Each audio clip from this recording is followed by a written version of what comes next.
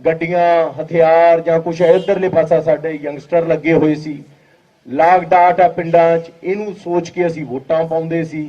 ਅੱਜ ਸਾਡੇ ਮਿਨਿਸਟਰਾਂ ਨੂੰ, ਐਮਐਲਏਆਂ ਨੂੰ, ਲੀਡਰਾਂ ਨੂੰ ਭਾਜੜਾਂ ਪਈਆਂ ਹੋਈਆਂ ਨੇ ਕਿ ਸਾਡੇ ਮੁੰਡਿਆਂ ਨੇ ਪੁੱਛਣਾ ਸ਼ੁਰੂ ਕਰਤਾ ਹੈ। ਇਹ ਪੋਜ਼ਿਟਿਵਿਟੀ ਹੈ। ਅੱਜ ਅਸੀਂ ਇਹ ਸਾਰਾ ਕੁਝ ਕਿਉਂ ਕਰ ਰਹੇ ਹਾਂ, ਇਹਦੀ ਇੱਕ ਬਰੀਫ ਜੀ ਇੰਟਰੋਡਕਸ਼ਨ ਦੇ ਕੇ ਫਿਰ ਅਸੀਂ ਤੁਹਾਡੇ ਸਵਾਲਾਂ ਤੇ ਜਾਵਾਂਗੇ। ਹੁਣ ਇਹ ਜਿਹੜੀ ਪੋਜ਼ਿਟਿਵਿਟੀ ਜਨਰੇਟ ਹੋਈ ਹੈ, ਇਹਨੂੰ ਸਹੀ ਪਾਸੇ ਲਾ ਸਕੀਏ। ਪਿਛਲੀ ਵਾਰੀ ਇੱਕ ਅੰਦੋਲਨ ਹੋਇਆ ਸੀ, ਬੜੇ ਲੋਕ ਹਿੰਦੁਸਤਾਨ ਦੇ ਅੰਦੋਲਨ ਹੋਏ ਸੀ, ਇੱਕ ਸਰਕਾਰ ਬਦਲ ਗਈ, ਬੰਦੇ ਬਦਲ ਗਏ, ਕਾਂਗਰਸ ਚਲੀ ਗਈ, एनडीए चलिया गया, यूपीए चलिया गया, एनडीए आ गया, बीजेपी आ गई, पॉलिसियां ही रही। आही किसान जिहड़े बिल आए सी, ये शायद उन्होंने भी लैके आने सी, बाद च लै आए। बंदे बदल नाल, पार्टियां बदल नाल देशां दी जां प्रदेशां दी तकदीरां नहीं बदलदियां। ये उदों बदलदियां ने जदों एजेंडे बदले जान, पॉलिसियां बदलियां जान।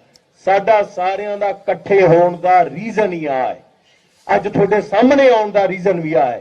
ਸਾਡੇ ਜੋ ਕਿਸੇ ਦੀ ਕੋਈ ਪੋਲੀਟੀਕਲ ਭੁੱਖ ਨਹੀਂ, ਨਾ ਅਸੀਂ ਕਿਸੇ ਪੋਲਿਟਿਕਸ 'ਚ ਜਾਣਾ ਹੈ, ਬਟ ਅਸੀਂ ਪੋਲਿਟਿਕਸ ਨੂੰ ਪ੍ਰਭਾਵਿਤ ਕਰਨਾ ਹੈ, ਔਰ ਪ੍ਰਭਾਵਿਤ ਉਹਨੂੰ ਅਸਰ ਨਾਲ ਕਰਨਾ ਹੈ, ਜੁਰਤ ਨਾਲ ਕਰਨਾ ਹੈ, ਏਜੰਡੇ ਨਾਲ ਕਰਨਾ ਹੈ।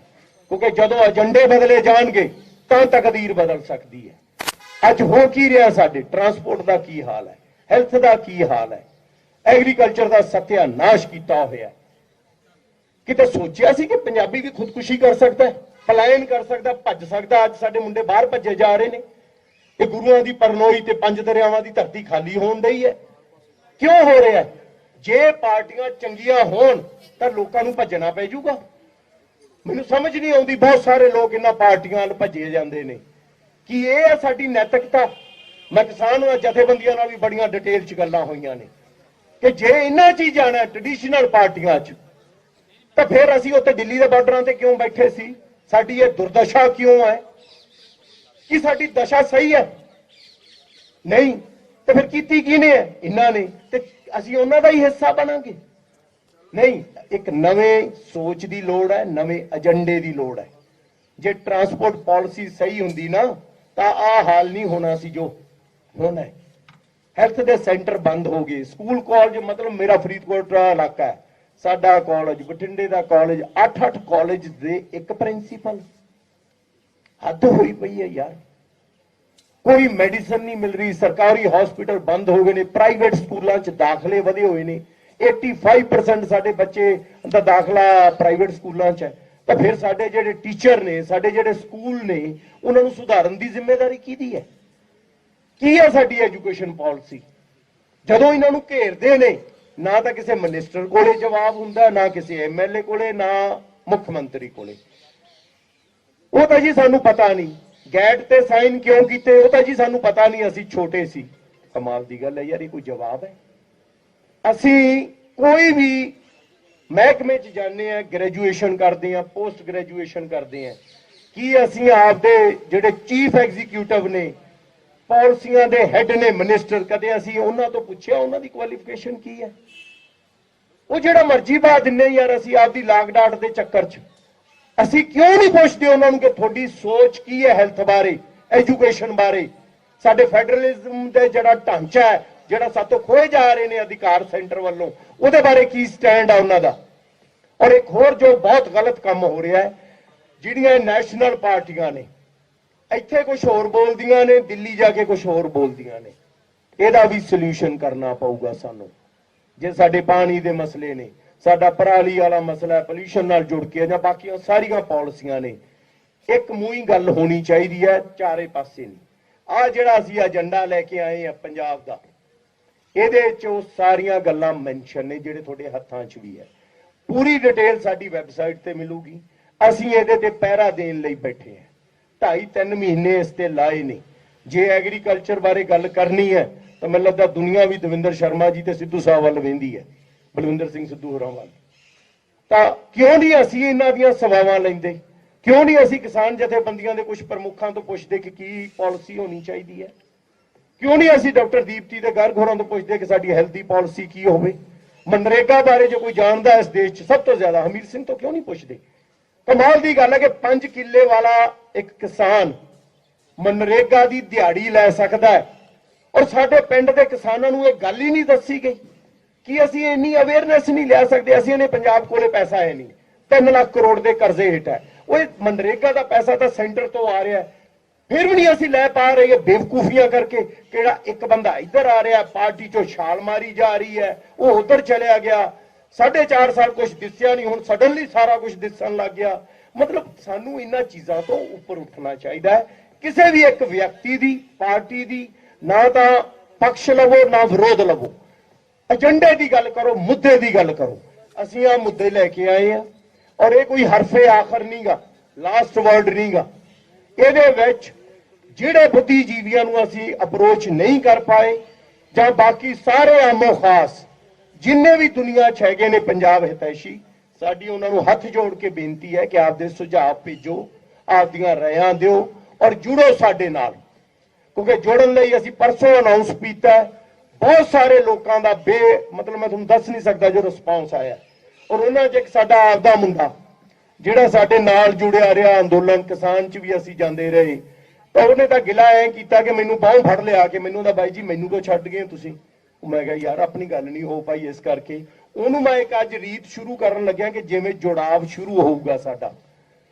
ਉਹ ਹੈਗਾ ਰਣਜੀਤ ਬਾਵਾ। ਰਣਜੀਤ ਕਿੱਥੇ ਆ ਜਾ ਭਾਈ ਤੂੰ ਵੀ ਸ਼ਾਮਲ ਹੋ ਜਾ ਸਾਡੇ 'ਚ। ਇਹ ਇਸ ਤਰ੍ਹਾਂ ਨਾਲ ਹੋਰ ਬਹੁਤ ਚਿਹਰੇ ਤੁਹਾਨੂੰ ਨਾਲ ਜੁੜਦੇ ਹੋਏ ਨਜ਼ਰ ਆਉਣਗੇ ਔਰ ਅਸੀਂ ਉਹਨਾਂ ਤੋਂ ਜਿਹੜੇ ਨਹੀਂ ਵੀ ਜੁੜ ਰਹੇ ਸੁਝਾਅ ਮੰਗ ਰਹੇ ਹਾਂ। ਸਾਡੀ ਵੈਬਸਾਈਟ ਉਹਦਾ ਪੂਰਾ ਤੁਹਾਨੂੰ ਜੋ ਐਡਰੈਸ ਵਗੈਰਾ ਹੁੰਦਾ ਹੈ ਉਹਦੇ ਤੇ ਪਲੀਜ਼ ਆਪਦੇ ਸੁਝਾਅ ਭੇਜਿਓ ਜੇ, ਅਸੀਂ ਉਹਨਾਂ ਨੂੰ ਸ਼ਾਮਲ ਕਰਾਂਗੇ ਔਰ ਫਿਰ ਉਸ ਪੂਰੇ ਏਜੰਡੇ ਨੂੰ ਇੱਕ ਅਗਲੀ ਪਬਲਿਕ ਅਪੀਅਰੈਂਸ ਹੋ ਸਕਦਾ ਔਰ ਰੈਲੀ ਦੀ ਸ਼ਕਲ 'ਚ ਹੋਵੇ, ਉਹ ਕਿਹੜੀ ਉਹ ਸ਼ਕਲ ਜੋ ਵੀ ਹੋਊਗੀ ਅਸੀਂ ਤੁਹਾਨੂੰ ਅਨਾਉਂਸ ਕਰਾਂਗੇ। ਉਹਦੇ ਵਿੱਚ ਇੱਕ ਫਾਈਨਲ ਏਜੰਡਾ, ਫਾਈਨਲ ਮੀਨ ਆ ਵੀ ਫਾਈਨਲ ਹੀ ਹੈ, ਲੇਕਿਨ ਕਿ ਜਿੱਥੇ ਅਸੀਂ ਕਵਾਂਗੇ ਸਾਰੀਆਂ ਪੋਲੀਟੀਕਲ ਪਾਰਟੀਆਂ ਨੂੰ ਕਿ ਇਹਦੇ ਨਾਲ ਸਹਿਮਤ ਹੋਵੋ। ਜੇ ਤੁਸੀਂ ਇਹਦੇ ਨਾਲ ਸਹਿਮਤ ਨਹੀਂ ਹੋਏ ਸਾਡੇ ਏਜੰਡੇ ਨਾਲ ਤਾਂ ਅਸੀਂ ਤੁਹਾਡਾ ਵਿਰੋਧ ਕਰਾਂਗੇ, ਹਰ ਲੈਵਲ ਤੇ ਜਾ ਕੇ ਵਿਰੋਧ ਕਰਾਂਗੇ। ਉਹਦੀ ਸ਼ਕਲ ਕੀ ਹੋਊਗੀ ਉਹ ਤੁਹਾਨੂੰ ਅੱਗੇ ਜਾ ਕੇ ਪਤਾ ਲੱਗੂਗੀ, ਕਿਉਂਕਿ ਬਹੁਤ ਸਾਰੀਆਂ ਗੱਲਾਂ ਇਵੋਲਵ ਹੁੰਦੀਆਂ ਨੇ, ਬਣਦੀਆਂ ਨੇ ਬਣਦਿਆਂ ਤੇ ਜਿਹੜਾ ਬੰਦਾ ਜਿਹੜੀ ਪਾਰਟੀ ਸਾਡੇ ਅੰਦਰ ਇਹਦੇ ਨਾਲ ਏਜੰਡੇ ਨਾਲ ਸਹਿਮਤ ਹੋਊਗੀ ਉਹਦੀ ਅਸੀਂ ਮਦਦ ਵੀ ਕਰਾਂਗੇ।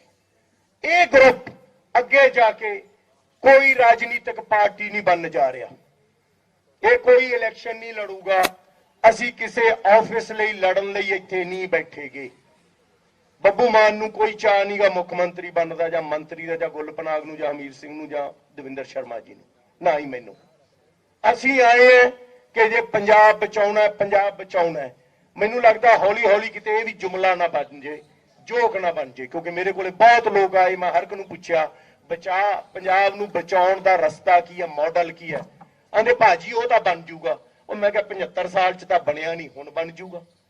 असीं पहलां वो मुद्दे तां बना लिए, फिर पार्टियां च जाना, फिर पार्टियां बनाउणा, फिर डिसाइड कर लिए। सो असीं अज जिहड़ा बंदा और अगे तक जिहड़ा बंदा भी साडे इस एजेंडे नाल सहमत होऊगा उहदी मदद करांगे, ਜਿਹੜਾ सहमत नहीं होगा पार्टी और व्यक्ति ਉਹਦਾ विरोध करांगे, क्योंकि एजेंडा पंजाब बचाउण दा है। ਇਹਦੇ हर पॉलिसी का जिक्र है और अगे जाके ਇਹਦੀ होर फर्दर डिटेल हुंदी जाऊगी। और मैं बाकी सारे बुद्धिजीवियों नूं पंजाबियों नूं भी कहना है, जो भी ਇਹਦੇ ਚ शामिल करना चाहुंदे ने आपदे वल्लों राय ਉਹ सानू देण, ਉਹ बहुत जरूरी है। होर साडी कोई असीं अगे की करन वाले हैं ਉਹ असीं हर रोज हर दूसरे दिन थोनू पता लगता जाऊगा। और कोई भी गल होगी मैं लगता थोड़े सवालों के जवाबों च खुल के निकल के आऊगी। जो तुसी पूछना है खुल के पूछियो जे। पर जे साडे च कोई प्राइवेट इंडिविजुअल मान लो उसकी इच्छा होंगी है कल नूं राजनीति च जाना चाहता और उन्होंने लगता है कि आ पार्टी नवी बन रही है जां आ पार्टी इस एजेंडे नाल सहमत हो रही है और वो भी जाना चाहता है, साडा कोई विरोध नहीं, बट वो ग्रुप ग्रुप छड्डना पऊगा। ग्रुप छड्ड के उस पार्टी च जा सकता है। जे साडे एजेंडे नाल सहमत होऊगा असीं ओहदी मदद भी करांगे, क्योंकि साडा मकसद कदे भी कोई चीज़ ब्लैक एंड वाइट नहीं हुंदी। हर पार्टी च कोई माड़े बंदे भी नहीं बैठे और हर पार्टी च कोई चंगे बंदे भी नहीं बैठे। मेन मुद्दा एजेंडे दा है ਚੰਗੇ ਬੰਦੇ ਵੀ ਬੈਠ ਕੇ ਕੀ ਕਰ ਲੈਂਦੇ ਨੇ ਆਪਾਂ ਵੇਖ ਚੁੱਕੇ ਹਾਂ। ਪ੍ਰਾਈਮ ਮਿਨਿਸਟਰ ਤੱਕ ਬਣ ਗਏ ਨੇ ਚੰਗੇ ਬੰਦੇ, ਫਿਰ ਵੀ ਕਰਪਸ਼ਨਾਂ ਹੋਈਆਂ। ਸ਼ਰੀਫ ਬੰਦੇ ਸੀ, ਨਾਨ ਕਰਪਟੇਬਲ ਬੰਦੇ ਸੀ, ਫਿਰ ਵੀ ਕਰਪਸ਼ਨਾਂ ਹੋਈਆਂ। ਕਿਉਂ ਹੋਈਆਂ?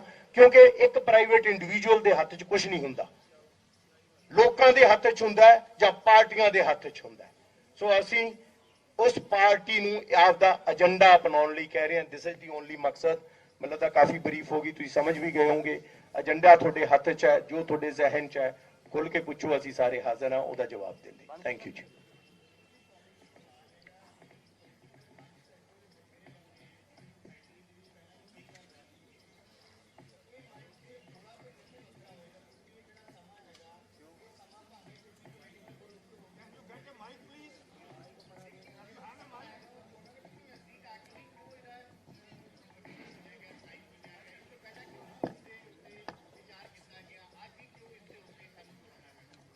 नहीं ये तो कोई सवाल मतलब अजीब है कि कदे भी सोचा जा सकता किसी चीज में सोचा जा सकता भाजी कि लेकिन सवाल मैंने जवाब टाइमिंग ਨੂੰ ਲੈ ਕੇ ਹੈ जवाब तो देने दे फुफड़ मैंने एक बारी मैंने बोल लेना जवाब सुनिया करो जी प्लीज, क्योंकि आप ना बहुत सारे सभ्य लोग हैं ते वो आप डिस्कशन नहीं बनाना। सवाल जवाब एक तो पर्सनल नहीं लेना कि जज्बाती नहीं जो पूछे तब अगे जो पूछना चाहोगे माइक दे दिया करो।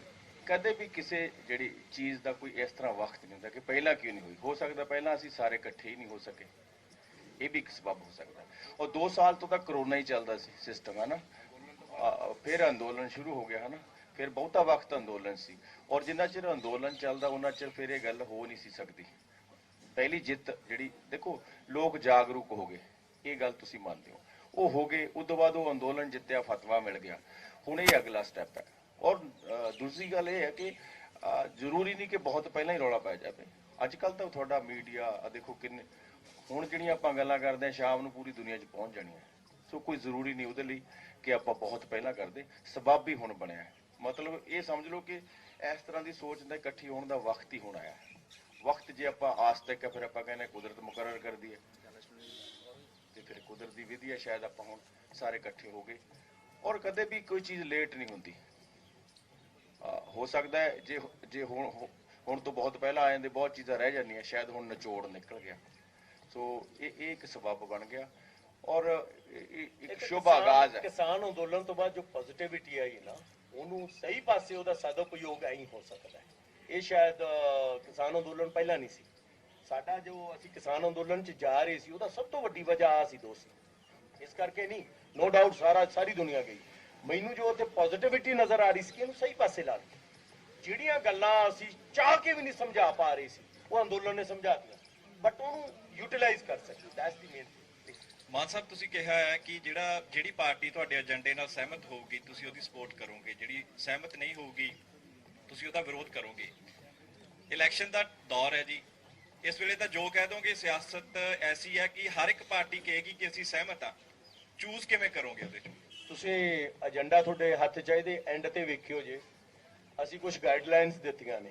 ਮੈਨੂੰ ਬਹੁਤ ਸਾਰੇ ਜੋ ਹਤੈਸ਼ੀ ਲੋਕ ਸੀ ਉਹਨਾਂ ਨੇ ਕਿਹਾ ਸੀ ਕਿ ਪਾਰਟੀਆਂ ਤਾਂ ਇਹੋ ਜਿਹੀਆਂ ਹੈ, ਉਹ ਕਹਿਣਗੇ ਤੁਹਾਡੇ ਫੁੱਲ ਸਟਾਪ ਵੀ ਨਹੀਂ ਬਦਲਨੇ, ਅਸੀਂ ਤੁਹਾਡਾ ਕੌਮਾ ਵੀ ਨਹੀਂ ਬਦਲਣਾ। ਪਰ ਜੇ ਤੁਸੀਂ ਉਹਦੇ ਐਂਡ 'ਚ ਪੜੋਗੇ ਉਹ 'ਚ ਲਿਖਿਆ ਸੀ ਐਫੀਡੇਵਿਟ ਤੋਂ ਲੈ ਕੇ ਕਾਨੂੰਨੀ ਆਧਾਰ ਇਲੈਕਸ਼ਨ ਕਮਿਸ਼ਨ ਦਾ ਤਰੀਕਾ ਕਿ ਇਹਨੂੰ ਬਣਾਇਆ ਜਾਵੇ ਕਿ ਪਾਰਟੀਆਂ ਲਈ ਇਹ ਲੀਗਲ ਦਸਤਾਵੇਜ਼ ਬਣੇ।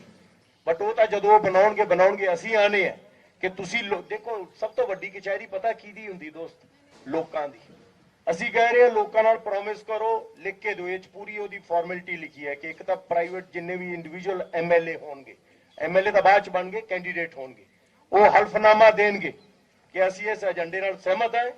ਜੇ ਅਸੀਂ ਇਹ ਪੂਰਾ ਨਾ ਕਰ ਪਾਏ ਉਹਦਾ ਇੱਕ ਪੂਰਾ ਮੈਕੈਨਿਜ਼ਮ ਦਿੱਤਾ ਹੈ ਕਿ 60% ਤੋਂ ਉੱਤੇ 66% ਤੋਂ ਉੱਤੇ ਕੋਈ ਵੀ ਗ੍ਰਾਮ ਸਭਾ ਜਾਂ ਨਗਰ ਸਭਾਵਾਂ ਮਤਾ ਪਾ ਦਿੰਦੀਆਂ ਨੇ ਅਗਰ ਕਿ ਇਸ ਬੰਦੇ ਨੇ 2 ਸਾਲ ਤੱਕ ਇਹਨੂੰ ਮੌਕਾ ਮਿਲਿਆ, ਇਹਨਾਂ ਨੇ ਕੰਮ ਸਹੀ ਨਹੀਂ ਕੀਤਾ, ਤਾਂ ਉਹ ਕਮਿਟ ਕਰੂਗਾ ਆਪਦੇ ਹਲਫਨਾਮੇ 'ਚ ਕਿ ਮੈਂ ਅਸਤੀਫਾ ਦੇਊਂਗਾ। ਜੇ ਉਹ ਨਹੀਂ ਦੇਊਗਾ ਉਦੋਂ ਤਾਂ ਉਹ ਲੋਕ ਉਹਦਾ ਵਿਰੋਧ ਕਰਨਗੇ ਜਿਵੇਂ ਹੁਣ ਹੋ ਰਿਹਾ। ਅਸੀਂ ਉਹਦੀ ਅਗਵਾਈ ਕਰਾਂਗੇ। ਨਾਲ ਪਾਰਟੀ ਦੇ ਲਈ ਵੀ ਕੀਤਾ, ਕਿਉਂਕਿ ਪ੍ਰਾਈਵੇਟ ਇੰਡੀਵਿਜੂਅਲ ਕਈ ਵਾਰੀ ਪਾਲਿਸੀਆਂ ਦੇ ਉੱਤੇ ਜ਼ਿਆਦਾ ਨਹੀਂ ਕਰ ਪਾਉਂਦੇ। ਪਾਰਟੀ ਦੇ ਉੱਤੇ ਕੀਤਾ ਕਿ ਉਹਦਾ ਪ੍ਰੈਜ਼ੀਡੈਂਟ ਪੂਰੀ ਪਾਰਟੀ ਦੇ ਬਿਹਾਫ ਤੇ ਇਹ ਲੋਕਾਂ ਨਾਲ ਪ੍ਰੋਮਿਸ ਕਰੂਗਾ ਔਰ ਸਾਨੂੰ ਵੀ ਲਿਖ ਕੇ ਦੇਊਗਾ, ਫਿਰ ਅਸੀਂ ਉਹਦੀ ਸਪੋਰਟ ਕਰਾਂਗੇ। ਜੇ ਇੰਨਾ ਕਰਦੇ ਨੇ, ਤੁਸੀਂ ਇਹ ਵੀ ਕਹਿ ਸਕਦੇ ਹੋ ਕਿ ਇਸ ਤੋਂ ਬਾਅਦ ਵੀ ਮੁੱਕਰ ਸਕਦੇ ਆ, ਤੇ ਯਾਰ ਫਿਰ ਤਾਂ ਹੁਣ ਮੁੱਕਰ ਤਾਂ ਸਕਦੇ ਨੇ, ਫਿਰ ਆਪਾਂ ਲੋਕਾਂ ਸਾਹਮਣੇ ਤਾਂ ਆਜੂ ਨਾ ਗੱਲ। ਕੁਛ ਤਾਂ ਕਰਨਾ ਪਊ ਨਾ ਆਪਾਂ ਨੂੰ, ਕਿਸੇ ਤੇ ਆ ਕੇ ਤਾਂ ਰੁਕਣਾ ਹੀ ਪਊ ਨਾ ਪਏ ਤਾਂ ਨਹੀਂ। ਅਸਲ 'ਚ ਕੀ ਹੈ, ਥੋੜੀ ਤੇ ਸਾਰੇ ਬਾਕੀਆਂ ਦੀ ਇੱਕ ਇਹ ਮਜਬੂਰੀ ਬਣ ਗਈ ਕਿ ਇਹਨਾਂ ਦੇ ਭਰੋਸਾ ਅਸੀਂ ਕਰ ਹੀ ਨਹੀਂ ਸਕਦੇ, ਇੰਨੇ ਝੂਠ ਬੋਲੇ ਨੇ। ਬਟ ਇਹਦਾ ਬਹਾਨਾ ਲਾ ਕੇ ਹੁਣ ਅਸੀਂ ਕਹੀਏ ਨਹੀਂ ਜੀ ਸਾਨੂੰ ਵੋਟ ਪਾ ਦਿਓ, ਇਹਨਾਂ ਨੇ ਤਾਂ ਹੀ ਕਰਨਾ, ਇਹ ਵੀ ਠੀਕ ਨਹੀਂਗਾ। ਮੌਕਾ ਤਾਂ ਦੇਣਾ ਚਾਹੀਦਾ ਨਾ। ਤੇ ਜਿੱਥੇ ਲੋਕਾਂ ਦੀ ਕਚਹਿਰੀ 'ਚ ਗੱਲ ਆਊਗੀ ਤਾਂ ਫਿਰ ਆਵਾਜ਼ੇ ਖਲਕਤ ਨਗਾੜਾ ਹੈ ਖੁਦਾ, ਫਿਰ ਇਹ ਜੇ ਲੋਕ ਪਰਮਾਨੈਂਟਲੀ ਆਊਟ ਹੋ ਜਾਣਗੇ, ਲੋਕਾਂ ਦੇ ਵਿੱਚੋਂ ਖਤਮ ਹੋ ਜਾਣਗੇ। ਮਾਨ ਸਾਹਿਬ ਇੱਕ ਮਾਈਕ ਯਾਰ ਤੁਸੀਂ ਬੇਟਾ ਮਾਈਕ ਲੈ ਲਿਆ ਕਰੋ। ਮਾਨ ਸਾਹਿਬ ਤੁਸੀਂ ਗੱਲ अच्छा बारी बारी ले लें, थोड़े थोड़े भेज दें, एक माइक और दीजिएगा। ਇਹ ਏਜੰਡੇ ਦੀ ਗੱਲ ਕੀਤੀ ਹੈ ਤੁਸੀਂ ਅੱਜ ਜੀ। ਨਵਜੋਤ ਸਿੰਘ ਸਿੱਧੂ ਵੀ ਲਗਾਤਾਰ ਕਹਿ ਰਹੇ ਨੇ ਵੀ ਇਸ ਵਾਰ ਦੀਆਂ ਚੋਣਾਂ ਏਜੰਡੇ ਦੇ ਸਿਰ ਤੇ ਲੜੀਆਂ ਜਾਣਗੀਆਂ। ਤੁਸੀਂ ਉਹਨਾਂ ਦੇ ਨਾਲ ਕੋਈ ਗੱਲਬਾਤ ਕਰੋਗੇ? पता क्या लाइव चल रहा है, माइक एक। हाँ जी बोल दो बोल दो बोल। ਨਵਜੋਤ ਸਿੰਘ ਸਿੱਧੂ ਏਜੰਡੇ ਦੀ ਗੱਲ ਕਰ ਰਹੇ ਨੇ ਕਿ ਇਸ ਵਾਰ ਦੀਆਂ ਜਿਹੜੀਆਂ ਚੋਣਾਂ ਨੇ ਏਜੰਡੇ ਦੇ ਸਿਰ ਤੇ ਲੜੀਆਂ ਜਾਣਗੀਆਂ। ਤੁਸੀਂ ਉਹਨਾਂ ਨਾਲ ਇਹ ਏਜੰਡਾ ਲੈ ਕੇ ਜਾਓਗੇ ਕਿ ਗੱਲਬਾਤ ਕਰੋਗੇ? ਨਵਜੋਤ ਸਿੰਘ ਸਿੱਧੂ ਦਾ ਕਿਹੜਾ ਏਜੰਡਾ ਮੈਂ ਪੜਿਆ ਨਹੀਂ ਹਾਲ ਤੱਕ। ਉਹ ਕਹਿ ਰਹੇ ਨੇ ਮੇਰੇ ਨਾਲ ਚਰਚਾ ਕਰੋ ਆ ਕੇ। ਚਰਚਾ ਕਿਉਂ, ਅਸੀਂ ਵੀ ਕਹਿ ਸਕਦੇ ਚਰਚਾ, ਅਸੀਂ ਤਾਂ ਲੈ ਕੇ ਆ ਗਏ ਨਾ ਸਾਹਮਣੇ ਆ ਲਿਖਤਾ। ਮੈਂ ਉਹੀ ਕਹਿ ਰਿਹਾ ਔਰ ਤੁਸੀਂ ਕਮਾਲ ਗੱਲਬਾਤ ਦੀ ਗੱਲ ਕਰੋਗੇ? ਇਹ ਹੈ ਕਿ ਨਵਜੋਤ ਸਿੰਘ ਸਿੱਧੂ ਹੋਰਾਂ ਦੀ ਤਾਂ ਸਰਕਾਰ ਹੈ, ਉਹਨਾਂ ਨੂੰ ਤਾਂ ਲਾਗੂ ਕਰਨ ਵਾਲੇ ਜਾਣਾ ਚਾਹੀਦਾ ਜਾਂ ਚਰਚਾ ਕਰਨ ਚ, ਉਹਨਾਂ ਨੂੰ ਤਾਂ ਲਾਗੂ ਕਰਨਾ ਚਾਹੀਦਾ ਨਾ। ਔਰ ਪਿਛਲੇ 5 ਸਾਲ ਤੋਂ ਉਹਨਾਂ ਦੀ ਸਰਕਾਰ ਹੈ ਨਾ ਜੀ, ਤੇ ਲਾਗੂ ਕਰੋ, ਬਹੁਤ ਅੱਛੀ ਗੱਲ ਹੈ ਜੇ ਕਰੋਗੇ ਤਾਂ। ਨਹੀਂ, ਅਗਲੀ ਆਉਣ ਵਾਲੀ ਦੀ ਗੱਲ ਕਰ ਰਹੇ ਨੇ। ਨਹੀਂ ਅਸੀਂ ਕਿਵੇਂ ਇਤਬਾਰ ਕਰ ਲਈਏ, ਤੁਸੀਂ ਜੋ ਹੋਣਾ ਤੁਹਾਡੇ ਕੋਲੇ ਹਜੇ ਵੀ ਮਹੀਨਾ ਹੁਣੀ ਕਰ ਦਿਓ ਕੁਛ। ਪਤਾ ਕੀ ਹੋ ਰਿਹਾ, ਨਾਰਿਆਂ ਦੇ ਪਿੱਛੇ ਜਾਣਾ ਬੇਵਕੂਫੀ ਹੈ। ਇਹ ਮੈਨੂੰ ਲੱਗਦਾ ਗਰੀਬੀ ਹਟਾਓ ਤੋਂ ਸ਼ੁਰੂ ਹੋਇਆ ਸੀ, ਗਰੀਬੀ ਹਟਾਤੇ ਸੀ, ਉਦੋਂ ਤੋਂ ਚੱਲਿਆ ਕੰਮ। ਮੈਂ ਇੱਕ ਵਾਰੀ ਗੱਲ ਸਾਰਿਆਂ ਨੂੰ ਕਹੂੰਗਾ, ਨਾਰਿਆਂ ਪਿੱਛੇ ਨਾ ਜਾਇਓ ਜੀ, ਇਹ ਭਰਮਾਉਣ ਦਾ ਤਰੀਕਾ ਹੈ। ਪਾਲਿਸੀਆਂ ਦੇ ਪਿੱਛੇ ਜਾਓ, ਔਰ ਉਹ ਵੀ ਬੋਲਣ ਚ ਨਹੀਂ, ਲਿਖ ਕੇ ਕਮਿਟਮੈਂਟ ਕਰੋ ਆ ਕੇ ਕਿ ਹੈਲਥ ਦੀ ਆ ਪਾਲਿਸੀ ਹੋਊ, ਐਜੂਕੇਸ਼ਨ ਦੀ ਆ ਹੋਊ। ਜੇ ਉਹ ਕਹਿ ਰਹੇ ਨੇ ਨਾ ਸੈਂਡ ਐਲਾਨ ਹੋਏ ਆ ਨਾ, ਜਰਾ ਟਰਾਲੀ ਲੈ ਕੇ ਜਾਓ ਕਿੰਨੇ ਚ ਮਿਲ ਰਿਹਾ, ਰੇਤਾ ਲੱਗ ਜੂ ਪਤਾ। ਅਸੀਂ ਕਹਿ ਰਹੇ ਹਾਂ ਆਪਦੇ ਏਜੰਡੇ ਚ ਰੇਤ ਮੁਫਤ ਹੋਣੀ ਚਾਹੀਦੀ ਹੈ, ਮੁਫਤ ਹੋਣੀ ਚਾਹੀਦੀ ਹੈ, ਹਰ ਇੱਕ ਨੂੰ ਮੁਫਤ ਮਿਲਣੀ ਚਾਹੀਦੀ। ਪਹਿਲਾਂ ਮੁਫਤ ਮਿਲਦੀ ਸੀ, ਹੁਣ ਤੁਸੀਂ ਕਹੋਗੇ ਕਿੰਨਾ ਰੈਵਨਿਊ ਆ ਪਤਾ ਤੁਹਾਨੂੰ? ਮਤਲਬ 300-400 ਕਰੋੜ ਰੁਪਏ ਇੰਨਾ ਚੀਜ਼ ਸੈਂਡ ਦਾ ਕਿਉਂ ਅਮੀਰ ਸਿੰਘ? 300-400 ਕਰੋੜ ਰੈਵਨਿਊ ਆ ਸਿਰਫ, ਉਹਦਾ ਤੁਸੀਂ ਟੈਕਸ ਲਾ ਕੇ ਕਰ ਸਕਦੇ ਹੋ। ਅਸੀਂ ਉਹ ਪ੍ਰੋਵੀਜ਼ਨ ਕੀਤਾ ਇਹਦੇ ਵਿੱਚ, ਸੈਂਡ ਮੁਫਤ ਕਰੋ ਔਰ ਉਹਦਾ ਪ੍ਰੋਵੀਜ਼ਨ ਕੀਤਾ। ਪਰ ਤੁਸੀਂ ਕੀ ਹੈ, ਤੁਸੀਂ ਕਰਪਸ਼ਨ ਦੇ ਤਰੀਕੇ ਬਣਾ ਰੱਖੇ, ਚਾਹੇ ਕੋਈ ਵੀ ਸਰਕਾਰ ਹੋਵੇ। ਸੈਂਡ ਦੇ ਵਿੱਚ ਕੀ ਹੋਇਆ, ਸ਼ਰਾਬ ਦੇ ਵਿੱਚ ਕੀ ਹੋਇਆ, ਆਪਾਂ ਦੇਖ ਚੁੱਕੇ ਹਾਂ ਨਾ। ਸੁਖਰਾਵਰਨ ਉਹਨਾਂ ਨੇ ਪੁੱਛਣਾ ਕੁਝ। ਅੱਛਾ ਪਲੀਜ਼ ਕੱਲਾ ਮੈਨੂੰ ਨਾ ਇਨਵੋਲਵ ਰੱਖਿਓ ਜੀ, ਸਾਰੇ ਬੰਦੇ ਇਹਨਾਂ ਚੀਜ਼ਾਂ ਤੋਂ ਵਾਕਿਫ ਨੇ, ਸੋ ਸਾਰਿਆਂ ਤੋਂ। ਮਾਨ ਸਾਹਿਬ ਇੱਕ ਸਵਾਲ ਹੈਗਾ, ਕੋਈ ਵੀ ਉਮੀਦਵਾਰ ਲੋਕਾਂ ਦੀਆਂ ਇੱਛਾਵਾਂ ਉੱਤੇ ਖਰਾ ਨਾ ਉਤਰੇ ਤਾਂ ਇੱਕ ਖਾਸ ਸਮੇਂ ਬਾਅਦ ਉਸ ਨੂੰ ਵਾਪਸ ਬੁਲਾਇਆ ਜਾ ਸਕਦਾ। ਕੁਰਸੀ ਦੀ ਤਾਂ ਲੜਾਈ ਚੱਲ ਰਹੀ ਹੈ, ਦਲ ਬਦਲੇ ਜਾ ਰਹੇ ਹਨ, ਤੁਸੀਂ ਕਿਵੇਂ ਦੇਖਦੇ ਹੋ ਉਸ ਨੂੰ, ਕਿਵੇਂ ਵਾਪਸ ਬੁਲਾਓਗੇ? ਹਮੀਰ ਜੀ ਤੁਸੀਂ ਕਰੋ ਆਨਸਰ ਕਰੋ ਇਸ ਵਾਪਸ ਬੁਲਾਉਣ ਦਾ ਮਾਈਕ ਆਨ ਕਰ। ਆਲਰੇਡੀ ਕ੍ਰਾਈਟੇਰੀਆ ਸਾਡੇ ਦੇਸ਼ 'ਚ ਵੀ ਹੈ। ਜ਼ਿਲ੍ਹਾ ਪ੍ਰੀਸ਼ਦ ਤੱਕ ਸਾਡੇ ਨੇ ਛੱਤੀਸਗੜ੍ਹ 'ਚ 2, ਮਾਈਕ ਚੱਲ ਰਿਹਾ। ਛੱਤੀਸਗੜ੍ਹ ਦੇ ਵਿੱਚ 2 ਜ਼ਿਲ੍ਹਾ ਪ੍ਰੀਸ਼ਦ ਦੇ ਚੇਅਰਮੈਨ ਰਾਈਟ ਟੂ ਰੀਕਾਲ ਦੇ ਤਹਿਤ ਵਾਪਸ ਹੋ ਚੁੱਕੇ ਨੇ। ਦੁਨੀਆ 'ਚ ਤਾਂ ਬਹੁਤ ਦੇਸ਼ਾਂ 'ਚ ਰਾਈਟ ਟੂ ਰੀਕਾਲ ਹੈ, ਕਿਉਂਕਿ 2 ਸਾਲਾਂ ਤੋਂ ਬਾਅਦ ਸਾਡੇ ਪੰਚਾਇਤ ਐਕਟ 'ਚ ਵੀ ਸੀ। ਸਾਡੇ ਪੰਚਾਇਤ ਐਕਟ 'ਚ ਪਿਛਲੀ ਅਕਾਲੀ ਸਰਕਾਰ ਨੇ ਕੱਢਤਾ ਹੈ, ਲੋਕਾਂ ਨੂੰ ਸਰਪੰਚ ਬਦਲਣ ਦਾ ਅਧਿਕਾਰ ਵੀ ਸੀ, ਲੋਕਾਂ ਨੂੰ ਬਲਾਕ ਸੰਮਤੀ ਜ਼ਿਲ੍ਹਾ ਪ੍ਰੀਸ਼ਦ, ਕਿਉਂਕਿ ਸਾਡੇ ਡੈਮੋਕ੍ਰੇਸੀ ਇੰਨੀ ਮੈਚਿਓਰ ਨਹੀਂ ਹੋਈ, ਅਜੇ ਪਤਾ ਹੀ ਨਹੀਂ ਹੈ ਰਾਈਟ ਮਿਲਿਆ ਵੀ ਸੀ, ਵਾਪਸ ਕਦੋਂ ਚਲਾ ਗਿਆ। ਤੇ ਇਸ ਕਰਕੇ ਇਹ ਬਹੁਤ ਜ਼ਰੂਰੀ ਚੀਜ਼ ਹੈ ਕਿ ਉਹ ਵਾਪਸ ਆਵੇ।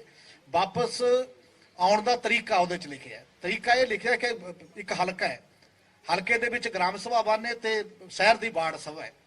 ਉਹ ਜੇ ਮੈਜੋਰਟੀ ਰੈਜੂਲੇਸ਼ਨ ਕਰਦੀ ਹੈ ਕਿ ਬੰਦਾ ਸਾਡੇ ਫਿੱਟ ਹੀ ਨਹੀਂ, ਇਹ ਬਿਲਕੁਲ ਹੀ ਨਿਕੰਮਾ ਹੋ ਗਿਆ, ਤਾਂ ਕਿਉਂ ਨਹੀਂ ਉਹਨੂੰ ਵਾਪਸ ਆਉਣਾ ਚਾਹੀਦਾ? ਵਿਧਾਇਕ ਤੇ ਸੰਸਦ ਮੈਂਬਰ ਦੋਨਾਂ ਲਈ ਇਹੀ ਕ੍ਰਾਈਟੇਰੀਆ ਉੱਥੇ ਹੈ, ਕਿਉਂਕਿ ਲੌਜਿਕ ਦੇਖੋ, ਜੇ ਐਮਐਲਏ ਦੀ ਮੈਜੋਰਟੀ ਅਮਰਿੰਦਰ ਸਿੰਘ ਤੋਂ ਦੂਰ ਹੋ ਗਈ, ਅਮਰਿੰਦਰ ਸਿੰਘ ਹਟਿਆ ਨਾ, ਜੇ ਅੱਜ ਮੋਦੀ ਤੋਂ ਪਾਰਲੀਮੈਂਟ ਦੀ ਮੈਜੋਰਟੀ ਵਾਪਸ ਲੈ ਲੇ, ਆਪਣਾ ਸਮਰਥਨ ਹਟੂਗਾ ਨਾ, ਤਾਂ ਇਹ ਵਿੱਚ ਲੋਕਾਂ ਨੂੰ ਰਾਈਟ ਕਿਉਂ ਨਹੀਂ? ਜੇ ਵਿਧਾਇਕਾਂ ਨੂੰ ਇਹ ਹੱਕ ਹੈ, ਜੇ ਐਮਪੀ ਨੂੰ ਇਹ ਹੱਕ ਹੈ, ਤਾਂ ਲੋਕਾਂ ਨੂੰ ਵੀ ਇਹ ਤਾਂ ਹੱਕ ਹੋਣਾ ਚਾਹੀਦਾ ਕਿ ਜਿਹੜਾ ਉਹਨਾਂ ਨੇ ਚੁਣਿਆ ਹੈ ਉਹਨੂੰ ਵਾਪਸ ਬੁਲਾਉਣ ਦਾ ਹੱਕ ਹੋਣਾ ਚਾਹੀਦਾ। ਪਤਾ ਕੀ, ਜੋ ਤੁਸੀਂ ਪੁੱਛ ਰਹੇ ਹੋ ਨਾ, ਉਹਦਾ ਕਾਨੂੰਨੀ ਰੂਪ ਜ਼ਿਲ੍ਹਾ ਪ੍ਰੀਸ਼ਦ ਦੇ ਵਿੱਚ ਹੈਗਾ। ਕਮਾਲ ਦੀ ਗੱਲ ਇਹ ਹੈ ਕਿ ਸਾਡੇ ਪੰਜਾਬ 'ਚ ਜਦੋਂ ਉਹ ਰੂਲ ਆਇਆ ਤਾਂ ਅਸੀਂ ਉਹ ਚੀਜ਼ ਮਾਈਨਸ ਕਰ ਲਈ ਵਿੱਚੋਂ। ਦੇਖੋ ਅਸੀਂ ਕਿੰਨਾ ਕੁ ਖਿਲਾਫ ਹਾਂ ਡੈਮੋਕ੍ਰੇਸੀ ਦੇ, ਇਹ ਆਪਣਾ ਚੋਂ ਕਿਸੇ ਨੂੰ ਨਹੀਂ ਪਤਾ ਸੀਗਾ। ਜਦੋਂ ਜ਼ਿਲ੍ਹਾ ਪ੍ਰੀਸ਼ਦ ਨੂੰ ਲੈ ਕੇ ਸਾਡੇ ਸਟੇਟ ਅਸੈਂਬਲੀ ਨੇ ਉਹਦਾ ਬਿੱਲ ਬਣਾਇਆ ਤੇ ਇਹ ਗੱਲ ਵਿੱਚੋਂ ਮਾਈਨਸ ਕਰ ਲਈ ਹੈ। ਤਾਂ ਸਾਡੇ ਕੋਲੇ ਇੱਕ ਮਾਪਦੰਡ ਜਾਂ ਕ੍ਰਾਈਟੇਰੀਆ ਬਣਾਇਆ ਹੋਇਆ। ਅਸੀਂ ਸੁਜੈਸਟ ਕਰ ਰਹੇ ਹਾਂ ਕਿਉਂਕਿ ਇਹ ਕੰਮ ਇਲੈਕਸ਼ਨ ਕਮਿਸ਼ਨ ਦਾ ਹੈ ਕਿ ਇਸ ਕ੍ਰਾਈਟੇਰੀਆ ਨੂੰ MP MLA ਤੇ ਵੀ ਲਾਗੂ ਕੀਤਾ ਜਾਵੇ। ਔਰ ਉਹ ਤਾਂ ਜਦੋਂ ਕਰੂਗਾ ਉਹਦੇ ਸਾਡੀ ਸਟੇਟ ਗਵਰਨਮੈਂਟ ਰਿਪਰੈਜ਼ੈਂਟੇਟਿਵ ਨੂੰ ਵੀ ਅਸੀਂ ਕਹਿ ਰਹੇ ਹਾਂ ਕਿ ਤੁਸੀਂ ਉਹਦੇ ਲਈ ਲਾਮਬੰਦੀ ਕਰੋ ਕਿ ਲਾਗੂ ਹੋਵੇ। ਬਟ ਅਸੀਂ ਕੀ ਕਹਿ ਰਹੇ ਹਾਂ ਕਿ ਉਹ ਜਦੋਂ ਹੋਵੇ ਸੋ ਹੋਵੇ, ਉਦੋਂ ਤੱਕ ਤੁਸੀਂ ਸਾਡੇ ਏਜੰਡੇ ਨਾਲ ਸਹਿਮਤ ਹੋ ਕੇ ਆਪਣੇ ਆਪ ਨੂੰ ਰੀਕਾਲ ਕਰੋਗੇ, ਤੁਸੀਂ ਵਾਪਸ ਜਾਓਗੇ ਔਰ ਲੋਕਾਂ ਨਾਲ ਪਹਿਲਾਂ ਪ੍ਰੋਮਿਸ ਕਰੋਗੇ। ਸੋ ਦੋ ਚੀਜ਼ਾਂ ਹੁੰਦੀਆਂ ਨੇ, ਇੱਕ ਜੋ ਐਗਜ਼ਿਸਟਿੰਗ ਹੈ, ਇੱਕ ਜੋ ਅਸੀਂ ਪ੍ਰਪੋਜ਼ ਕਰ ਰਹੇ ਹਾਂ। ਜਿਹੜਾ ਪ੍ਰਪੋਜ਼ ਕਰ ਰਹੇ ਹਾਂ ਉਹ ਇਹਨਾਂ ਦੇ ਹੱਥ 'ਚ ਹੈ, ਬਟ ਉਹਨਾਂ ਚਿਰ ਅਸੀਂ ਆਪ ਦਾ ਇੱਕ ਮੈਕੈਨਿਜ਼ਮ ਬਣਾ ਕੇ ਦਿੱਤਾ ਹੈ। ਸੋ ਦੋ ਥਿੰਗਸ ਸੀਗੀਆਂ। ਮੇਰਾ ਸਵਾਲ ਦਵਿੰਦਰ ਜੀ ਤੇ ਬਲਵਿੰਦਰ ਜੀ ਦੋਨਾਂ ਤੋਂ ਆ। ਖੇਤੀਬਾੜੀ ਦਾ ਖੁਰਾਕ ਨਾਲ ਸਿੱਧਾ ਸੰਬੰਧ ਹੈ। ਜੇਕਰ ਅਸੀਂ ਇੰਡੋਨੇਸ਼ੀਆ ਦੀ ਗੱਲ ਕਰੀਏ, 80ਵੇਂ ਦਹਾਕੇ ਦੇ ਵਿੱਚ ਇੰਡੋਨੇਸ਼ੀਆ ਨੇ ਤਕਰੀਬਨ 40 ਜਾਂ 50 ਪੈਸਟੀਸਾਈਡ ਬੰਦ ਕੀਤੇ ਸੀ। ਸ਼੍ਰੀਲੰਕਾ ਨੇ ਪੂਰਨ ਰੋਕ ਜਿਹੜੀ ਲਾਈ ਹੈ ਇਸ ਟਾਈਮ। ਕੀ ਪੰਜਾਬ ਇਹ ਮਾਡਲ ਸਥਾਪਿਤ ਕਰ ਸਕਦਾ ਹੈ ਕਿ ਸਰਕਾਰਾਂ ਇਸ ਚੀਜ਼ ਦੇ ਨਾਲ ਰਿਲੇਟਡ ਹੋ ਸਕਦੀਆਂ? ਕਿਉਂਕਿ ਜੇਕਰ ਭਾਰਤ ਦੀ ਗੱਲ ਕਰੀਏ, ਲਗਾਤਾਰ ਹੰਗਰ ਇੰਡੈਕਸ ਥੱਲੇ ਜਾ ਰਿਹਾ ਆ। ਖੁਰਾਕ ਨੂੰ ਕਿਵੇਂ ਮਜ਼ਬੂਤ ਬਣਾਇਆ ਜਾ ਸਕਦਾ ਹੈ, ਨਾਲ ਦੀ ਨਾਲ ਕਿਸਾਨ ਦੀ ਉਹਦੀ ਉਪਜ ਦੀ ਅਸਲੀ ਜਿਹੜੀ ਫਸਲ ਦਾ ਮੁੱਲ ਹੈ ਉਹ ਬਰਾਬਰ ਕਿਵੇਂ ਰਹਿ ਸਕਦਾ? ਜਿਸ ਤਰ੍ਹਾਂ ਪਹਿਲੇ ਕਿਹਾ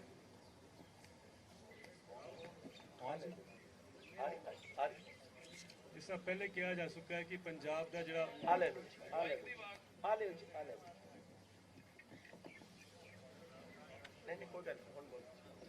ਹਾਂਜੀ ਆ ਰਹੀ ਆਵਾਜ਼? ਹੈਲੋ ਹਾਂਜੀ ਹਾਂਜੀ ਹੈਲੋ ਹੈਲੋ ਹੈਲੋ ਹਾਂਜੀ, ਟੈਕਨੋਲੋਜੀ ਕਈ ਵਾਰ ਵਿੱਚ ਗੜਬੜ ਕਰ ਜਾਂਦੀ ਹੈ, ਕੋਈ ਗੱਲ ਨਹੀਂ। ਦੇਖੋ ਇਹ ਬਹੁਤ ਬੜਾ ਇਸ਼ੂ ਹੈ ਤੁਸੀਂ ਇਹ ਉਠਾਇਆ ਹੈਗਾ, ਕਿਉਂਕਿ ਹੁਣੀ ਜਿਹੜਾ ਕਿਸਾਨਾਂ ਦੀ ਮੂਵਮੈਂਟ 'ਚ ਅਸੀਂ ਬਾਹਰ ਨਿਕਲ ਕੇ ਆਏ ਹੈਗੇ ਆ। ਇਹ ਸਾਨੂੰ ਹੁਣ ਸੋਚਣਾ ਹੈਗਾ ਕਿ ਅੱਗੇ ਕੀ, ਔਰ ਤੁਹਾਡਾ ਸਵਾਲ ਅੱਗੇ ਕੀ ਵਾਲਾ ਹੈਗਾ। ਔਰ ਤੁਸੀਂ ਪਹਿਲੇ ਕਿਹਾ ਕਿ ਇੰਡੋਨੇਸ਼ੀਆ ਵਿੱਚ ਹੋਇਆ ਸੀਗਾ। ਮੈਨੂੰ ਲੱਗਦਾ ਕਿ ਪਤਾ ਨਹੀਂ ਬਾਕੀ ਨੂੰ ਕਿੰਨਾ ਕੁ ਪਤਾ ਹੈ ਇਸ ਐਗਜ਼ਾਮਪਲ ਦਾ, ਕਿ ਇੰਡੋਨੇਸ਼ੀਆ 'ਚ ਇੱਕ ਵਾਰੀ ਇੱਕ ਬਿਮਾਰੀ ਆ ਗਈ, ਪੈਡੀ ਤੇ ਝੋਨੇ ਤੇ ਬਿਮਾਰੀ ਆ ਗਈ, ਉਹਦਾ ਕੋਈ ਇਲਾਜ ਨਹੀਂ ਸੀਗਾ। ਤਾਂ ਇੰਡੋਨੇਸ਼ੀਆ ਦੇ ਰਾਸ਼ਟਰਪਤੀ ਨੇ ਉਸ ਟਾਈਮ ਇੱਕ SOS ਭੇਜਿਆ ਸੀ ਦੁਨੀਆ ਨੂੰ ਕਿ ਵੀ ਮੇਰੇ ਕਿਸਾਨਾਂ ਨੂੰ ਬਚਾਓ। ਤਾਂ ਉੱਥੇ ਇੰਟਰਨੈਸ਼ਨਲ ਕਮਿਊਨਿਟੀ ਨੇ ਕੁਝ ਸਾਇੰਟਿਸਟ ਨੂੰ ਭੇਜਿਆ ਔਰ ਉਹਨਾਂ ਨੇ ਡਿਸਕਸ ਕਰਕੇ ਕਿਹਾ ਕਿ ਤੁਸੀਂ ਜਿੰਨੀ ਕੀਟਨਾਸ਼ਕ ਹੈਗੇ ਹੈ ਪੈਸਟੀਸਾਈਡਸ ਤੇ ਉਹ ਬੈਨ ਕਰ ਦਿਓ। ਇਹ ਆਸਾਨ ਨਹੀਂ ਹੈ। ਔਰ ਕਿਉਂਕਿ ਉਸ ਟਾਈਮ ਉੱਥੇ ਡਿਕਟੇਟਰ ਸੀਗੇ ਪ੍ਰੈਜ਼ੀਡੈਂਟ ਸੁਹਾਟੋ, ਉਹਨਾਂ ਨੂੰ ਸਮਝ ਆ ਗਿਆ, ਉਹਨਾਂ ਨੇ ਉਹ ਬੈਨ ਕਰਤਾ ਸੀਗਾ। 57 ਪੈਸਟੀਸਾਈਡਸ ਵਰ ਬੈਨਡ ਇਨ ਵਨ ਗੋ। ਉਹਦਾ ਰਿਜ਼ਲਟ ਇਹ ਹੋਇਆ ਕਿ 2 ਦਿਨ 'ਚ ਇੰਡਸਟਰੀ ਔਰ ਲੈਡ ਬਾਈ ਅਮਰੀਕਨ ਐਮਬੈਸੀ ਕਿ ਤੁਹਾਡਾ ਬੁਰਾ ਹਾਲ ਹੋ ਜਾਏਗਾ, ਤੁਹਾਡੇ ਖਾद्य ਸੁਰੱਖਿਆ ਖਤਰੇ 'ਚ ਆ ਜਾਏਗੀ ਕਿਉਂਕਿ ਤੁਸੀਂ ਪੈਸਟੀਸਾਈਡ ਬੈਨ ਕਰਤੇ ਹੈ। ਬਟ ਦੀ ਪ੍ਰੈਜ਼ੀਡੈਂਟ ਸਟੂਡ ਇਸ ਗਰਾਊਂਡ ਔਰ ਉਹਨਾਂ ਨੇ ਨਾਲ ਇੰਟੀਗ੍ਰੇਟਿਡ ਇੱਕ ਪੈਸਟ ਮੈਨੇਜਮੈਂਟ ਦਾ ਪ੍ਰੋਗਰਾਮ ਚਲਾਇਆ, ਜਿਹਦੇ ਕਰਕੇ ਉਹਨਾਂ ਦੀ ਪੈਡੀ ਦੀ ਪੈਦਾਵਾਰ ਵੀ ਵੱਧ ਗਈ ਔਰ ਪੈਸਟੀਸਾਈਡ ਦਾ ਯੂਸੇਜ ਵੀ ਘੱਟ ਹੋ ਗਿਆ। ਤੁਹਾਡਾ ਹੀ ਸਵਾਲ ਸੀਗਾ।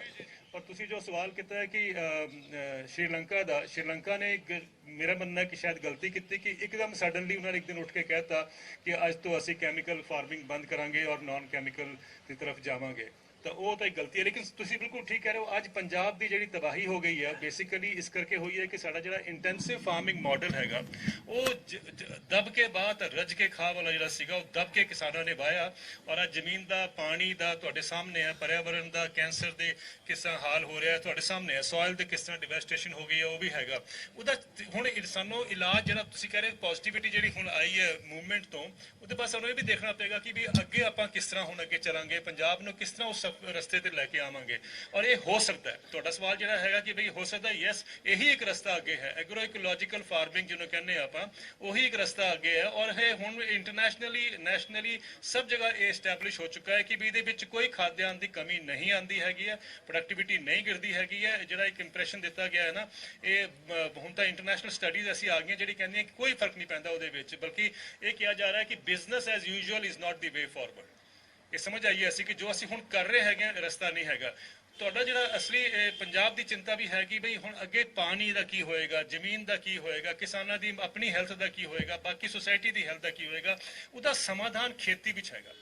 ਇੱਕ ਸਸਟੇਨੇਬਲ ਫਾਰਮਿੰਗ ਮਾਡਲ ਜਦ ਤੱਕ ਨਹੀਂ ਆਏਗਾ, ਜਿਹਨੂੰ ਅਸੀਂ ਕਹਿੰਦੇ ਨਾ ਐਵਰਗ੍ਰੀਨ ਰੈਵੋਲੂਸ਼ਨ, ਗ੍ਰੀਨ ਰੈਵੋਲੂਸ਼ਨ ਦਾ ਅਸੀਂ ਦੇਖ ਲਿਆ, ਹੁਣ ਸਾਨੂੰ ਵੀ have to move towards evergreen revolution. ਉਹਦੇ ਹੁਣ ਸਟੈਪ ਬਾਈ ਸਟੈਪ ਕਰਨੇ ਪੈਣਗੇ। ਮੈਨੂੰ ਨਹੀਂ ਪਤਾ ਕਿ ਅਗਲੇ ਜਿਹੜੇ ਪੋਲੀਟੀਕਲ ਪਾਰਟੀਆਂ ਹੈਗੀਆਂ ਸਾਨੂੰ ਕੁਝ ਮੈਸੇਜ ਦੇ ਰਹੀਆਂ, ਮੈਂ ਤਾਂ ਕਿਤੇ ਦੇਖਿਆ ਨਹੀਂ ਹਾਲ ਤੱਕ। ਲੇਕਿਨ ਇਸ ਗੱਲ ਤੇ ਬਹੁਤ ਚਿੰਤਾ ਦੀ ਇਸ਼ੂ ਹੈ, ਕਿਉਂਕਿ ਜਦ ਐਗਰੀਕਲਚਰ ਪ੍ਰੋਫਿਟੇਬਲ, ਇਕਨੋਮਿਕਲੀ ਵਾਇਬਲ ਔਰ ਸਸਟੇਨੇਬਲ ਹੋ ਜਾਏਗਾ ਤਾਂ ਪੰਜਾਬ ਦਾ ਜਿਹੜਾ ਇੱਕ ਰੀ ਐਮਰਜੈਂਸ ਹੈ ਜਾਂ ਜਿਹਨੂੰ ਕਹਿੰਦੇ ਰੀਵਾਈਟਲਾਈਜੇਸ਼ਨ, ਉਹ ਤਾਂ ਹੀ ਹੋ ਪਾਏਗਾ। ਸੋ ਉਸ ਤਰਫ ਸਾਨੂੰ ਜਾਣਾ ਪਏਗਾ, ਸਾਡੇ ਕੋਲ ਕੋਈ ਆਲਟਰਨੇਟਿਵ ਨਹੀਂ ਹੈ। ਔਰ ਮੈਨੂੰ ਲੱਗਦਾ ਕਿ ਇਹ ਇਸ ਪ੍ਰੋਸੈਸ ਵਿੱਚ ਇਸ ਸੋਚ ਦੀ ਜਿਹੜੀ ਇੱਕ ਬਿਲਡ ਅਪ ਕਰਨ ਦੀ ਜ਼ਰੂਰਤ ਹੈਗੀ ਹੈ, ਉਹ ਸਾਡੇ ਹੁਣ ਸਾਹਮਣੇ ਇਸ ਟਾਈਮ ਇਸ ਮਤਲਬ ਮੌਕੇ ਤੇ ਹੈਗੀ ਹੈ। So let us try to see ਕਿ ਵੀ ਕਿਉਂ ਸਾਨੂੰ ਕਰਨ ਦੀ ਜ਼ਰੂਰੀ ਸੀ। ਇੱਕ ਸਟੇਬਲ ਬਰਨਿੰਗ ਦਾ ਵੀ ਇਸ਼ੂ ਉੱਠਦਾ ਹੈਗਾ, ਪਾਣੀ ਦਾ ਜਿਹੜਾ ਦੋਹਨ ਹੋ ਰਿਹਾ ਉਹਦਾ ਵੀ ਇਸ਼ੂ ਉੱਠਦਾ, ਉਹਦਾ ਸਾਰਾ ਸਮਾਧਾਨ ਜਿਹੜਾ ਹੈਗਾ ਬੇਸਿਕਲੀ ਮੂਵਿੰਗ ਟੁਵਰਡਸ ਐਨ ਇਕਨੋਮਿਕਲੀ ਵਾਇਬਲ ਆਲਟਰਨੇਟਿਵ। ਅਗਰ MSP ਲੀਗਲ ਹੋਏ, ਕਾਨੂੰਨੀ ਹੋਏ ਸਾਰੀ ਫਸਲਾਂ ਤੇ, ਕਿਸਾਨ ਬੇਵਕੂਫ ਨਹੀਂ ਹੈ। ਕਿਸਾਨ ਸਮਝਦਾ ਕਿ ਮੇਰਾ ਪਾਣੀ ਜਾ ਰਿਹਾ ਹੈ। ਕਿਸਾਨ ਇਹ ਵੀ ਸਮਝਦਾ ਕਿ ਜਦ ਸਟਬਲ ਨੂੰ ਅੱਗ ਲਗਾਉਂਦਾ ਹੈ ਤਾਂ ਉਹਨੂੰ ਪਤਾ ਕਿ ਪਹਿਲੇ ਸਭ ਤੋਂ ਪਹਿਲੇ ਉਹਨੂੰ ਇਫੈਕਟ ਪੈਂਦਾ ਹੈਗਾ, ਉਹਦੀ ਪਰਿਵਾਰ ਨੂੰ ਇਫੈਕਟ ਪੈਂਦਾ ਹੈਗਾ। ਅਸੀਂ ਸੋਚਦੇ ਹਾਂ ਕਿ ਕਿਸਾਨ ਦਾ ਹੀ ਸਾਡਾ ਕੋਈ ਖਿਆਲ ਹੀ ਨਹੀਂ ਕਰਦਾ, ਕਿਸਾਨ ਨੂੰ ਕੋਈ ਸਾਡੇ ਵਾਸਤੇ ਕੋਈ ਇਹ ਵੀ ਨਹੀਂ ਹੈ ਕਿ ਲੋਕਾਂ ਨੂੰ ਕੀ ਇਫੈਕਟ ਹੈ। ਐਸੀ ਗੱਲ ਨਹੀਂ ਹੈ। ਕਿਸਾਨ ਸਮਝਦਾ ਹੈ, ਉਹਨੂੰ ਤੁਸੀਂ ਅਗਰ ਇੱਕ ਦਾਮ ਦੇ ਦਿਓ, ਅੱਛਾ ਦਾਮ ਦੇ ਦਿਓ, ਆਲਟਰਨੇਟਿਵ ਜੇ ਪੈਡੀ ਤੋਂ ਨਿਕਲ ਪਾਏ। ਜਿਸ ਤਰ੍ਹਾਂ ਕਿ ਹੁਣ ਕਿਹਾ ਜਾ ਕਿ ਮੱਕੀ ਦਾ ਪਿਛਲੇ ਵਾਰ ਤੁਹਾਨੂੰ ਯਾਦ ਹੀ ਹੈ, ਮੱਕੀ ਦਾ ਅਗਰ ਪੰਜਾਬ ਵਿੱਚ 600 ਰੁਪਏ ਵੀ ਮਿਲਿਆ, 800 ਰੁਪਏ ਵੀ ਮਿਲਿਆ, 1100 ਰੁਪਏ ਵੀ ਮਿਲਿਆ, ਜਦਕਿ ਪ੍ਰਾਈਸ ਸੀਗਾ 1860 ਰੁਪਏ ਉਸ ਸਮੇਂ ਦੀ ਗੱਲ ਕਰ ਰਹੇ ਹਾਂ ਪਰ ਕੁਇੰਟਲ। ਜੇ 1860 ਮਿਲਿਆ ਹੁੰਦਾ ਤਾਂ ਕਿਸਾਨ ਆਟੋਮੈਟਿਕਲੀ ਆਪਣਾ ਉਥੋਂ ਸ਼ਿਫਟ ਕਰਨਾ ਚਾਹੇਗਾ। ਜੇ ਤੁਸੀਂ ਇਸੇ ਤਰੀਕੇ ਨਾਲ ਮਿਲਟਸ ਨੂੰ, ਪਲਸਿਸ ਨੂੰ, ਆਇਲ ਸੀਡਸ ਨੂੰ ਇੱਕ ਐਸਾ ਇੱਕ ਸਿਸਟਮ ਦੇ ਦਿਓ ਜਿਹੜਾ ਕਿ ਉਨਾ ਹੀ ਜਿਹੜਾ ਹੋਏ ਬਰਕਰਾਰ ਹੋਏ ਜਿਸ ਤਰ੍ਹਾਂ ਕਿ ਪੈਡੀ ਔਰ ਵੀਟ ਤੇ ਹੈਗਾ। ਮੇਰਾ ਮੰਨਣਾ ਕਿ ਕਿਸਾਨ ਆਟੋਮੈਟਿਕਲੀ ਸ਼ਿਫਟ ਕਰਨਗੇ। ਤੇ ਦੇਸ਼ ਦਾ ਵੀ ਭਲਾ ਇਹਦੇ ਵਿੱਚ ਹੈਗਾ, ਸੋਸਾਇਟੀ ਦਾ ਵੀ ਭਲਾ ਇਹਦੇ ਵਿੱਚ ਹੈਗਾ ਕਿ ਅਸੀਂ ਕਿਸਾਨ ਨੂੰ ਇੱਕ ਜਿਹੜਾ ਕਹਿੰਦੇ ਨਾ ਇੱਕ ਲੀਗਲ ਜਿਹੜੀ ਗਾਰੰਟੀ ਹੈਗੀ ਹੈ ਉਹ ਇੱਕ ਇਸਟੈਬਲਿਸ਼ ਕਰੀਏ, ਉਹਨੂੰ ਅਸ਼ੋਰ ਕਰੀਏ ਕਿ ਅਸੀਂ ਤੁਹਾਨੂੰ ਇਹ ਆਲਟਰਨੇਟਿਵ ਦੇਵਾਂਗੇ। ਕਿਸਾਨ ਆਪਣੇ ਆਪ ਵੀ ਮੂਵ ਕਰੇਗਾ। ਸੋ ਮੈਨੂੰ ਲੱਗਦਾ ਕਿ ਇਹ ਪਾਲਿਸੀ ਡਿਸੀਜਨ ਹੈਗੇ 3-4-5 ਕਦਮ ਲੈ ਕੇ ਵੀ ਕੈਨ ਰੀਬਿਲਡ ਪੰਜਾਬ। ਜਿਹੜਾ ਪਹਿਲੇ ਅਸੀਂ ਕਹਿੰਦੇ ਸੀ ਨਾ ਹਰਾ ਭਰਾ ਪੰਜਾਬ ਸੀਗਾ, ਉਸ ਤਰਫ ਅਸੀਂ ਜਾ ਸਕਦੇ ਹੈਗੇ। ਮੈਮ ਮੇਰਾ ਸਵਾਲ ਗੁਲਪਨਾਗ ਮੈਡਮ ਨਾਲ ਆ। ਇੱਥੇ ਗੱਲ ਚੱਲੀ ਆ ਕਿ ਕਿਸੇ ਵੀ ਪੋਲੀਟੀਕਲ ਦਲ ਜਿਹੜਾ ਆ, ਇੱਕ ਮਿੰਟ ਇੱਕ ਹੋਰ ਐਡ ਕਰਦੇ ਇਹਦੇ ਵਿੱਚ, ਜਿਹੜੀ ਸ਼ਰਮਾ ਜੀ ਨੇ ਗੱਲ ਕਹੀ ਹੈ ਬਿਲਕੁਲ ਦਰੁਸਤ ਹੈ ਵੀ ਸਾਨੂੰ ਜੇ ਆਪਾਂ ਅੱਜ ਦੇ ਦਿਨ 'ਚ ਹਿਸਾਬ ਲਾਈਏ, ਸਾਡੀਆਂ ਜਿਹੜੀਆਂ ਪਾਲਿਸੀਜ਼ ਨੇ ਖੇਤੀਬਾੜੀ ਦੀਆਂ ਸਾਰੀਆਂ ਕੇਂਦਰ ਸਰਕਾਰ ਬਣਾਉਂਦੀ ਹੈ। ਜੇ ਅਸੀਂ ਝੋਨੇ ਦਾ ਲਾ ਲਈਏ, ਸਾਡਾ ਝੋਨੇ ਦਾ ਐਵਰੇਜ 30 ਕੁਇੰਟਲ ਦਾ ਝਾੜ ਹੈ। ਕੇਂਦਰ ਸਰਕਾਰ ਸਾਡੇ ਕੋਲੋਂ 1 ਏਕੜ ਝੋਨਾ ਪੈਦਾ ਕਰਾਉਣ ਵਾਸਤੇ 72,000 ਰੁਪਇਆ ਖਰਚਦੀ ਹੈ। ਮੈਂ ਤੁਹਾਨੂੰ ਉਹਦਾ ਪਾਈ ਹਿਸਾਬ ਦੇ ਸਕਦਾ, ਜਿਹਨੇ ਮੇਰੇ ਕੋਲ ਲੈਣਾ ਹੋਵੇ ਮੀਟਿੰਗ ਤੋਂ ਪ੍ਰੈਸ ਕਾਨਫਰੰਸ ਤੋਂ ਬਾਅਦ ਲੈ ਲਓ, ਕਿਉਂਕਿ ਮੈਂ ਜ਼ਿਆਦਾ ਸਮਾਂ ਨਹੀਂ ਲੈਣਾ। ਤੋ ਇਹ ਜੇ 72,000 ਰੁਪਇਆ ਕੇਂਦਰ ਸਰਕਾਰ ਖਰਚਦੀ ਹੈ, ਉਸ ਤੋਂ ਇਲਾਵਾ 4-5,000 ਰੁਪਇਆ ਪੰਜਾਬ ਸਰਕਾਰ ਖਰਚਦੀ ਹੈ ਮੁਫਤ ਬਿਜਲੀ ਦੇਣ ਦੇ ਉੱਤੇ। ਤੋ ਜੇ 77-78,000 ਰੁਪਇਆ ਅਸੀਂ ਕਿਸੇ ਫਸਲ ਲਈ ਵੀ ਦੇ ਦਈਏ, ਉਹੀ ਫਸਲ ਪੈਦਾ ਹੋ ਸਕਦੀ ਹੈ। ਜਿਹੜੀ ਤੁਸੀਂ ਗੱਲ ਕੀਤੀ ਸੀ ਵੀ ਅੱਛੀ ਨਿਊਟ੍ਰੀਸ਼ਨ ਹੋਣੀ ਚਾਹੀਦੀ ਹੈ, ਯੈਸ ਅਸੀਂ ਕੋਡ ਸੀਰੀਅਲਸ ਪੈਦਾ ਕਰ ਸਕਦੇ ਹਾਂ। ਅਸੀਂ ਇੰਨੇ ਪੈਸਿਆਂ ਨਾਲ ਪੰਜਾਬ 'ਚ ਜੋ ਮਰਜ਼ੀ ਪੈਦਾ ਕਰ ਸਕਦੇ ਹਾਂ ਔਰ ਕਿਸਾਨ ਨੂੰ ਉਨੀ ਹੀ ਆਮਦਨ ਅਸ਼ੋਰ ਕਰ ਸਕਦੇ ਹਾਂ ਜਿੰਨੀ ਉਹਨੂੰ ਝੋਨੇ ਤੋਂ ਹੈਗੀ ਹੈ। ਤੋ ਜਿਹੜਾ ਇਹ ਮੁੱਦਾ ਹੁਣ ਚੱਲ ਰਿਹਾ ਸਾਰੀਆਂ ਫਸਲਾਂ ਤੇ ਲੀਗਲ ਗਰੰਟੀ ਦਾ, ਬਹੁਤ ਅੱਛਾ ਅਗਰ ਇਹ ਆਪਾਂ ਪ੍ਰਾਪਤ ਕਰ ਲੈਂਦੇ ਹਾਂ ਬਹੁਤ ਅੱਛਾ ਹੋਏਗਾ, ਕਿਉਂਕਿ ਉਹਦੇ ਨਾਲ ਐਟਲੀਸਟ ਇੱਕ ਅਸ਼ੋਰ ਹੋ ਜਾਏਗਾ। ਕੁਛ ਨਹੀਂ ਹੋਣਾ ਉਹਦੇ ਨਾਲ। ਐਵੇਂ ਬੜਾ ਰੌਲਾ ਪਾਇਆ ਜਾ ਰਿਹਾ ਵੀ 75 ਭਾਰਤ ਸਰਕਾਰ ਦਾ ਇੰਨੇ ਲੱਖ ਕਰੋੜ ਰੁਪਇਆ ਲੱਗ ਜੂ, ਐਂ ਲੱਗ ਜੂ। ਮੈਨੂੰ ਇਹ ਲੱਗਦਾ ਵੀ ਇੱਕ ਵਾਰੀ ਮਹਿੰਗਾਈ ਵਧੂਗੀ, ਇੱਕ ਵਾਰੀ ਇਕੁਇਲਿਬ੍ਰੀਅਮ ਜਿਹੜਾ ਹੁਣ 1800 ਰੁਪਏ ਕਣਕ ਦੇ ਉੱਤੇ ਤੇ 1900 ਰੁਪਏ ਝੋਨੇ ਦੇ ਸੈੱਟ ਹੋਇਆ, ਉਹ ਇਕੁਇਲਿਬ੍ਰੀਅਮ ਚੇਂਜ ਹੋ ਜਾਏਗਾ ਔਰ ਮਾਰਕੀਟ ਜਿਹੜੀ ਹੈ ਉੱਥੇ ਸਟੈਬਲਾਈਜ਼ ਹੋ ਜਾਏਗੀ। ਅਸੀਂ ਸਾਰੇ ਆਪਣੇ ਨੈਚੁਰਲ ਰਿਸੋਰਸਿਸ ਨੂੰ ਬਚਾਉਂਦੇ ਹੋਏ ਵੀ ਅੱਛੀ ਖੇਤੀ ਔਰ ਅੱਛੀ ਜਿਹੜੀ ਹੈ ਜਿਹੜੀ ਕੁਪੋਸ਼ਣ ਨੂੰ ਘੱਟ ਕਰਦੀ ਹੈ ਖੇਤੀ, ਜਿਹੜੀ ਕਿ ਮੈਲ ਨਿਊਟ੍ਰੀਸ਼ਨ ਨੂੰ ਘੱਟ ਕਰਦੀ ਹੈ ਖੇਤੀ, ਉਹ ਖੇਤੀ ਅਸੀਂ ਕਰ ਸਕਦੇ ਹਾਂ। ਕੋਈ ਦਿੱਕਤ ਨਹੀਂ ਹੈ। ਜਿਹੜੀ ਗੱਲ ਸ਼ਰਮਾ ਜੀ ਨੇ ਕਹੀ ਹੈ ਜਾਂ ਮੇਰੇ ਤੋਂ ਪਹਿਲਾਂ ਅਮਤੋਜ ਨੇ ਕਹੀ ਸੀ, ਉਹ ਇਹੀ ਹੈ ਬੇਸਿਕਲੀ ਕਿ ਪਾਲਿਸੀਜ਼ ਨੂੰ ਬਦਲਣ ਨਾਲ ਗੱਲ ਬਦਲੇਗੀ, ਨਾਰਿਆਂ ਨਾਲ ਗੱਲ ਨਹੀਂ ਬਦਲੇਗੀ। ਅਮਤੋਜ ਜਿਸ ਤਰੀਕੇ ਤੁਸੀਂ ਕਿਹਾ ਕਿ ਆਪਣਾ ਗੁਲਪਨਾਗ ਜੀ ਮੇਰਾ ਸਵਾਲ ਹੈ, ਇੱਥੇ ਗੱਲ ਚੱਲੀ ਕਿ ਕਿਸੇ ਵੀ ਆਪਣਾ ਜਿਹੜਾ ਦਲ ਇਹ ਹੈਗਾ ਆ ਜੂਝਦਾ ਪੰਜਾਬ, ਇਹਨਾਂ ਕਿਸੇ ਵੀ ਪਾਰਟੀ ਨਾਲ ਐਫੀਲੀਏਸ਼ਨ ਨਹੀਂ ਆ ਔਰ ਉਸ ਪਾਰਟੀ ਨੂੰ ਸਪੋਰਟ ਕਰਾਂਗੇ ਜਿਹੜੇ ਤੁਹਾਡੇ ਏਜੰਡੇ ਨੂੰ ਐਗਰੀ ਕਰੇਗਾ। ਤੁਹਾਡਾ ਲੰਮੇ ਸਮੇਂ ਤੱਕ ਆਮ ਆਦਮੀ ਪਾਰਟੀ ਨਾਲ ਨਾਤਾ ਰਿਹਾ, ਤੁਸੀਂ ਇਲੈਕਸ਼ਨ ਵੀ ਲੜੇ ਨੇ, ਹੁਣ ਤੁਹਾਡਾ ਸਟੈਂਡ ਕੀ ਆ? ਤੁਹਾਡੇ ਸਵਾਲ ਲਈ ਬਹੁਤ-ਬਹੁਤ ਧੰਨਵਾਦ। ਇਸ ਸਵਾਲ ਦਾ ਜਵਾਬ ਤਾਂ ਅਮਤੋਜ ਭਾਜੀ ਆਲਰੇਡੀ ਦੇ ਚੁੱਕੇ ਨੇ। ਉਹ ਇਹ ਕਹਿ ਕੇ ਕਿ ਜੋ ਵੀ ਅੱਜ ਇਸ ਮੰਚ ਤੇ ਬੈਠੇ ਨੇ ਉਹਨਾਂ ਦਾ ਕਿਸੇ ਵੀ ਰਾਜਨੀਤਿਕ ਦਲ ਨਾਲ ਕੋਈ ਤਾਲੁਕ ਨਹੀਂ ਹੈਗਾ। ਤੇ ਤੁਸੀਂ ਮੈਨੂੰ ਉਹੀ ਮਤਲਬ ਤੁਸੀਂ ਪੁੱਛ ਰਹੇ ਹੋ ਕਿ ਮੈਂ ਹੈ ਕਿ ਨਹੀਂ ਹੈ, ਮੈਂ ਸਮਝ ਨਹੀਂ ਤੁਹਾਡਾ ਸਵਾਲ। ਆਪ ਬਾਰੇ ਮੇਰੇ ਦੇਖੋ ਜੀ, ਮੇਰੇ ਕਹਿਣ ਦਾ ਮਤਲਬ ਇਹ ਹੈ ਕਿ ਅਸੀਂ ਅੱਜ ਸਾਰੇ, ਜਿਵੇਂ ਮਾਨ ਸਾਹਿਬ ਨੇ ਵੀ ਕਿਹਾ, ਅਸੀਂ ਇਕੱਠੇ ਕਿਉਂ ਹੋਏ ਹਾਂ? ਕਿਉਂਕਿ ਸਾਨੂੰ ਲੱਗਦਾ ਹੈ ਕਿ ਜਿਵੇਂ ਇਸ 'ਚ ਵੀ ਲਿਖਿਆ ਹੈ ਨਾ ਕਿ ਪੰਜਾਬ ਬਚਾਉਣ ਦੀ ਲੋੜ ਹੈ, ਪਰ ਉਹ ਕਿਵੇਂ ਬਚਾਇਆ ਜਾਊਗਾ, ਇਸ ਤੇ ਚਰਚਾ ਕੌਣ ਕਰ ਰਿਹਾ ਹੈ? ਤੇ ਅਸੀਂ ਚਰਚਾ ਤੋਂ ਵੱਧ ਅੱਗੇ ਇੱਕ ਹੋਰ ਕਦਮ ਵੀ ਲੈ ਕੇ ਅਸੀਂ ਇੱਕ ਏਜੰਡਾ ਤਿਆਰ ਕੀਤਾ ਹੈ। ਤੇ ਮੈਨੂੰ ਲੱਗਦਾ ਹੈ ਕਿ ਇਹ ਇਸ ਤਰੀਕੇ ਦੇ ਡਿਸਕੋਰਸ ਦੀ, ਇਸ ਤਰੀਕੇ ਦੀ ਚਰਚੇ ਦੀ ਬਹੁਤ ਸ਼ਾਰਟੇਜ ਹੈ। ਮਤਲਬ ਸ਼ਾਰਟੇਜ ਕਿ ਮਿਸਿੰਗ ਹੈ। ਤੇ ਇਹ ਅੱਜ ਕੋਈ ਵੀ ਰਾਜਨੀਤਿਕ ਦਲ, ਕੋਈ ਵੀ ਸਿਆਸੀ ਦਲ ਇਸ ਤੇ ਗੱਲਬਾਤ ਹੀ ਨਹੀਂ ਕਰ ਰਿਹਾ। ਜਿਵੇਂ ਤੁਸੀਂ ਦੇਖੋ ਇਹਨਾਂ ਨੇ ਸ਼ਰਮਾ ਸਾਹਿਬ ਨੇ ਹੁਣੇ ਐਗਰੀਕਲਚਰ ਦੀ ਗੱਲ ਕੀਤੀ ਹੈ। ਹਜੇ ਤੱਕ ਕਿਸੇ ਵੀ ਸਿਆਸੀ ਦਲ ਤੋਂ ਐਗਰੀਕਲਚਰ ਰਿਫਾਰਮ ਦੇ ਉੱਤੇ ਸ਼ੁਰੂਆਤੀ ਚਰਚਾ ਵੀ ਸ਼ੁਰੂ ਨਹੀਂ ਹੋਈ।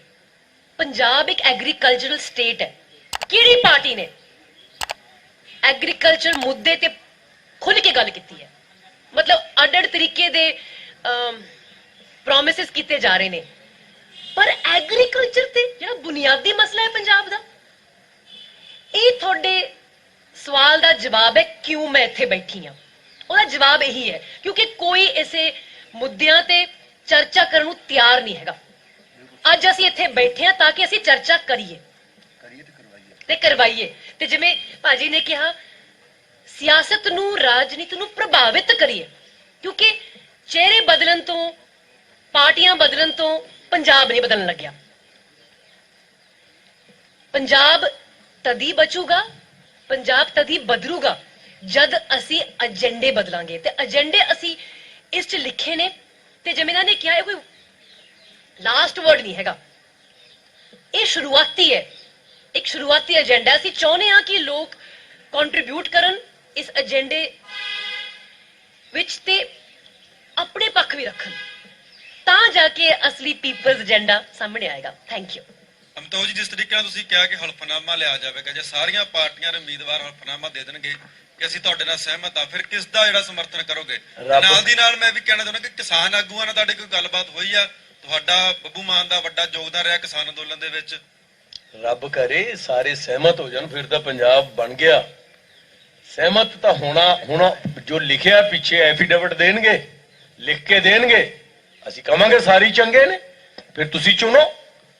ਅਸੀਂ ਇਹ ਨਹੀਂ ਕਹਿ ਰਹੇ ਕਿ ਜੋ ਅਸੀਂ ਕਹਿੰਦੇ ਉਹਨੂੰ ਹੀ ਚੁਣੋ, ਅਸੀਂ ਕਹਿੰਦੇ ਆ ਕਿ ਜਿਹੜਾ ਚੰਗੀ ਪਾਲਿਸੀ ਦੇ ਨਾਲ ਨਹੀਂਗਾ ਉਹਨੂੰ ਨਹੀਂ ਚੁਣਨਾ, ਬਾਕੀ ਤੁਹਾਡੀ ਚੁਆਇਸ ਹੈ। ਪਰ ਰੱਬ ਕਰੇ ਜੋ ਤੁਸੀਂ ਕਿਹਾ ਇਹ ਹੋ ਜੇ, ਸਹਿਮਤ ਹੋ ਜਾਣ ਔਰ ਦੇ ਦੇਣ ਐਫੀਡੇਵਿਟ, ਬਹੁਤ ਕਮਾਲ ਦੀ ਗੱਲ ਹੋ ਜੂਗੀ। ਕਿਸਾਨ ਅੰਦੋਲਨ ਨਾਲ ਬਹੁਤ ਸਾਰੀਆਂ ਜਥੇਬੰਦੀਆਂ ਨੇ ਜੋ ਨਾਲ ਬੈਠਣਗੀਆਂ ਆ ਕੇ, ਮੈਂ ਹਜੇ ਉਹਨਾਂ ਦੇ ਨਾਂ ਡਿਸਕਲੋਜ਼, ਜਿਵੇਂ ਮੈਂ ਕਿਹਾ ਇੱਕ ਪ੍ਰੋਸੈਸ ਹੈ। ਬਹੁਤ ਸਾਰੇ ਲੋਕ ਰਣਜੀਤ ਆ ਕੇ ਨਾਲ ਬੈਠਾ, ਇੱਕ ਪ੍ਰੋਸੈਸ ਅਸੀਂ ਚਲਾਇਆ ਇਸੇ ਸਟੇਜ ਤੋਂ।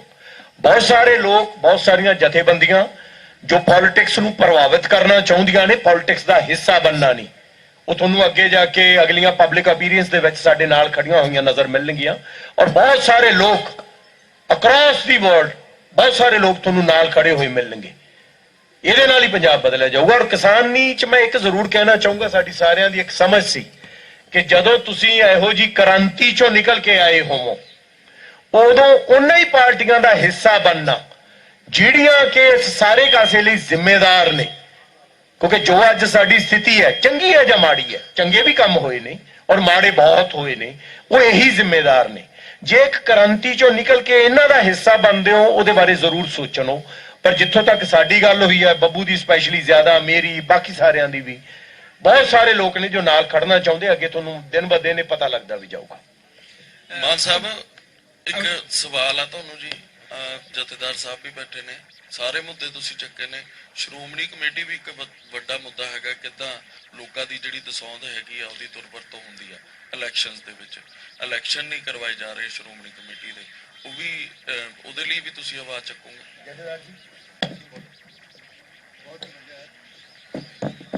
ਸਾਡਾ ਬਹੁਤ ਵੱਡਾ ਇੱਕ ਸਵਾਲ ਹੈ। ਪੰਜਾਬ ਵਿੱਚ ਜਿਹਨੂੰ ਦੇਖਦੇ ਹਾਂ ਤੇ ਉਦੋਂ ਸਿੱਖ ਸੰਸਥਾ ਸ਼੍ਰੋਮਣੀ ਗੁਰਦੁਆਰਾ ਪ੍ਰਬੰਧਕ ਕਮੇਟੀ ਸਾਡੀ ਇੱਕ ਬਹੁਤ ਪ੍ਰਭਾਵਸ਼ਾਲੀ ਸੰਸਥਾ ਹੈ, 100 ਸਾਲ ਤੋਂ ਲੰਮੀ ਉਹਦੀ ਉਮਰ ਹੋ ਚੁੱਕੀ ਹੈ, ਤੇ ਜਿਹਦੀਆਂ ਚੋਣਾਂ ਵੀ ਲੋਕਤੰਤਰੀ ਢੰਗ ਦੇ ਨਾਲ ਸੰਵਿਧਾਨ ਦੇ ਮੁਤਾਬਕ ਜੋ ਬਣਿਆ ਹੋ ਰਹੀਆਂ ਹਨ।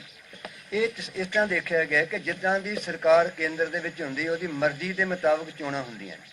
ਪੰਜਾਬ ਦੀ ਰਾਜਨੀਤਿਕ ਧਿਰ ਸ਼੍ਰੋਮਣੀ ਅਕਾਲੀ ਦਲ, ਉਹ ਜਦੋਂ ਉਹਦੀ ਮਨਸ਼ਾ ਬਣਦੀ ਹੈ ਤੇ ਕੇਂਦਰ ਨਾਲ ਗੱਲ ਕਰਦਾ ਹੈ ਤੇ ਚੋਣਾਂ ਉਹਦੀ ਮਰਜ਼ੀ ਮੁਤਾਬਕ, ਲੋਕਾਂ ਦੀ ਮਰਜ਼ੀ ਮੁਤਾਬਕ ਨਹੀਂ ਚੁਣੀ ਜਾਂਦੀ। ਤੇ ਜਦੋਂ ਅਸੀਂ ਪੰਜਾਬ ਦੀ ਗੱਲ ਕਰਨ ਲਈ ਤੁਰੇ ਹਾਂ, ਇਹ ਸੁੱਤੇ ਸਿੱਧ ਹੈ ਕਿ ਅਸੀਂ ਇਹ ਗੱਲ ਕਰਨੀ ਚਾਹਾਂਗੇ ਕਿ ਜੋ ਪੰਜਾਬ ਬਚਾਉਣ ਦੀ ਗੱਲ ਚੱਲਦੀ, ਪੰਜਾਬ ਦੀਆਂ ਸੰਸਥਾਵਾਂ ਬਚਾਉਣ ਦੀ ਗੱਲ ਵੀ ਜਿਹੜੇ ਨਾਲ ਨਾਲ ਚੱਲੇਗੀ। ਔਰ ਜਿਹੜੇ ਸਿੱਖ ਥੌੜ ਦੇ ਬੰਦੇ ਬਾਹਰ ਬੈਠ ਕੇ ਕੰਮ ਕਰ ਰਹੇ ਨੇ, ਅਸੀਂ ਲੋਕ ਵੀ ਪੰਥਕ ਤਾਲਮੇਲ ਸੰਗਠਨ ਦੇ ਨਾਮ ਥੱਲੇ ਜਥੇਬੰਦ ਤੌਰ ਤੇ, ਕੌਮੀ ਤੌਰ ਤੇ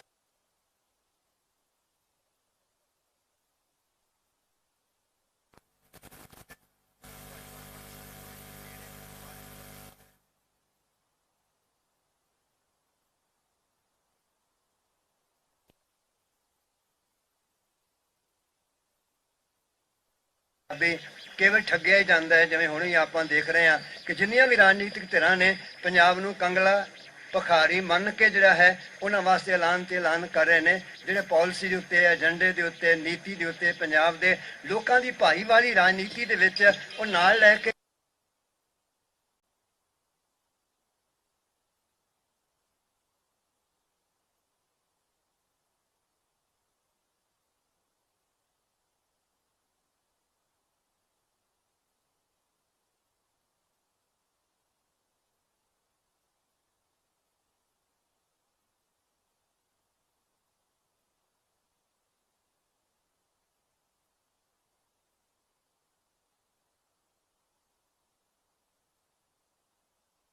ਬਣੇਗਾ, ਇਹ ਜਥਾ ਬਣੇਗਾ, ਇਹ ਵਾਕਿਆ ਹੀ ਪੰਜਾਬ ਦੀ ਹੋਣੀ ਨੂੰ ਠੀਕ ਦਿਸ਼ਾ, ਜਿੱਥੇ ਪੰਜਾਬੀ ਆਪਣੀ ਮਰਜ਼ੀ ਦਾ ਰਾਜ ਪ੍ਰਬੰਧ ਜਿਹੜੇ ਹੈ ਉਹ ਕਰਨ ਦੀ ਸਮਰੱਥਾ ਨਾਲ ਮਾਣ ਮਹਿਸੂਸ ਕਰਨਗੇ। ਇਸ ਲਈ ਇਹ ਹਰ ਖੇਤਰ ਨੂੰ ਪ੍ਰਭਾਵਿਤ ਕਰੇਗਾ। ਉੱਥੇ ਵੀ ਸਾਡਾ ਜਿਹੜਾ ਨਜ਼ਰੀਆ ਹੈ ਨਾਲ ਦੇ ਨਾਲ ਇਹ ਸੰਸਥਾ ਸੁਧਾਈ ਦੇ ਲਈ, ਸੁਧਾਰ ਦੇ ਲਈ ਹਰ ਥਾਂ ਤੇ ਆਵਾਜ਼ ਜਿਹੜੀ ਹੈ ਪਹੁੰਚੇਗੀ। ਗਿਆਨੀ ਜੀ ਇੱਕ ਗੱਲ ਇਹ ਚ ਐਡੀਸ਼ਨ ਕਰਦੇ ਹਾਂ ਕਿ ਜਿਹੜੇ ਇਸ ਤਰ੍ਹਾਂ ਦੇ ਸਮਾਜਿਕ ਕੁਝ ਮੁੱਦੇ ਆਉਣਗੇ ਨਾ ਉਹਨਾਂ ਨੂੰ ਅਸੀਂ ਬਾਅਦ ਚ ਸ਼ਾਮਲ ਕਰਾਂਗੇ, ਕਿਉਂਕਿ ਪਹਿਲਾਂ ਇੱਕ ਪੋਲੀਟੀਕਲ ਇਲੈਕਸ਼ਨ ਸਾਹਮਣੇ ਖੜੇ ਨੇ ਔਰ ਪੰਜਾਬ ਨੂੰ ਇੱਕ ਗਵਰਨਮੈਂਟ ਕਿਹੋ ਜਿਹੀ ਮਿਲਣੀ ਚਾਹੀਦੀ ਹੈ।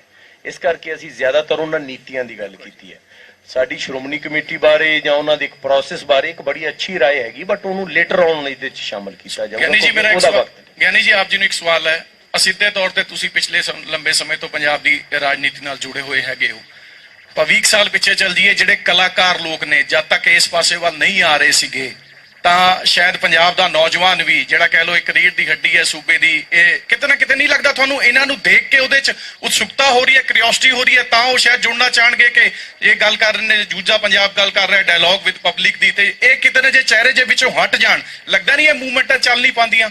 4 ਮਹੀਨੇ ਪਹਿਲਾਂ ਹੀ IFS ਰਿਟਾਇਰਡ ਅਫਸਰ ਨੇ, IFS ਆਪਣਾ KC ਸਿੰਘ, ਉਹਨਾਂ ਨੇ ਸਾਂਝਾ ਸੁਨਹਿਰਾ ਪੰਜਾਬ ਬਣਾਇਆ ਸੀ। ਬਹੁਤ ਵਧੀਆ ਬੁੱਧੀਜੀਵੀ ਸੀ, ਉਹਦੇ ਚ ਚੰਡੀਗੜ੍ਹ ਜੀ PC ਹੋਈ ਸੀਗੀ।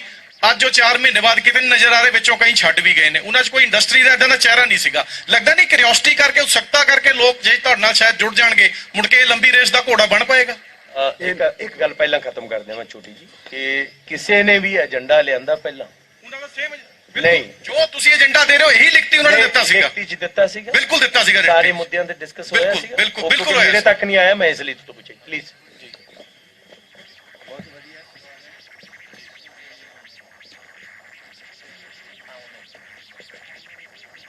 ਦੇਖੋ, ਪੰਜਾਬ ਦਾ ਨੌਜਵਾਨ ਤੇ ਸਦਾ ਹੀ ਪੰਜਾਬ ਦੀ ਖਿਦਮਤ ਕਰਨੀ ਚਾਹੁੰਦਾ ਹੈ। ਪੰਜਾਬ ਦੇ ਰਾਜਨੀਤਿਕ ਲੋਕਾਂ ਨੇ ਨੌਜਵਾਨ ਨੂੰ ਕੇਵਲ ਜਿੰਦਾਬਾਦ ਮੁਰਦਾਬਾਦ ਵਾਲੇ ਪਾਸੇ ਲਾ ਰੱਖਿਆ। ਇਸ ਕਰਕੇ ਨੌਜਵਾਨ ਦਾ ਰਾਜਨੀਤੀ ਤੋਂ ਮੋਹ ਭੰਗ ਹੋਇਆ ਸੀ। ਇਹ ਕਿਸਾਨ ਅੰਦੋਲਨ ਨੇ ਦੁਬਾਰਾ ਨੌਜਵਾਨ ਦੇ ਅੰਦਰ ਪੰਜਾਬ ਪ੍ਰਤੀ ਸੋਚਣ ਦੀ ਇੱਕ ਹਿੰਮਤ, ਇੱਕ ਹੌਸਲਾ ਪੈਦਾ ਕੀਤਾ ਹੈ। ਇਹ ਜਿਹੜੇ ਮੇਰੇ ਵੀਰ ਬੱਚੇ ਮੇਰੇ ਨਾਲ ਬੈਠੇ ਨੇ, ਇਹਨਾਂ ਨੂੰ ਅਸੀਂ ਇਸ ਲਈ ਦਾਦ ਦੇਣੀ ਚਾਹੁੰਦੇ ਹਾਂ ਕਿ ਇਹਨਾਂ ਨੇ ਪੰਜਾਬ ਮੁਖੀ ਹੋ ਕੇ, ਪੰਜਾਬ ਦੇ ਸੱਭਿਆਚਾਰ ਮੁਖੀ ਹੋ ਕੇ, ਪੰਜਾਬ ਦੀ ਆਵਾਜ਼ ਬਣ ਕੇ ਆਪਣੀਆਂ ਸੇਵਾਵਾਂ ਦਿੱਤੀਆਂ ਨੇ। ਤੇ ਜਿਹੜਾ ਨੌਜਵਾਨ ਇਹ ਚਾਹੁੰਦਾ ਸੀ ਕਿ ਮੇਰੀ ਕੋਈ ਗੱਲ ਠੀਕ ਤਰ੍ਹਾਂ ਕਰੇ ਤੇ ਮੈਂ ਉਹਦੇ ਨਾਲ ਤੁਰਨਾ ਪਸੰਦ ਕਰਦਾ ਹਾਂ, ਇਸੇ ਲਈ ਇੱਕ ਸਾਂਝੇ ਤੌਰ ਤੇ ਇਹਨਾਂ ਸਾਰਿਆਂ ਨੂੰ ਕਲਾਵੇ ਵਿੱਚ ਲੈ ਲਿਆ, ਤਾਂ ਕਿ ਨੌਜਵਾਨ ਜਿਹੜਾ ਕਦੇ ਗਲਤ ਗਾਇਕੀ ਦੇ ਕਰਕੇ, ਗੈਰ ਸੱਭਿਆਚਾਰਕ ਬੋਲਾਂ ਕਰਕੇ ਗੁੰਮਰਾਹ ਵੀ ਹੋ ਰਿਹਾ ਸੀ, ਉਹਨੂੰ ਠੀਕ ਦਿਸ਼ਾ ਦਿੱਤੀ ਜਾ ਸਕੇ। ਸੋ ਇਹਨਾਂ ਵੀਰਾਂ ਨੇ, ਇਹਨਾਂ ਬੱਚਿਆਂ ਨੇ ਪੰਜਾਬ ਦੇ ਨੌਜਵਾਨ ਦੀ ਨਬਜ਼ ਨੂੰ ਵੀ ਪਛਾਣਿਆ, ਪੰਜਾਬ ਦੇ ਹਰ ਵਰਗ ਦੇ ਨਬਜ਼ ਨੂੰ ਵੀ ਪਛਾਣਿਆ ਤੇ ਆਪਣੀ ਭੂਮਿਕਾ ਨੂੰ ਨਿਭਾਇਆ ਹੈ। ਤੇ ਪਹਿਲੇ ਅਗਲੀ ਰਹੀ ਗੱਲ, ਇਹ ਜਿਹੜੇ ਕਾਫਲਾ ਚੱਲਿਆ ਹੈ ਜੂਝਦਾ ਪੰਜਾਬ ਜਿਹੜਾ ਹੈ, ਇਹ ਵਕਤੀ ਇਹਨਾਂ ਦਾ ਕਦਮ ਨਹੀਂ ਹੈ। ਅਸੀਂ ਉਸ ਕਦਮ ਨੂੰ ਲੈ ਕੇ ਚੱਲ ਰਹੇ ਹਾਂ ਕਿ ਪਾਸ਼ੇ ਪਾਉ ਨਾ ਦੀਜੀਏ, ਆਗੇ ਹੋਏ ਸੋ ਹੋਏ। ਇਹ ਸਾਡੇ ਕੋਲ ਪੈਗਾਮ ਹੈ। ਅਸੀਂ ਪਿਛਾਂ ਨਹੀਂ ਜਾਣਾ, ਅਗਾਹਾਂ ਕੂ ਤਰਾਂਗ, ਪਿਛਾਂ ਫੇਰਨਾ ਮੋਢੜਾ, ਸਿੱਜ ਅਵੇਹਾ ਵਾਰ, ਫਿਰ ਬੌੜ ਨਾ ਹੋਵੀ ਜਨਮੜਾ। ਇਸ ਲਈ ਜ਼ਿੰਦਗੀ ਇੱਕੋ ਵਾਰ ਮਿਲਦੀ ਹੈ, ਵਾਰ-ਵਾਰ ਨਹੀਂ ਮਿਲਦੀ। ਅਸੀਂ ਰਲ ਕੇ ਸਲਾਹਾਂ ਕਰ ਕਰਕੇ ਅੱਜ ਤੁਹਾਡੇ ਸਾਹਮਣੇ ਬੈਠੇ ਹਾਂ। ਗੁਰੂ ਕਰੇਗਾ ਇਹਨਾਂ ਦੇ ਕਦਮ ਪਿੱਛੇ ਨਹੀਂ ਜਾਏਗਾ, ਹਰ ਕਦਮ ਅੱਗੇ ਜਾਏਗਾ ਔਰ ਠੀਕ ਦਿਸ਼ਾ ਵਿੱਚ ਜਾਏਗਾ ਤੇ ਸਾਰੇ ਸੰਸਾਰ ਦੇ ਚੰਗੇ ਬੰਦਿਆਂ ਨੂੰ ਨਾਲ ਲੈ ਕੇ ਕਦਮ ਦਰ ਕਦਮ ਅੱਗੇ ਵੱਧ ਕੇ ਮੰਜ਼ਿਲਾਂ ਛੂਹਣਗੇ। ਇੱਕ ਗੱਲ ਸੀ ਨਾ ਕਿ ਇਹ ਕਹਿੰਦੇ ਨੇ ਕਿ ਫਿਲਮ ਵਾਲਾ ਹੈ, ਇਹਦੇ ਨਾਲ ਜੁੜੀ ਗੱਲ ਇੱਕ ਕਹਿ ਦਿਆਂ। ਇੱਕੋ ਹੀ ਗੱਲ ਮੈਂ ਝੇੜੀ ਪਲੀਜ਼ ਸੌਰੀ ਮੈਂ ਵੇਖਿਆ ਨਹੀਂ ਸੀ। ਮੈਂ ਗਿਆ ਸੀ KC ਸਿੰਘ ਦੀ ਪ੍ਰੈਸ ਕਾਨਫਰੰਸ ਚ, ਤੁਸੀਂ ਦੇਖਿਆ ਹੋਣਾ, ਕੋਈ ਏਜੰਡਾ ਨਹੀਂ ਸੀ। ਮੈਂ ਹੀ ਸਵਾਲ ਕੀਤਾ ਸੀ, ਇੱਕ ਪ੍ਰੈਸ ਨੋਟ ਸੀ, ਮੈਂ ਇਹ ਸਵਾਲ ਕੀਤਾ ਸੀ। ਮੈਂ ਤੁਹਾਨੂੰ ਦੱਸ ਦਿੰਦਾ ਜਿਹੜਾ ਮੈਂ ਸਵਾਲ ਕੀਤਾ, ਜੇ ਤੁਸੀਂ ਸੁਣਿਆ ਹੋਣਾ, ਕਿ ਜਿਹੜੇ ਤੁਸੀਂ ਸਟੇਜ ਤੇ ਬੈਠੇ ਹੋ ਸਾਰੇ ਉਹ ਬੰਦੇ ਹੋ ਬਿਊਰੋਕਰੇਟ ਜਿਹੜੇ ਜਿਨ੍ਹਾਂ ਦੀ ਕਲਮ ਨਾਲ ਪੰਜਾਬ ਦੀ ਤਕਦੀਰ ਦੇ ਫੈਸਲੇ ਹੋਣੇ ਸੀ। ਤੁਹਾਡੇ ਤੇ ਪੰਜਾਬ ਦੇ ਲੋਕ ਯਕੀਨ ਕਿਉਂ ਕਰਨ ਕਿ ਅੱਜ ਤੁਹਾਡੀ ਸਦਬੁੱਧੀ ਆ ਗਈ ਹੈ, ਉਦੋਂ ਤੁਹਾਨੂੰ ਸਦਬੁੱਧੀ ਨਹੀਂ ਸੀ? ਇਹ ਮੇਰਾ ਸਵਾਲ ਸੀ ਉਹਨਾਂ ਦੇ ਸਾਹਮਣੇ ਉਸ ਸਮੇਂ, ਔਰ ਇਸ ਕਰਕੇ ਉਹ ਪ੍ਰੈਸ ਕਾਨਫਰੰਸ ਦੇ ਵਿੱਚ ਇੱਕ ਪ੍ਰੈਸ ਨੋਟ ਤੇ ਹੋਏ ਸੀ। ਉਸ ਪ੍ਰੈਸ ਨੋਟ 'ਚ ਸਭ ਕੁਝ ਸੀਗਾ ਉਹਨਾਂ ਦਾ। ਨਹੀਂ, ਮੈਨੂੰ ਪਤਾ ਪ੍ਰੈਸ ਨੋਟ ਸੀ। ਮੈਂ ਉਹਨਾਂ ਨੂੰ 4 ਹੋਰ ਸਵਾਲ ਕੀਤੇ ਸੀ, ਜੇ ਉਹ ਕਹਾਂ ਤੁਹਾਨੂੰ। ਸਾਨੂੰ ਤਾਂ ਭਰਾਵਾ 13 ਪੇਜਾਂ 'ਚ ਨਹੀਂ ਆ ਪਾਇਆ ਹਜੇ, ਅਸੀਂ ਕਹਿ ਰਹੇ 400 ਪੇਜ ਆ, ਉਹ ਇੱਕ ਪ੍ਰੈਸ ਨੋਟ 'ਚ ਤਾਂ ਕਮਾਲ ਹੀ ਕਰ ਗਏ ਫਿਰ ਤਾਂ। ਚਲੋ ਖੈਰ ਅੱਛੀ ਗੱਲ ਹੈ। ਇੱਕੋ ਗੱਲ ਹੈ ਕਿ ਜਿੰਨੇ ਖਿਲਰੇ ਹੋਏ ਵਿਸ਼ੇ ਨੇ ਨਾ, ਇਹ ਕਲਾਕਾਰ ਇਹ ਵਿੱਚ ਨਹੀਂ ਆਊਗਾ ਸਿਰਫ ਗਾਉਣ ਵਾਲੇ ਪਾਸੇ ਰਵੇ, ਆ ਇਧਰਲੇ ਪਾਸੇ ਰਵੇ, ਇਹ ਗਲਤ ਹੋ ਜਾਊਗਾ। ਸਾਨੂੰ ਸਾਰਿਆਂ ਨੂੰ ਇਕੱਠੇ ਹੋਣਾ ਪਊਗਾ। ਕੋਈ ਵੀ ਗੱਲ ਹੋਵੇ, ਕੋਈ ਕਲਾਕਾਰ ਨਹੀਂ ਯਾਰ, ਪਹਿਲਾਂ ਸ਼ਹਿਰੀ ਨਹੀਂ ਇੱਥੋਂ ਦਾ, ਅਸੀਂ ਸਾਰੇ ਇਕੱਠੇ ਹੋਵਾਂਗੇ। ਰਾਜਨੀਤੀ ਸਰਕਾਰ ਸਾਰਿਆਂ ਨੂੰ ਪ੍ਰਭਾਵਿਤ ਕਰਦੀ ਹੈ। ਜੇ ਪੰਜਾਬ ਨਹੀਂ ਬਚਿਆ ਤਾਂ ਬੱਬੂ ਕਿੱਥੇ ਗਾਊਗਾ, ਕਿੱਥੇ ਲਿਖੂਗਾ, ਮੈਂ ਕਿੱਥੇ ਫਿਲਮ ਬਣਾਊਂਗਾ, ਕਿੱਥੇ ਐਗਰੀਕਲਚਰ ਹੋਊ, ਕਿੱਥੇ ਕੁਛ ਹੋਊ। ਪੰਜਾਬ ਦਾ ਬਚਣ ਲਈ ਸਾਰਿਆਂ ਨੂੰ ਇਕੱਠੇ ਹੋਣਾ ਪਊਗਾ, ਇਸ ਲਈ ਇਕੱਠੇ ਹੋਏ ਆ। ਦੀਪਤੀ ਜੀ ਕੁਝ ਕਹਿਣਾ ਚਾਹ ਰਹੇ, ਡਾਕਟਰ ਦੀਪਤੀ ਜੀ ਪਲੀਜ਼। ਹੈਲੋ, ਅੱਜ ਤੁਸੀਂ ਨੌਜਵਾਨਾਂ ਦਾ ਸਵਾਲ ਕੀਤਾ ਹੈ ਨਾ, ਵੀ ਨੌਜਵਾਨ ਮਤਲਬ ਕਿ ਇਹ ਹੁਣ ਬੈਠੇ ਨੇ, ਜੁੜ ਰਹੇ ਨੇ ਇਹਨਾਂ ਕਰਕੇ ਵੀ, ਚਾਹੇ ਕਲਾਕਾਰ ਨੇ ਜਾਂ ਗਾਇਕ ਨੇ।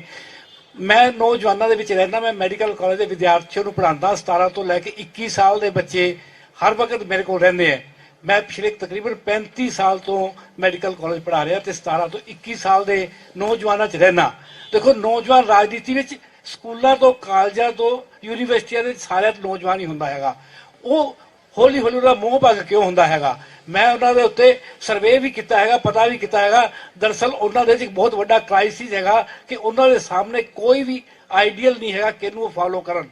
ਮਾਂ ਪਿਓ ਆਈਡੀਅਲ ਨਹੀਂ ਹੈਗੇ, ਅਧਿਆਪਕ ਆਈਡੀਅਲ ਨਹੀਂ ਹੈਗੇ, ਆ ਜਿਹੜੇ ਮਤਲਬ ਕਿ ਰਾਜਨੀਤੀ ਵਾਲੇ ਨੇ ਉਹ ਆਈਡੀਅਲ ਨਹੀਂ ਹੈਗੇ। ਇੱਥੋਂ ਤੱਕ ਕਿ ਗੁਰਦੁਆਰਿਆਂ ਦੇ ਵਿੱਚ ਬੈਠੇ ਹੋਏ ਜਿਹੜੇ ਲੋਕ ਨੇ, ਸੰਤ ਮਹਾਤਮਾ ਬੈਠੇ ਨੇ, ਚਾਹੇ ਜੋ ਵੀ ਗੁਰੂ ਮਤਲਬ ਆਪਾਂ ਜਿਹਨੂੰ ਕਹਿੰਦੇ ਹੈਗੇ ਗੁਰਦੁਆਰਿਆਂ ਦੇ ਗੁਰੂ ਹੈ ਨਾ, ਉਹ ਵੀ ਆਈਡੀਅਲ ਨਹੀਂ ਹੈਗੇ। ਉਹਨਾਂ ਨੂੰ ਫਿਰ ਆਈਡੀਅਲ ਕੌਣ ਨਜ਼ਰ ਆਉਂਦਾ ਹੈ? ਮੈਂ ਉਹਨੂੰ ਪੁੱਛਿਆ ਵੀ ਤੁਸੀਂ ਦੱਸੋ ਤੁਹਾਡਾ ਆਈਡੀਅਲ ਕੌਣ ਹੈ? ਉਹਨਾਂ ਦਾ ਆਈਡੀਅਲ ਸਚਿਨ ਤੰਦੂਲਕਰ ਹੈ। ਉਹਨਾਂ ਦਾ ਆਈਡੀਅਲ ਜਿਹੜਾ ਹੈਗਾ ਉਹ ਇਸ ਤਰ੍ਹਾਂ ਦੇ ਗਾਇਕ ਨੇ। ਫਿਰ ਉਹਨਾਂ ਦੇ ਚੋਂ ਕੀ ਦੇਖਦੇ ਨੇ? ਜੇ ਉਹ ਚੀਜ਼ ਦੇਖਦੇ ਨੇ, ਉਹ ਉਹਨਾਂ ਨੂੰ ਆਮ ਦੁਨੀਆ ਦੇ ਵਿੱਚ ਨਜ਼ਰ ਨਹੀਂ ਆਉਂਦੀ। ਜੇ ਅੱਜ ਇਹਨਾਂ ਨੇ, ਬੱਬੂ ਮਾਨ ਹੋਰਾਂ ਨੇ ਜਾਂ ਗੁਲਬਨਾਗ ਨੇ ਉੱਥੇ ਜਾ ਕੇ ਅੰਦੋਲਨ ਦੇ ਵਿੱਚ ਜਾ ਕੇ ਆਪਣੀ ਜਿਹੜੀ ਗਾਣਿਆਂ ਦੀ ਨੁਹਾਰ ਬਦਲੀ ਹੈ, ਉਹ ਗਾਣੇ ਨੌਜਵਾਨਾਂ ਦੇ ਗਾਏ ਨੇ। ਤਾਂ ਆਪਾਂ ਨੂੰ ਇਹ ਦੇਖਣਾ ਚਾਹੀਦਾ ਕਿ ਨੌਜਵਾਨ ਚਾਹੁੰਦੇ ਕੀ ਨੇ, ਉਹ ਕਿਸ ਚੀਜ਼ ਦੇ ਮਗਰ ਲੱਗਣਾ ਚਾਹੁੰਦੇ ਨੇ। ਇੱਕ ਉਮਰ ਹੈਗੀ ਹੈ ਜਿਹੜੀ ਮੈਂ ਤੁਹਾਨੂੰ ਦੱਸ ਰਿਹਾ ਵੀ ਇਸ ਉਮਰ ਦੇ ਵਿੱਚ ਨੌਜਵਾਨ ਨੱਚਣਾ ਚਾਹੁੰਦਾ ਹੈ।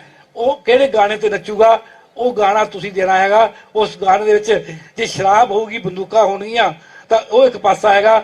ਜੇ ਤੁਸੀਂ ਉਹਨੂੰ ਉਹਦੇ ਵਿੱਚ ਟਰੈਕਟਰ ਦਿਓਗੇ, ਉਹਦੇ ਟਰਾਲੀ ਦਿਓਗੇ, ਉਹਦੇ ਚ ਅਨਾਜ ਦਿਓਗੇ, ਉਹਦੇ ਚ ਰੰਗਲਾ ਪੰਜਾਬ ਦਿਓਗੇ, ਜੂਸ ਦਾ ਪੰਜਾਬ ਦਿਓਗੇ, ਤਾਂ ਉਹ ਨੌਜਵਾਨ ਉਧਰ ਵੀ ਜਾ ਸਕਦੇ हैं। ਟਰੈਕਟਰ ਟਰਾਲੀ ਦਾ ਜੀ ਸਿੱਧੂ ਮੂਸੇਵਾਲੇ ਦੇ ਗਾਣੇ ਜ਼ਿਆਦਾ ਨਜ਼ਰ ਆਉਂਦਾ। ਜੋ ਕਿਸੇ ਵਿੱਚ ਵੀ ਨਜ਼ਰ ਆਉਣ, ਮੈਂ ਗੱਲ ਕਰ ਰਿਹਾ ਉਹਨਾਂ ਨੂੰ ਜੋ ਚਾਹੀਦਾ ਹੈਗਾ। ਮੈਂ ਉਹਦੀ ਮਨੋਵਿਗਿਆਨ ਦੀ ਗੱਲ ਕਰ ਰਿਹਾ। ਜਿਨ੍ਹਾਂ ਨੌਜਵਾਨਾਂ ਨੂੰ ਮੈਂ ਉੱਥੇ ਦੇਖਿਆ ਹੈਗਾ, ਜਿਹੜੇ ਮੈਡੀਕਲ ਕਾਲਜ ਵਿੱਚ ਪੜ੍ਹਨ ਆਉਂਦੇ ਹੈਗੇ ਨੇ, ਉਹ ਸੇਵਾ ਵੀ ਕਰਦੇ ਨੇ, ਅੱਗੇ ਵੀ ਜਾਂਦੇ ਨੇ, ਸਾਰਾ ਕੁਝ ਬਹੁਤ ਮਿਹਨਤੀ ਨੌਜਵਾਨ ਵਰਗ ਦੇ ਵਿੱਚ। ਮੈਂ ਕਹਿੰਦਾ ਕਿ ਤੁਸੀਂ ਉਸ ਤੇ ਵਿਸ਼ਵਾਸ ਕਰਕੇ ਦੇਖੋ। ਸਾਨੂੰ ਦੱਸੋ ਉਸ ਤੇ ਵਿਸ਼ਵਾਸ ਨਹੀਂ ਹੈਗਾ। ਅਸੀਂ ਉਹਨੂੰ ਤੋੜਿਆ ਹੈਗਾ ਆਪਣੇ ਨਾਲ, ਅਸੀਂ ਉਹਨੂੰ ਜੋੜਿਆ ਨਹੀਂ ਹੈਗਾ। ਇਸ ਪੱਖ ਦੇ ਮਤਲਬ ਕਿ ਸਾਨੂੰ ਜਿਹੜਾ ਵੀ ਜੋੜੂਗਾ ਨੌਜਵਾਨਾਂ ਦੇ ਮਗਰ ਲੱਗੂਗਾ। ਤੇ ਅਸੀਂ ਜੋੜਨਾ ਕਿਸ ਢੰਗ ਨਾਲ, ਇਹ ਗੱਲ ਸਮਝਣ ਦੀ ਲੋੜ ਹੈਗੀ ਹੈ। ਮੇਰਾ ਸਵਾਲ ਮੰਚ ਤੇ ਬੈਠੇ ਇੱਧਰ ਆ ਲੈ। ਮੇਰਾ ਸਵਾਲ, ਇੱਕ ਮੇਰੀ ਬੇਨਤੀ ਹੈ, ਜਿਸ ਪੱਧਰ ਦੇ ਮਹਾਨ ਲੋਕ ਬੈਠੇ ਹੈ, ਕਮ ਸੇ ਕਮ ਸਵਾਲ ਦਾ ਪੱਧਰ ਉਸ ਤਰ੍ਹਾਂ ਦਾ ਰੱਖਿਆ ਜਾਵੇ। ਇਹ ਮੇਰੀ ਦੋਵੇਂ ਹੱਥ ਜੋੜ ਕੇ ਬੇਨਤੀ ਹੈ। ਸਵਾਲ ਇਸ ਕਰਕੇ ਨਾ ਕਰੋ ਕਿ ਤੁਸੀਂ ਉਹਦੇ ਚ ਕੋਈ ਤਮਾਸ਼ਾ ਚਾਹੁੰਦੇ ਹੋ ਜਾਂ ਕੁਝ, ਹਨਾ। ਤੁਸੀਂ ਸਿਆਣੇ ਹੋ, ਸਵਾਲ ਕਰਕੇ ਤੁਸੀਂ ਆਪਣੇ ਆਪ ਚ ਹੱਸੋਗੇ ਤਾਂ ਗਲਤ ਲੱਗੋਗੇ, ਹਨਾ। ਭਾਵ ਰਣਜੀਤ ਜੀ ਸਿਰਫ ਇਹ ਸੀ ਕਿ ਜੇ ਸਰ ਟਰੈਕਟਰ ਟਰਾਲੀ ਕਿਸੇ ਨੇ ਘਰੇ ਨਹੀਂ ਬਣਾਈ। ਟਰੈਕਟਰ ਟਰਾਲੀ ਤਾਂ ਕਦੋਂ ਦੀ ਚੱਲਦੀ ਆ, ਤੁਹਾਡੇ ਜੰਮਣ ਤੋਂ ਪਹਿਲਾਂ ਦੀ ਚੱਲਦੀ ਹੈ। ਸਰਦਾਰ ਜੀ ਨੌਜਵਾਨਾਂ ਦੇ ਨਾਲ ਵੀ ਜੁੜ ਰਹੇ ਨੇ ਸਰ। ਨੌਜਵਾਨ ਤਾਂ ਤੁਸੀਂ ਨੌਜਵਾਨਾਂ ਨੂੰ ਤੁਸੀਂ ਉਸ ਚੀਜ਼ ਨੂੰ ਵਿੱਚ ਇਨਵੋਲਵ ਕਰ ਦੋਗੇ ਕਿਸੇ ਵੀ ਚੀਜ਼ ਨੂੰ। ਤੇ ਇਹ ਮੈਂ ਛੋਟਾ ਜਿਹਾ ਤੁਹਾਨੂੰ ਛੋਟੀ ਜਿਹੀ ਗੱਲ, ਇਹ ਜਦੋਂ ਅੰਦੋਲਨ ਚੱਲਿਆ ਨਾ, ਜਦੋਂ ਦੁਨੀਆ ਬਦਲਦੀ ਹੈ, ਤਾਂ ਸਾਰੇ ਜਵਾਨ ਹੀ ਸੀ। ਜਦੋਂ ਪਹਿਲਾਂ ਰੋਕਾਂ ਤੋੜ ਕੇ ਗਏ ਆ, ਉੱਥੇ ਤਾਂ ਕੋਈ ਗੀਤ ਵੀ ਨਹੀਂ ਸੀ ਚੱਲਦਾ। ਉਹ ਕਿਉਂ?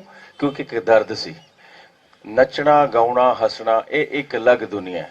ਪਰ ਜਦੋਂ ਆਪਾਂ ਕਿਸੇ ਮੁੱਦੇ ਤੇ ਤੁਰਦੇ ਆ, ਜਦੋਂ ਆਪਣੀ ਹੋਂਦ ਨੂੰ ਖਤਰਾ ਹੋ ਜਾਂਦਾ ਹੈ, ਜਦੋਂ ਸਾਡੀ ਖੇਤੀਬਾੜੀ ਨੂੰ ਕੋਈ ਨੱਥ ਪਾ ਲੈਂਦਾ, ਫਿਰ ਅਸੀਂ ਉਸ ਤਰੀਕੇ ਨਾਲ ਤੁਰਦੇ ਹਾਂ। ਤਾਂ ਜਿਹੜਾ ਪਹਿਲਾ ਹੱਲਾ ਸੀ, ਇਹ ਨੌਜਵਾਨ ਹੀ ਦਿੱਲੀ ਮਾਰ ਕੇ ਲੈ ਗਏ। ਪਹਿਲੀਆਂ ਟਰਾਲੀਆਂ ਸਾਡੇ ਪਿੰਡਾਂ ਦੀਆਂ 5 ਟਰਾਲੀਆਂ ਗਈਆਂ ਸੀ। ਉਦੋਂ ਤਾਂ ਸਾਡੇ ਜਿਹੜੇ ਯੂਨੀਅਨ ਵਾਲੇ ਬੰਦੇ ਵੀ ਨਹੀਂ ਸੀ ਪਹੁੰਚੇ। 42-45 ਘੰਟੇ ਉਹ ਭੁੱਖੇ ਹੀ ਬੈਠੇ ਰਹੇ ਮੁੰਡੇ। ਉਹ ਜੋਸ਼ ਉਹਨਾਂ ਦਾ ਸੀ। ਉਸ ਤੋਂ ਬਾਅਦ ਲੋਕ ਜੁੜੇ, ਉਸ ਤੋਂ ਬਾਅਦ ਬਜ਼ੁਰਗ ਪਹੁੰਚੇ, ਉਸ ਤੋਂ ਬਾਅਦ ਫਿਰ ਬਜ਼ੁਰਗਾਂ ਨੇ ਵਾਗਡੋਰ ਸੰਭਾਲੀ। ਅੱਜ ਦੇਖ ਲਓ ਕਿੱਥੇ ਪਹੁੰਚ ਗਏ। ਹਰ ਸਵਾਲ ਚੋਂ ਸਵਾਦ ਨਾ ਲੱਭੀਏ, ਆਪਾਂ ਜਿਸ ਕੰਮ ਲਈ ਇਕੱਠੇ ਹੋਏ ਆ। ਸਵਾਦ ਵਾਲੀਆਂ ਗੱਲਾਂ ਕਰ ਲਾਂਗੇ ਬਾਅਦ ਚ ਜਦੋਂ ਆਪਾਂ ਕਿਤੇ ਮੇਲੇ ਤੇ ਹੋਵਾਂਗੇ। ਸੋ ਅੱਜ ਇਹ ਕਿਉਂਕਿ ਇਹ ਬੜੇ ਔਖੇ ਇਕੱਠੇ ਕਰੇ ਆ, ਇਹ ਬੁੱਧੀਜੀਵ, ਇਹਨਾਂ ਦਾ ਇੱਕ ਆਪਣੀ ਮੜਕ ਹੈ। ਇਹਨਾਂ ਨੂੰ ਇੱਥੇ ਲਿਆਉਣਾ ਵੀ ਮੰਨ ਲਓ ਸਾਡੀ ਪ੍ਰਾਪਤੀ ਹੈ। ਇਹ ਵਿਦਵਾਨ ਲੋਕ ਹੈ। ਮੈਂ ਤਾਂ ਆਪਣੇ ਆਪ ਨੂੰ ਮੈਂ ਤਾਂ ਫਖਰ ਮਹਿਸੂਸ ਕਰਦਾ ਕਿ ਇਹਨਾਂ ਨੇ ਸਾਨੂੰ ਬਿਠਾਇਆ। ਸਾਡੀ ਏਡੀ ਮੈਂ ਤਾਂ ਪਰਸਨਲੀ ਕਹਾਂਗਾ ਮੇਰੀ ਤਾਂ ਔਕਾਤ ਵੀ ਨਹੀਂ ਕਿ ਏਡੇ ਬਜ਼ੁਰਗ ਜਿਹੜੇ ਸਾਡੇ ਧਾਰਮਿਕ ਪੱਧਰ ਤੇ ਏਡੇ ਵੱਡੇ ਸਾਡੇ ਜਿਹੜੇ ਵਿਦਵਾਨ ਆ ਸਾਡੇ ਚ ਬੈਠੇ ਆ। ਸੋ ਬੇਨਤੀ ਹੈ ਕਿ ਆਪਾਂ ਪੰਜਾਬ ਦੀਆਂ ਗੱਲਾਂ ਕਰੀਏ ਤੇ ਇਹਨਾਂ ਮੁੱਦਿਆਂ ਦੀ ਗੱਲ ਕਰੀਏ, ਪਰਸਨਲ ਗੱਲਾਂ ਆਪਾਂ ਕਰਦੇ ਰਹਾਂਗੇ। ਤੁਸੀਂ ਪੁੱਛਣਾ ਨਾ ਤਾਂ ਐਗਰੀਕਲਚਰ ਪਾਲਿਸੀ ਦਾ ਪੁੱਛੋ। ਅਸੀਂ ਲਿਖਿਆ ਇਹਦੇ ਵਿੱਚ ਕਿ ਜਿਹੜਾ ਪੱਧਰ ਡਿੱਗ ਪਿਆ ਨਾ ਗਾਉਣ ਦਾ, ਕਿਹੜਾ ਗਾਉਣ ਦਾ ਪੱਧਰ ਡਿੱਗਿਆ ਹੋਇਆ, ਉਹਨੂੰ ਬੈਨ ਕਰਨਾ is not a solution.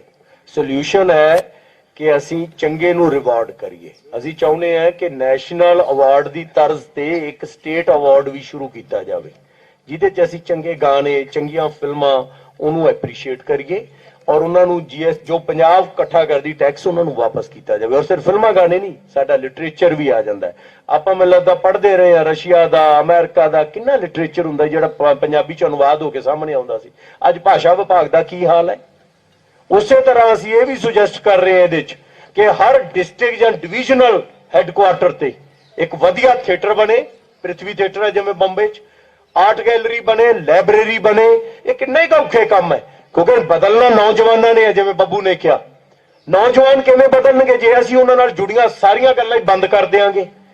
Ki election ਹੋ ਰਹੇ ਆ ਯੂਨੀਵਰਸਿਟੀਆਂ 'ਚ ਕਿਉਂ ਨਹੀਂ ਹੋ ਰਹੇ, ਕਾਲਜਾਂ 'ਚ ਕਿਉਂ ਨਹੀਂ ਹੋ ਰਹੇ? ਉਹਦੇ ਨਾਲ ਲੀਡਰ ਪੈਦਾ ਹੋਣੇ ਸੀ। ਅੱਜ ਲੀਡਰੀ ਦਾ ਖਲਾ ਕਿਉਂ ਆਇਆ? ਸੋ ਪਲੀਜ਼ ਤੁਸੀਂ ਪੜ੍ਹੋ ਏਜੰਡਾ ਵੀ, ਇਹਦੇ ਚੋਂ ਕੱਢੋ ਜੋ ਕੱਢਣਾ ਚਾਹੁੰਦੇ। ਪਲੀਜ਼ ਤੁਸੀਂ। ਹਾਂਜੀ, ਮੇਰਾ ਸਵਾਲ ਸਾਰਿਆਂ ਨੂੰ ਹੈ।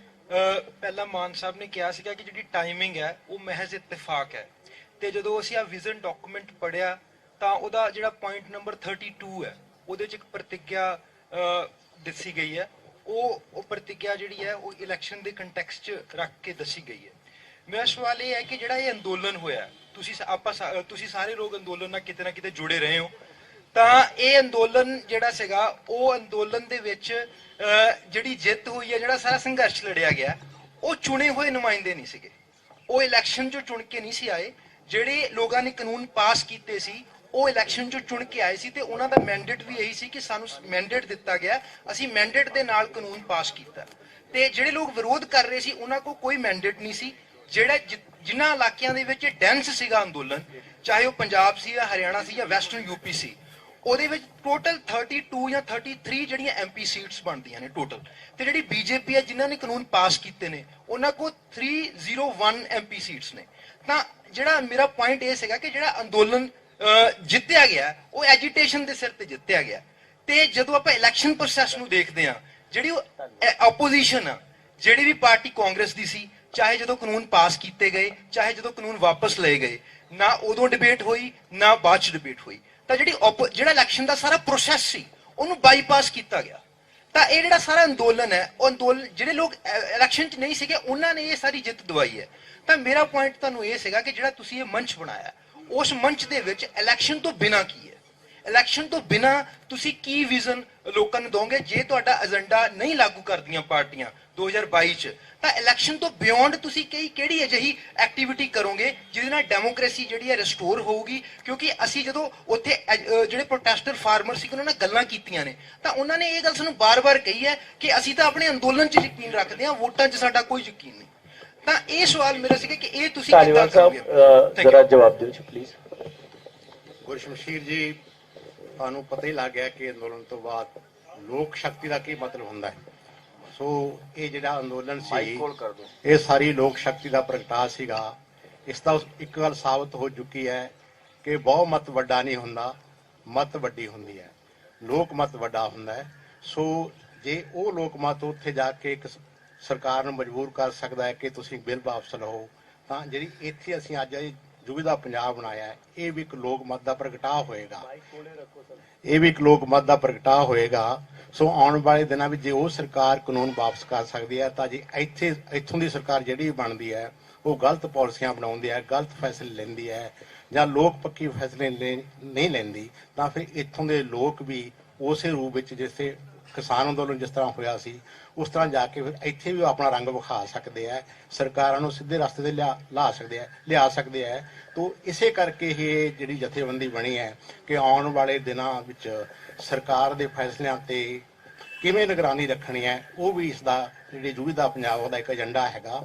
ਜੇ ਕੋਈ ਬੰਦਾ ਸਿੱਧੇ ਰਸਤੇ ਨਹੀਂ ਆਉਂਦਾ ਤਾਂ ਫਿਰ ਉਹਦਾ ਵਿਰੋਧ ਕਿਵੇਂ ਕਰਨਾ ਹੈ, ਉਹਨੂੰ ਲੋਕ ਕਚਹਿਰੀ ਵਿੱਚ ਕਿਵੇਂ ਖੜਾ ਕਰਨਾ ਹੈ, ਉਹਨੂੰ ਲੋਕ ਕਚਹਿਰੀ ਜਵਾਬਦੇਹ ਕਿਵੇਂ ਬਣਾਉਣਾ ਹੈ, ਉਹਨੂੰ ਮਜਬੂਰ ਕਿਵੇਂ ਕਰਨਾ ਹੈ।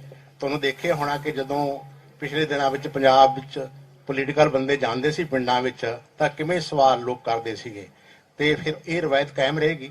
ਲੋਕ ਸਵਾਲ ਕਰਨਗੇ ਕਿ ਜੇ ਤੁਸੀਂ ਵਾਅਦਾ ਕਰਕੇ ਗਏ ਸੀ ਪੂਰਾ ਕਿਉਂ ਨਹੀਂ ਕੀਤਾ, ਜਾਂ ਫਿਰ ਇੰਨੀ ਦੇਰ ਕਿਉਂ ਲਾਤੀ ਪੂਰਾ ਕਰਨ ਵਿੱਚ। ਸੋ ਲੋਕ ਸ਼ਕਤੀ ਜਿਹੜੀ ਸਭ ਤੋਂ ਵੱਡੀ ਸ਼ਕਤੀ ਹੁੰਦੀ ਹੈ ਤੇ ਉਹਦਾ ਪ੍ਰਗਟਾ ਇਹ ਜੂਝਦਾ ਪੰਜਾਬ ਸਮੇਂ ਸਿਰ ਕਰਦਾ ਰਹੇਗਾ। ਮੇਰਾ ਸਵਾਲ ਆ ਇਹਦੇ ਚ ਇੱਕ ਐਡੀਸ਼ਨ ਥੋੜੀ ਜਿਹੀ ਐਡੀਸ਼ਨ ਕਰਨੀ ਹੈ ਮੈਂ ਇਹਦੇ ਚ ਹੀ। ਡੈਮੋਕ੍ਰੇਸੀ ਦੇ ਦੋਨੋਂ ਐਸਪੈਕਟ ਨੇ ਤੇ ਦੋਨਾਂ ਦੀ ਬਰਾਬਰ ਦੀ ਭੂਮਿਕਾ ਹੈ, ਕਿਸੇ ਇੱਕ ਐਸਪੈਕਟ ਨੂੰ ਅਸੀਂ ਛੋਟਾ ਨਹੀਂ ਕਰ ਸਕਦੇ। ਔਰ ਇਸੇ ਕਰਕੇ ਇਸ ਏਜੰਡੇ ਦਾ ਜਿਹੜਾ ਫਸਟ ਤੁਸੀਂ ਦੇਖਦੇ ਹੋ ਉਹ ਫੈਡਰਲਿਜ਼ਮ ਦਾ ਕੁਐਸਚਨ ਹੈ। ਸੈਂਟਰਲਾਈਜੇਸ਼ਨ ਆਫ ਪਾਵਰ ਕਰਕੇ ਜਿਹੜੇ ਕਬਾਇਲੀ ਨੇ, ਦਲਿਤ ਨੇ, ਮਿਨੋਰਟੀਜ਼ ਨੇ, ਬੜੇ ਲੰਮੇ ਸਮੇਂ ਤੋਂ ਹੀ ਉਹਨਾਂ ਦੀ ਨੁਮਾਇੰਦਗੀ ਉਸ ਪੱਧਰ ਤੇ ਨਹੀਂ ਹੁੰਦੀ, ਜਿਹਦੇ ਕਰਕੇ ਕਾਨੂੰਨ ਤੇ ਪਾਲਿਸੀ ਉਹਦੇ ਪੱਧਰ ਤੇ ਨਹੀਂ ਬਣਦੀ।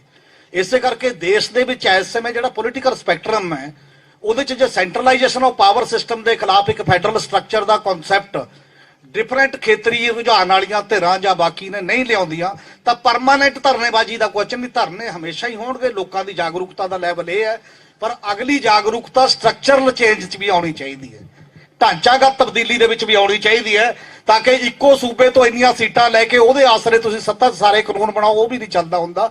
ਹਰ ਸੂਬਿਆਂ ਨੂੰ ਆਪਣੇ ਖੇਤਰ, ਆਪਣੇ ਕਲਾਈਮੇਟ, ਆਪਣੀ ਬੋਲੀ, ਆਪਣੀ ਵਿਰਾਸਤ ਦੇ ਮੁਤਾਬਕ ਆਪਣੀ ਵਿਉਂਤਬੰਦੀ ਕਰਨ ਦਾ ਰਾਈਟ ਹੋਣਾ ਚਾਹੀਦਾ, ਹੱਕ ਹੋਣਾ ਚਾਹੀਦਾ, ਤੇ ਆਪਣੀ ਖੇਤੀ ਦੀ ਵਿਉਂਤਬੰਦੀ ਚਾਹੀਦੀ ਹੈ। ਫਿਰ ਉੱਥੇ ਲੜਾਈ ਵੀ ਸੌਖੀ ਹੋ ਜਾਂਦੀ ਹੈ ਛੋਟੇ ਪੱਧਰ ਤੇ, ਕਿਉਂਕਿ ਓਡੇ ਇੱਕ ਦਾਇਰੇ 'ਚ ਜਦੋਂ ਲੜਾਈ ਲੜਦੇ ਹੋ। ਮੇਰਾ ਸਵਾਲ ਇਹ ਆ ਕਿ ਜਿਹੜਾ ਇਹ ਸਾਰਾ ਮੰਚ ਆ ਇਹਦੇ ਤੋਂ ਇਹ ਸਪਸ਼ਟ ਹੋ ਰਿਹਾ ਕਿ ਸਿਵਲ ਸੁਸਾਇਟੀ ਦਾ ਸਟਰਕਚਰ ਤੁਸੀਂ ਇੱਕ ਬਣਾਉਣ ਜਾ ਰਹੇ ਹੋ, ਇੱਕ ਜਿਹੜਾ ਪੰਜਾਬ ਦੇ ਵਿੱਚ ਖਲਾ ਸੀ ਸਿਵਲ ਸੁਸਾਇਟੀ ਦਾ, ਤੇ ਪਰ ਸਿਵਲ ਸੁਸਾਇਟੀ ਦਾ ਜਿਹੜਾ ਸਟਰਕਚਰ ਆ ਉਹਦੇ ਜਿਹੜੇ ਐਕਟਿਵਿਸਟ ਨੇ ਉਹ ਇੱਕ ਭਗਤੀ ਵਾਂਗ ਹੁੰਦਾ ਆ, ਤੇ ਪੰਜਾਬ ਦੇ ਵਿੱਚ ਸੈਲੀਬ੍ਰਿਟੀ ਕਲਚਰ ਆ। ਇਸੇ ਕਰਕੇ ਜਦੋਂ ਨਵੇਂ ਮੰਚ ਬਣਦੇ ਨੇ ਤਾਂ ਅੱਜ ਵੀ ਕਈ ਸੈਲੀਬ੍ਰਿਟੀ ਸਾਡੇ ਕੋਲ ਸਟੇਜ ਤੇ ਹੈਗੇ, ਉਹਨਾਂ ਦੇ ਪੋਜ਼ਿਟਿਵ ਰੋਲ ਫਾਰਮਰ ਐਜੀਟੇਸ਼ਨ 'ਚ ਰਿਹਾ ਵੀ। ਪਰ ਜਿਹੜੀਆਂ ਵੱਡੀਆਂ ਤਬਦੀਲੀਆਂ ਨੇ ਜਿਹਦੀ ਤੁਸੀਂ ਗੱਲ ਏਜੰਡਿਆਂ 'ਚ ਕਰ ਰਹੇ ਹੋ, ਉਹਦੇ ਲਈ ਇੱਕ ਭਗਤੀ ਦੀ ਲੋੜ ਆ। ਤੇ ਹਮੇਸ਼ਾ ਹੀ ਦੇਖਣ 'ਚ ਆਇਆ ਕਿ ਸੈਲੀਬ੍ਰਿਟੀ ਇੱਕ ਟਾਈਮ ਵਾਂਗ ਇੱਕ 4 ਸੈਕਿੰਡਸ ਸਟੇਜ ਤੇ ਆਉਂਦੇ ਆ ਤੇ ਉਸ ਤੋਂ ਬਾਅਦ ਉਹ ਸਟੇਜ ਤੋਂ ਪਾਸੇ ਹੋ ਜਾਂਦੇ ਆ ਤੇ ਉਹ ਮੰਚ ਖਤਮ ਹੋ ਜਾਂਦੇ ਆ। ਜਿਹੜਾ ਇਹ ਸਵਾਲ ਪਹਿਲਾਂ ਵੀ ਉੱਠਿਆ ਸੀ ਮੈਂ ਉਹਨੂੰ ਥੋੜਾ ਜਿਹਾ ਹੋਰ ਵਧਾ ਰਿਹਾ ਕਿ ਕੀ ਜਿਹੜੇ ਇਹ ਸੈਲੀਬ੍ਰਿਟੀਜ਼ ਇਸ ਮੰਚ ਤੇ ਨੇ, ਕੀ ਇਹ ਲੰਮੀ ਲੜਾਈ ਲੜਨ ਲਈ ਤਿਆਰ ਨੇ? ਉਹਦੇ ਲਈ ਕੋਈ ਵਿਜ਼ਨ ਤੁਹਾਡੇ ਕੋਲ ਕੀ ਵਿਜ਼ਨ ਆ ਕਿ ਤੁਸੀਂ ਲਗਾਤਾਰ ਇਹ ਲੋਕ ਸੰਘਰਸ਼ ਦਾ ਹਿੱਸਾ ਬਣੇ ਰਹੋਗੇ? ਦੂਜੀ ਗੱਲ ਜਿਹੜਾ ਮੇਰਾ ਅਗਲਾ ਸਵਾਲ ਆ ਕਿ ਜਦੋਂ ਮੋਦੀ ਸਰਕਾਰ ਆਈ ਸੀ ਉਦੋਂ ਸਿਵਲ ਸੁਸਾਇਟੀ ਨੇ ਇੱਕ ਵੱਡਾ ਰੋਲ ਪਲੇ ਕੀਤਾ ਸੀ, ਅੰਨਾ ਹਜ਼ਾਰੇ ਦੀ ਮੂਵਮੈਂਟ ਨੇ ਤੇ ਬਾਬਾ ਰਾਮਦੇਵ ਨੇ ਤੇ ਦਵਿੰਦਰ ਸ਼ਰਮਾ ਜੀ ਬੈਠੇ ਨੇ। ਜਦੋਂ ਇਹ ਤੁਹਾਡਾ ਪੋਸਟਰ ਰਿਲੀਜ਼ ਹੋਇਆ ਉਸ ਤੋਂ ਬਾਅਦ ਸੋਸ਼ਲ ਮੀਡੀਆ ਦੇ ਉੱਤੇ ਕੁਝ ਸਵਾਲ ਵੀ ਹੋਏ ਨੇ, ਤੇ ਉਹਨਾਂ ਸਵਾਲਾਂ 'ਚੋਂ ਇੱਕ ਸਵਾਲ ਇਹ ਸੀ ਕਿ ਦਵਿੰਦਰ ਸ਼ਰਮਾ ਜੀ ਦੀ ਨੇੜਤਾ ਬਾਬਾ ਰਾਮਦੇਵ ਜੀ ਨਾਲ ਦੱਸੀ ਜਾ ਰਹੀ ਸੀ। ਇਹ ਮੇਰਾ ਦਵਿੰਦਰ ਸ਼ਰਮਾ ਜੀ ਨੂੰ ਸਵਾਲ ਆ ਕਿ ਸਿਵਲ ਸੁਸਾਇਟੀ ਹਮੇਸ਼ਾ ਪਾਵਰ ਸਟਰਕਚਰਸ ਖੜੇ ਕਰਦੀ ਆ, ਪੋਲੀਟੀਕਲ ਪਾਵਰ ਸਟਰਕਚਰਸ ਖੜੇ ਕਰਦੀ ਆ, ਤਾਂ ਪੰਜਾਬ ਦਾ ਜਿਹੜਾ ਪਾਵਰ ਸਟਰਕਚਰ ਅੱਗੇ ਖੜਾ ਹੋਣਾ ਇਸ ਖਿਲਾਫ ਤੋਂ ਬਾਅਦ, ਤਾਂ ਉਹਦੇ ਵਿੱਚ ਜਿਹੜਾ ਇਹ ਸਵਾਲ ਤੁਹਾਡੇ ਤੇ ਉੱਠ ਰਿਹਾ, ਤੁਸੀਂ ਇੱਕ ਅਹਿਮ ਹਿੱਸਾ ਹੋ, ਤੁਸੀਂ ਉਹਦੇ ਤੇ ਕੀ ਜਵਾਬ ਦੋਗੇ ਜਾਂ ਕੀ ਜਵਾਬ ਦੇਣਾ ਚਾਹੁੰਦੇ ਹੋ? ਇਹ ਮੇਰੇ ਸਵਾਲ। ਮੈਂ ਪਹਿਲਾਂ ਬੋਲ ਦਿੰਦਾ ਫਿਰ ਦਵਿੰਦਰ ਜੀ ਤੁਸੀਂ ਕਿ ਕਰਮ ਕਹਿੰਦੇ ਹੁੰਦੇ ਨਾ, ਕਰਨੀ ਤੇ ਕਥਨੀ, ਜਿਹੜੀ ਕਰਨੀ ਆ ਉਹ ਤੁਹਾਡੇ ਸਾਹਮਣੇ ਆ ਜੂਗੀ। ਮੈਨੂੰ ਲੱਗਦਾ ਉਹਦਾ ਪਹਿਲਾਂ ਉਹਦੇ ਬਾਰੇ ਕਹਿਣਾ ਕਿ ਅਸੀਂ ਆਹ ਕਰ ਦਿਆਂਗੇ, ਅਸਮਾਨ ਢਾ ਦਿਆਂਗੇ, ਉਹ ਕਹਿਣ ਦੀ ਲੋੜ ਨਹੀਂ, ਉਹ ਤੁਹਾਡੇ ਸਾਹਮਣੇ ਆ ਜਾਣੀ। ਤੁਸੀਂ ਵੇਖ ਵੀ ਲੈਣਾ ਕਿ ਅਸੀਂ ਕਿਸ ਸ਼ਿੱਦਤ ਨਾਲ ਲੱਗੇ ਆ, ਬਰਕਰਾਰ ਰਹੂਗਾ ਜਾਂ ਨਹੀਂ। ਮੈਨੂੰ ਲੱਗਦਾ ਉਹ ਸਾਡੀਆਂ ਅਗਲੇ ਕਰਮ ਤੁਹਾਨੂੰ ਜ਼ਿਆਦਾ ਦੱਸਣਗੇ, ਇਸ ਲਈ ਉਹਨੂੰ ਭਵਿੱਖ ਨੂੰ ਉਹ ਕਰਮ ਤੇ ਛੱਡ ਦਿੰਨੇ ਆ। ਦਵਿੰਦਰ ਜੀ ਤੁਸੀਂ ਜੋ ਤੋਂ ਪੁੱਛਿਆ ਸੀ ਉਹ ਜ਼ਰੂਰ ਦੱਸੋ। अच्छा हो गया। हेलो हेलो हेलो अच्छा हो गया ਤੁਸੀਂ ਇਹ ਸਵਾਲ ਪੁੱਛਿਆ, ਕਿਉਂਕਿ ਮੇਰਾ ਇੱਕ ਸੋਚਣਾ ਇਹ ਹੁੰਦਾ ਹੈ ਕਿ ਵੀ ਜਿੱਥੇ ਵੀ ਅੱਛਾ ਪ੍ਰਯਾਸ ਹੋਏ ਤੁਹਾਨੂੰ ਉਹਦੇ ਨਾਲ ਜੁੜਨਾ ਚਾਹੀਦਾ ਹੈਗਾ। ਅਲਟੀਮੇਟ ਕੀ ਉਹਦਾ ਰਿਜ਼ਲਟ ਹੁੰਦਾ ਉਹ ਤਾਂ ਸਾਡੇ ਹੱਥ 'ਚ ਨਹੀਂ ਹੁੰਦਾ, ਪਰ ਆਈ ਥਿੰਕ ਸਾਨੂੰ ਜੁੜਨਾ ਚਾਹੀਦਾ। ਮੈਨੂੰ ਯਾਦ ਹੈ ਜਦ ਮੈਂ ਪਹਿਲੀ ਵਾਰੀ ਬਾਬਾ ਰਾਮਦੇਵ ਨੇ ਮੈਨੂੰ ਕਿਹਾ ਕਿ ਅਸੀਂ ਇਹ ਅੰਦੋਲਨ ਕਰਨ ਜਾ ਰਹੇ ਹੈਗੇ ਆ ਕਰਪਸ਼ਨ ਦੇ ਖਿਲਾਫ, ਤਾਂ ਉਹਦੇ ਵਿੱਚ ਮੈਨੂੰ ਲੱਗਿਆ ਕਿ ਬਿਲਕੁਲ ਬੜੀ ਜ਼ਰੂਰਤ ਹੈਗੀ ਹੈ, ਐਂਡ ਆਈ ਜੁਆਇਨ ਹਿਮ। ਉਸ ਟਾਈਮ ਟੀਮ ਅੰਨਾ ਵੀ ਨਾਲ ਤੁਹਾਨੂੰ ਯਾਦ ਹੋਏਗਾ ਉਸ ਟਾਈਮ ਕ੍ਰੀਏਟ ਹੋਈ ਸੀਗੀ, ਔਰ ਇੰਡੀਆ ਅਗੇਂਸਟ ਕਰਪਸ਼ਨ ਦਾ ਵੀ, ਕਿਉਂਕਿ ਮੈਂ ਫਾਊਂਡਰ ਮੈਂਬਰ ਸੀਗਾ। ਸਾਡਾ ਪ੍ਰਯਾਸ ਕੀ ਸੀਗਾ ਕਿ ਵੀ ਆਲ ਟਾਕ ਅਬਾਊਟ ਕਰਪਸ਼ਨ, अपने कॉफी पीने गल्लां करते हैं या खाने ते बैठ के गल्लां करते हैं, उठ के चले जाने, करप्शन खत्म हो जाती है लगता है ना। तो let us make an effort to see कि we can do something. Basically objective ये सीगा, दोनों मूवमेंट्स का ऑब्जेक्टिव ये सीगा कि भी लोग जुड़न, आवाज उठान, व्यवस्था परिवर्तन कह लो, जो भी आर्गूमेंट सीगे वो होण, ये ऑब्जेक्टिव सीगा। व्यवस्था परिवर्तन तो होया नहीं, लेकिन सरकार जरूर बदली है, ਉਹਦੇ ਨਾਲ ਇਹ ਤਾਂ ਅਸੀਂ ਸਭ ਨੇ ਦੇਖਿਆ ਹੈ।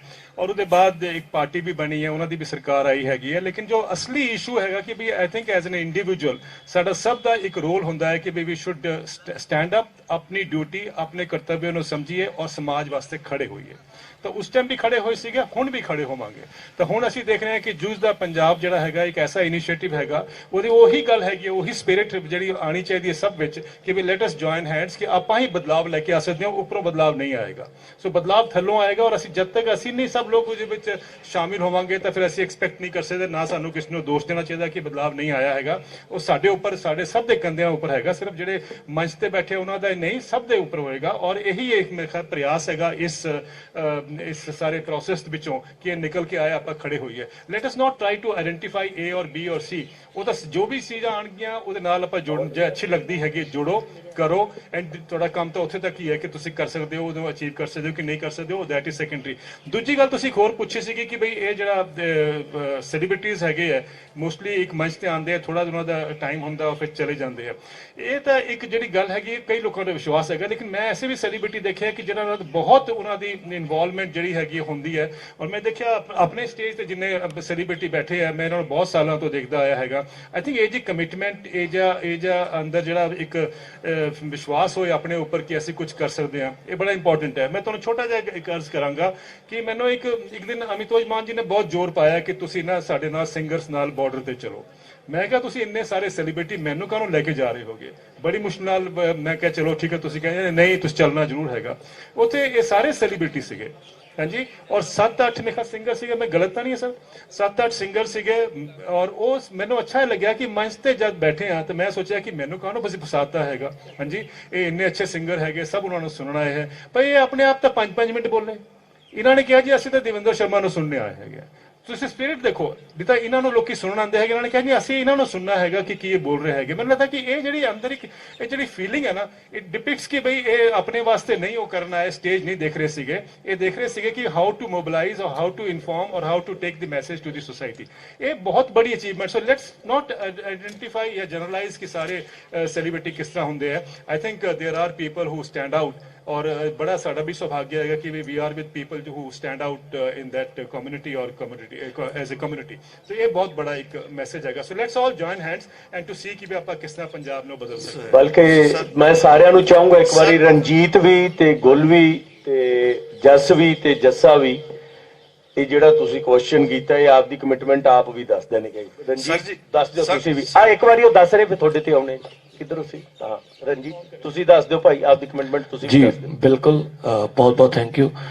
ਜਿੱਦਾਂ ਭਾਜੀ ਨੇ ਕੁਐਸਚਨ ਕੀਤਾ, ਮੈਂ ਉਹੀ ਕਹਿ ਰਿਹਾ ਕਿ ਡਿਪੈਂਡ ਕਰਦਾ ਕਿ ਬੰਦੇ ਜੁੜੇ ਕਿੱਦਾਂ ਦੇ ਆ। ਪਹਿਲੀ ਗੱਲ ਤਾਂ ਜਿੱਦਾਂ ਇੱਕ ਪੰਜਾਬੀ ਦੀ ਕਹਾਵਤ ਹੈ ਕਿ ਝੋਨੇ ਵਾਲੇ ਪਿੰਡ ਪਰਾਲੀ ਤੋਂ ਦਿਸ ਜਾਂਦੇ ਆ, ਕਿ ਉਹ ਬੰਦਿਆਂ ਤੋਂ ਪਤਾ ਚੱਲ ਜਾਂਦਾ ਕਿ ਬੰਦੇ ਖੜਨ ਵਾਲੇ ਜਾਂ ਨਹੀਂ ਖੜਨ ਵਾਲੇ। ਸੋ ਸਾਡੇ ਤੋਂ ਪਹਿਲਾਂ ਬੱਬੂ ਬਾਈ ਉਹਨਾਂ ਨੂੰ 20 ਸਾਲ ਹੋ ਗਏ, ਅਸੀਂ ਇਹਨਾਂ ਨੂੰ ਦੇਖ ਕੇ, ਤੁਸੀਂ ਕਿਸੇ ਵੀ ਫੀਲਡ 'ਚ ਹੁੰਦੇ ਹੋ ਤੇ ਤੁਸੀਂ ਆਪਣੇ ਸੀਨੀਅਰਾਂ ਨੂੰ ਫੋਲੋ ਕਰਦੇ ਹੋ, ਜਿਹੜੇ ਚੰਗੇ ਹੁੰਦੇ, ਤੁਸੀਂ ਚੰਗਿਆਂ ਤੋਂ ਚੰਗੀ ਚੀਜ਼ ਲੈ ਲੈਂਦੇ ਹੋ, ਭਾਵੇਂ ਉਹਨਾਂ ਦਾ ਸਟੇਜ ਪਰਫਾਰਮੈਂਸ ਹੋਵੇ, ਗਾਣੇ ਹੋਣ।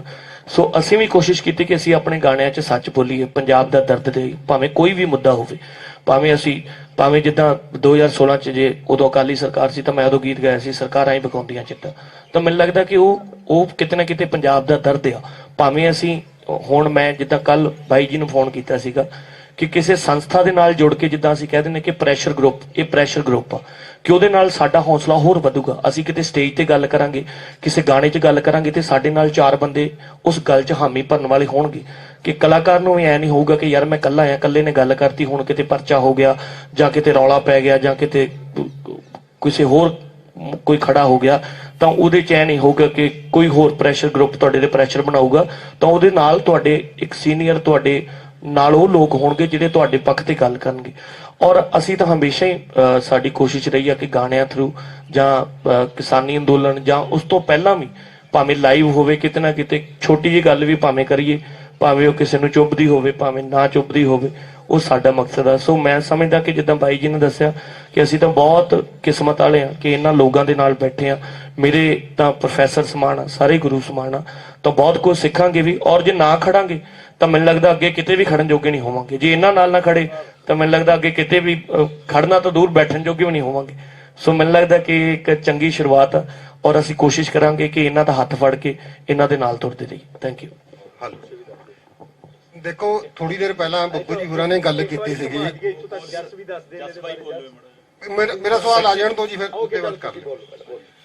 ਥੋੜੀ ਦੇਰ ਪਹਿਲਾਂ ਬੱਬੂ ਜੀ ਗੱਲ ਕਰ ਰਹੇ ਸੀਗੇ ਕਿ ਨੱਚਣਾ ਗਾਉਣਾ ਅਲੱਗ ਚੀਜ਼ ਆ ਤੇ ਬਾਕੀ ਜਿਹੜਾ ਹੁਣ ਅਸੀਂ ਨਵਾਂ ਢਾਂਚਾ ਖੜਾ ਕਰ ਰਹੇ ਆ ਜਾਂ ਇਹ ਜਿਹੜੀ ਨਵੀਂ ਸ਼ੁਰੂਆਤ ਕੀਤੀ ਆ ਇੱਕ ਅਲੱਗ ਗੱਲ ਆ ਵੀ ਆਪਾਂ ਸਵਾਲਾਂ ਦਾ ਪੱਧਰ ਆ ਜਿਹੜਾ ਉੱਚਾ ਰੱਖੀਏ, ਹਾਸੇ ਹਸਾਉਣ ਵਾਲੀ ਗੱਲ ਨਾ ਕਰੀਏ। ਇਹਨਾਂ ਨੇ ਗੱਲ ਕੀਤੀ, ਗੱਲ ਬਾਰ-ਬਾਰ ਇਹੀ ਆ ਰਹੀ ਹੈ ਕਿ ਜਿਹੜਾ ਸੈਲੀਬ੍ਰਿਟੀ ਆ ਉਹਨਾਂ ਤੇ ਲੋਕਾਂ ਦਾ ਵਿਸ਼ਵਾਸ ਉੱਠ ਰਿਹਾ ਹੈ। ਤੇ ਦੂਜੀ ਗੱਲ ਇਹ ਹੈ ਕਿ ਜਿਹੜੀਆਂ ਸਿਆਸੀ ਪਾਰਟੀਆਂ ਇਹਨਾਂ ਨੂੰ ਸਿਰਫ ਇੱਕ ਚੋਣਾਂ ਦੇ ਵਿੱਚ ਚੋਣ ਲੜਾਉਣ ਵਾਸਤੇ, ਜਿੱਤਣ ਵਾਸਤੇ ਇੱਕ ਮਖੌਟਾ ਤਿਆਰ ਕਰਦੀਆਂ ਨੇ।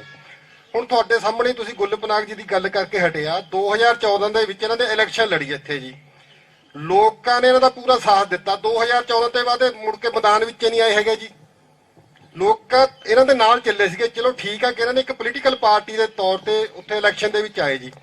ਮੇਰਾ ਸਵਾਲ ਇਹ ਹੈ ਕਿ ਤੁਸੀਂ ਜਿਸ ਮੰਚ ਤੇ ਅੱਜ ਚੱਲੇ ਨੇ, ਕਿਆ ਸੈਲੀਬ੍ਰਿਟੀ ਜਿਹੜੇ ਤੁਸੀਂ ਇੱਥੇ ਬੈਠੇ ਨੇ ਬਿਲਕੁਲ ਲੋਕਾਂ ਦੇ ਨਾਲ ਉਸੇ ਤਰ੍ਹਾਂ ਜਿਸ ਮਕਸਦ ਨੂੰ ਲੈ ਕੇ ਚੱਲਿਆ ਐਂਡ ਤੱਕ ਖੜੇ ਰਹੋਗੇ? ਦੂਜਾ ਸਵਾਲ ਮੇਰਾ ਇਹ ਆ ਕਿ ਪੰਜਾਬ ਦੀ ਜਿਹੜੀ ਅੱਜ ਹਾਲਾਤ ਇਹ ਅੱਜ ਹੋਈ ਆ, ਜਿਸ ਜਗ੍ਹਾ ਜਾ ਕੇ ਅੱਜ ਪੰਜਾਬ ਖੜ ਗਿਆ, ਉਹਦੇ ਵਿੱਚ ਆਪਾਂ ਸਾਰੇ ਜਿਹੜੇ ਰਾਜਨੀਤਿਕ ਧਿਰਾਂ ਨੂੰ ਦੋਸ਼ ਦੇ ਰਹੇ ਨੇ। ਮੇਰਾ ਸਿਰਫ ਸਵਾਲ ਮੈਨੂੰ ਇਹ ਆ ਵੀ ਕਿ ਤੁਸੀਂ ਇਹ ਦੱਸੋ ਕਿ ਤੁਸੀਂ ਇਸ ਸਾਰੇ ਮਾਮਲੇ ਵਿੱਚ ਜਿਹੜੇ ਸਾਡੇ ਅਫਸਰਸ਼ਾਹੀ ਆ, ਪ੍ਰਸ਼ਾਸਨਿਕ ਅਧਿਕਾਰੀ ਆ, ਉਹਨਾਂ ਨੂੰ ਬਰਾਬਰ ਦਾ ਜ਼ਿੰਮੇਦਾਰ ਮੰਨਦੇ ਆ ਜਾਂ ਨਹੀਂ? ਗੱਲ ਪਹਿਲਾਂ ਦੱਸ ਦਿਆਂ, ਫਿਰ ਗੁਲ ਜੀ ਆ ਜਾਣਗੇ। ਜੇ ਤੁਸੀਂ ਇਹ ਚ ਪੜੋਗੇ ਨਾ, ਅਸੀਂ ਇੱਕ ਲੋਕਪਾਲ ਦਾ ਜਿਹੜਾ ਹੈਗਾ ਐਕਟ, ਉਹਦੇ ਵਿੱਚ ਇੱਕ ਜਗ੍ਹਾ ਤੇ ਲਿਖਿਆ ਅੱਗੇ ਜਾ ਕੇ ਕਿ 2002 ਤੋਂ ਲੈ ਕੇ 2022 ਤੱਕ ਜਿੰਨੇ ਪੋਲੀਟੀਸ਼ੀਅਨ ਨੇ, ਜਿਨ੍ਹਾਂ ਨੇ ਵੀ ਕਿਸੇ ਆਫਿਸ ਦੇ ਵਿੱਚੋਂ ਹਕੂਮਤ ਕੀਤੀ ਔਰ ਬਿਊਰੋਕਰੇਟਸ ਔਰ ਪੁਲਿਸ, ਇਹਨਾਂ ਸਾਰਿਆਂ ਦੀ ਜਾਂਚ ਇੰਡੀਪੈਂਡੈਂਟ ਹੋ ਕੇ ਲੋਕਪਾਲ ਦੇ ਅਧੀਨ ਹੋਵੇ। ਉਹਨਾਂ ਦੀਆਂ ਜਾਇਦਾਦਾਂ, ਉਹਨਾਂ ਦੇ ਕਰਮਾਂ ਦੀ ਟੋਟਲ ਜਾਂਚ ਹੋਵੇ ਔਰ ਉਹਦਾ ਫੈਸਲਾ ਲੋਕਪਾਲ ਲਵੇ। ਤਾਂ ਅਸੀਂ ਜ਼ਿੰਮੇਦਾਰ ਨਹੀਂ, ਬਲਕਿ ਅਸੀਂ ਉਹਨਾਂ ਨੂੰ ਬਰਾਬਰ ਖੜਾ ਸੋਚਦੇ ਹਾਂ, ਕਿਉਂਕਿ ਉਹ ਉਹਨਾਂ ਨੂੰ ਕਈ ਵਾਰੀ ਗਾਈਡ ਕਰਦੇ ਨੇ। ਔਰ ਉਹਦੇ ਨਾਲ ਇੱਕ ਇਜ਼ਾਫਾ ਮੈਂ ਹੋਰ ਵੀ ਕਰ ਦਿਆਂ ਤੁਹਾਡੀ ਗੱਲ ਦੇ ਕਿ ਲੋਕ ਵੀ ਜ਼ਿੰਮੇਦਾਰ ਨੇ। ਇਹ ਪੋਲੀਟੀਸ਼ੀਅਨ ਉੱਤੋਂ ਨਹੀਂ ਡਿੱਗ ਪਏ, ਲੋਕਾਂ ਨੇ ਹੀ ਚੁਣੇ ਨੇ। ਸੋ ਲੋਕਾਂ ਨੂੰ ਸ਼ਿਕਸ਼ਤ ਕਰੀਏ ਔਰ ਇਹਨਾਂ ਨੂੰ ਬਦਲੀਏ। ਇਹ ਤੁਹਾਡਾ ਆਖਰੀ ਹੁਣ ਗੁਲਜੀਤ ਇੱਕ ਸੈਕਿੰਡ ਗੁੱਲ ਹੋ ਰਹੀ ਹੈ, ਉਹਦਾ ਆਨਸਰ ਤਾਂ ਕਰ ਦੇਣ ਜੋ ਪੁੱਛਿਆ ਇਹਨਾਂ ਨੇ, ਪਲੀਜ਼ ਗੁੱਲ। ਮੈਂ ਤੁਹਾਡੇ ਸਵਾਲ ਦਾ ਜਵਾਬ ਦਿੰਨੀ, ਪਰ ਉਸ ਤੋਂ ਪਹਿਲਾਂ ਮੈਂ ਤੁਹਾਨੂੰ ਇੱਕ ਗੱਲ ਦੱਸਣਾ ਚਾਹਾਂਗੀ ਜਿਹੜੀ ਰਣਜੀਤ ਭਾਜੀ ਨੇ ਕੀਤੀ। ਮੈਂ ਜਦ ਕਿਸਾਨ ਅੰਦੋਲਨ ਜਾਣਾ ਸ਼ੁਰੂ ਕੀਤਾ ਸੀ ਭਾਜੀ, ਮੈਂ ਕੱਲੀ ਜਾਂਦੀ ਸੀ, ਬਿਲਕੁਲ ਕੱਲੀ, ਮੇਰੇ ਨਾਲ ਕੋਈ ਨਾਲ ਨਹੀਂ ਹੁੰਦਾ ਸੀ। ਮੈਨੂੰ ਲੋਕੀ ਪੁੱਛਦੇ ਹੁੰਦੇ ਸੀ ਕਿ ਤੁਸੀਂ ਲੇਡੀਜ਼ ਹੋ, ਤੁਸੀਂ ਜਾਣੇ ਪਛਾਣੇ ਹੋ, ਤੁਹਾਨੂੰ ਡਰ ਨਹੀਂ ਲੱਗਦਾ? ਤੇ ਇਹ ਭਾਜੀ ਨਾਲ ਤਾਂ ਮੇਰੀ ਮੁਲਾਕਾਤ ਜੂਨ ਦੇ ਬਾਅਦ ਹੋਈ ਹੈ।